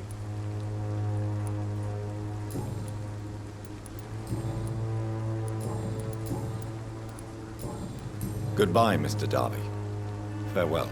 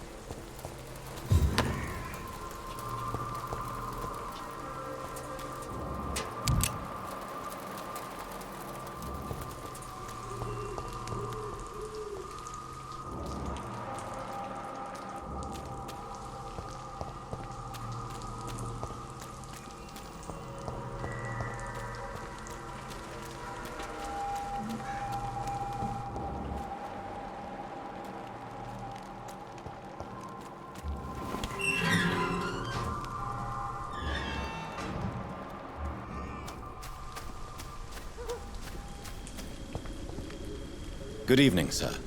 I'm Dr. Reed. I would like to ask you a few questions. Please be my guest. Although I may not be the best informant regarding this part of town, my words speak about that which the eyes cannot see. Really? Are you an artist of some kind? I'm a poet, sir. Richard Nithercott, at your service. May I ask what you're doing at this hour of night, sir? Do you live here? Not at all. I'm just enjoying the pleasure of a quiet walk. Though night talks are always preferable, if you ask me. Especially with strangers. But are you not afraid of the epidemic? Oh, why should I? I see some equity in the Spanish flu. No flesh should be saved, say the scriptures. Good or evil, rich or poor, all are equal in the eyes of the flu. If you say so. But as a physician in a time of epidemic, I must caution you to avoid unnecessary exposure, sir. Thank you, Doctor. But we both know the seeker of truth has to go boldly where the weak dare not. What are your thoughts on the terrible situation in this city? Terrible, you say? No. Of course, the death of so many innocents is a tragedy. But the scourge has not been all bad for the city. Oh, no, sir. What are you talking about? Do you remember London before the flu? Noisy, cacophonic, quiet nowhere to be found. And now, listen to this oddly peaceful silence.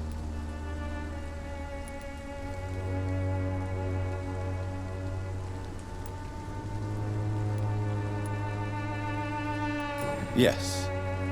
The enjoyable silence of the grave. You have a unique perspective on the situation, I must admit. Most people fail to understand my perspective. I don't blame them. But how could I call myself a poet if I veiled my feelings? Are you aware that your life could be in danger in this part of town? But this is where I must be to feel the real beat of the city. I had to come, see it for myself, alone. I understand your need for solitude, but it's not safe around here. I don't care. I don't have many friends, Doctor, and my family despises me. If some misfortune came upon you, who would be here to help you? Well, you for a start, my dear Doctor.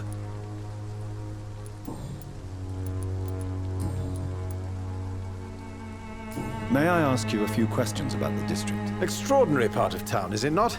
I'll be glad to help you, if I can.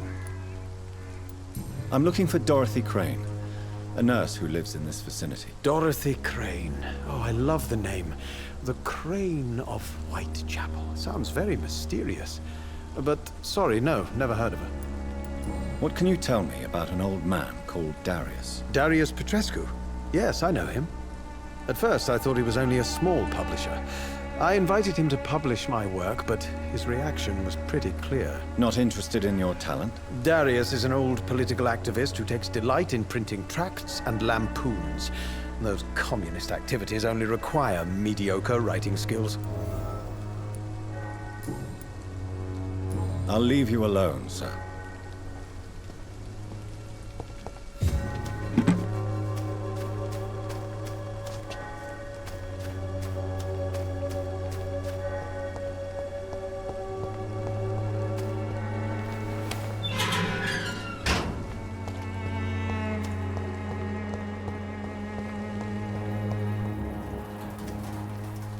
Good evening, miss. I'm Dr. Reed. I'd like to ask you a few questions. I know what you're thinking. A tall stranger who meets a girl in the street at night. It reeks of the penny dreadfuls. But I mean you no harm, truly.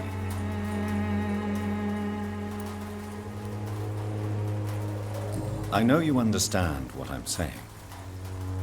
Your silence has nothing to do with you being mute, does it? Very well. Goodbye, then.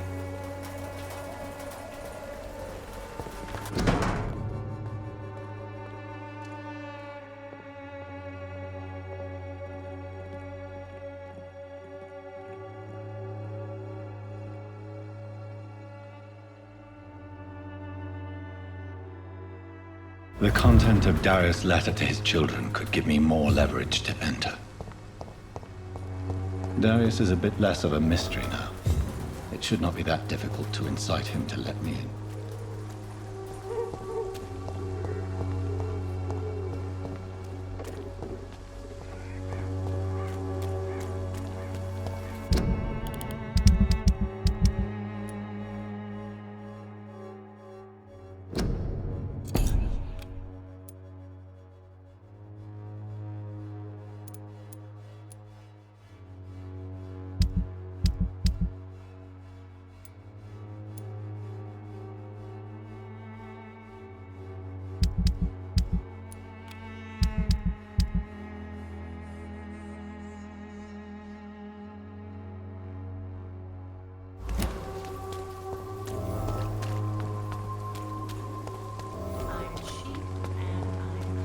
The walls of your home will not protect you, for there is no protection against the leather. You pay for peace of mind.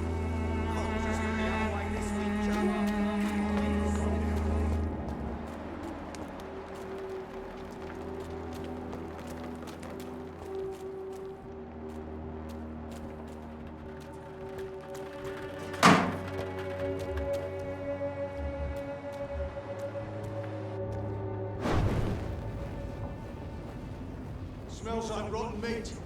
One near or no.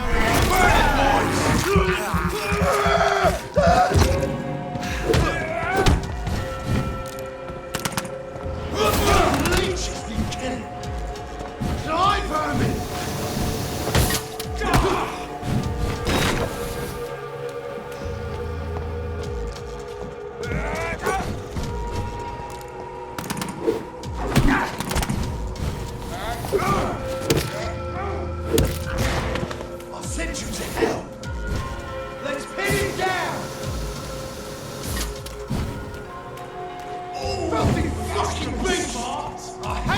bitches! Oh, Christ!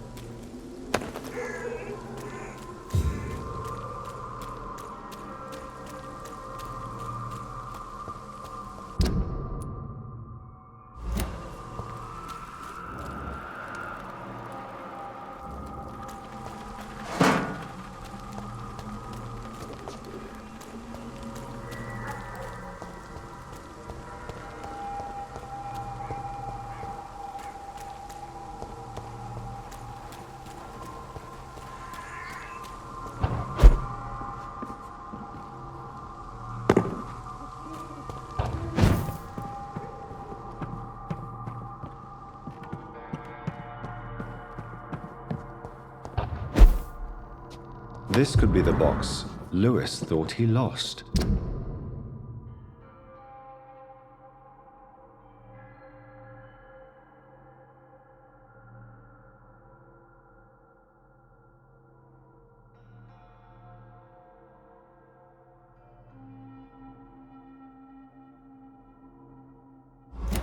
A love letter from Joe Peterson's wife, addressed to Barrett Lewis. Who should I give it to, I wonder?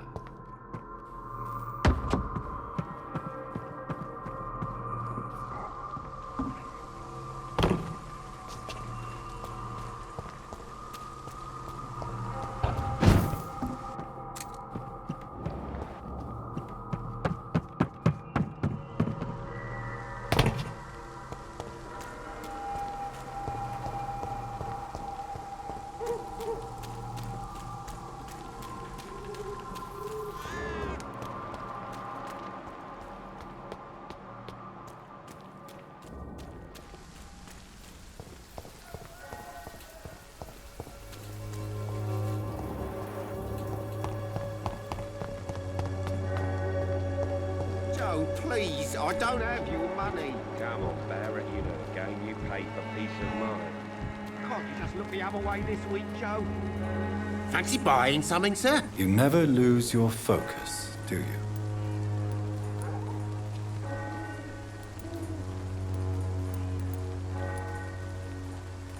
I found this box in an abandoned building nearby.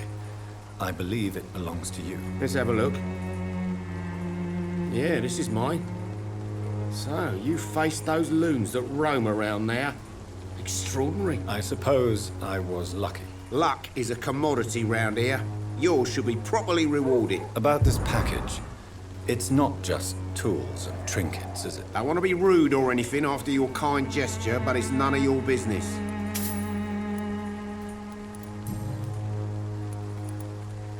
Barrett, you had an affair with Joe's wife, didn't you? Yeah, I did. She's the only woman I loved. My first regret is that she stayed with Joe after Harry was born. The second is I never shed a tear when she died.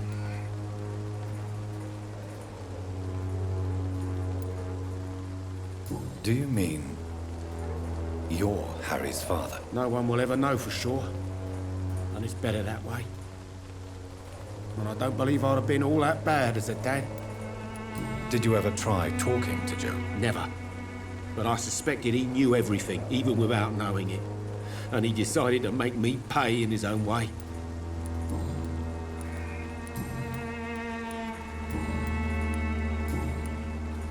Goodbye for now, Mr. Lewis.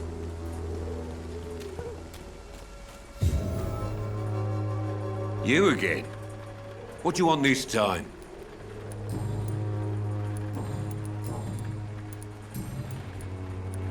Goodbye, Mr. Peterson.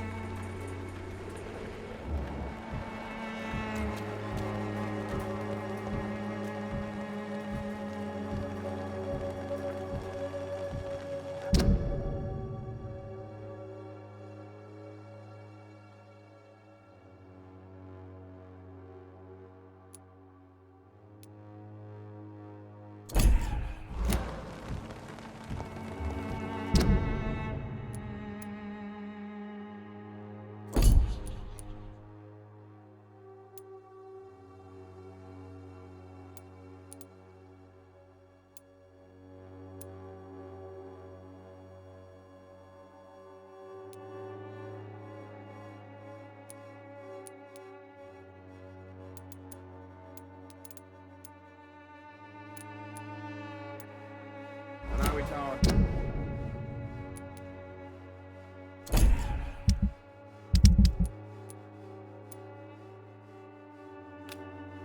Believe, but this district has always been wretched. Don't let your guard down.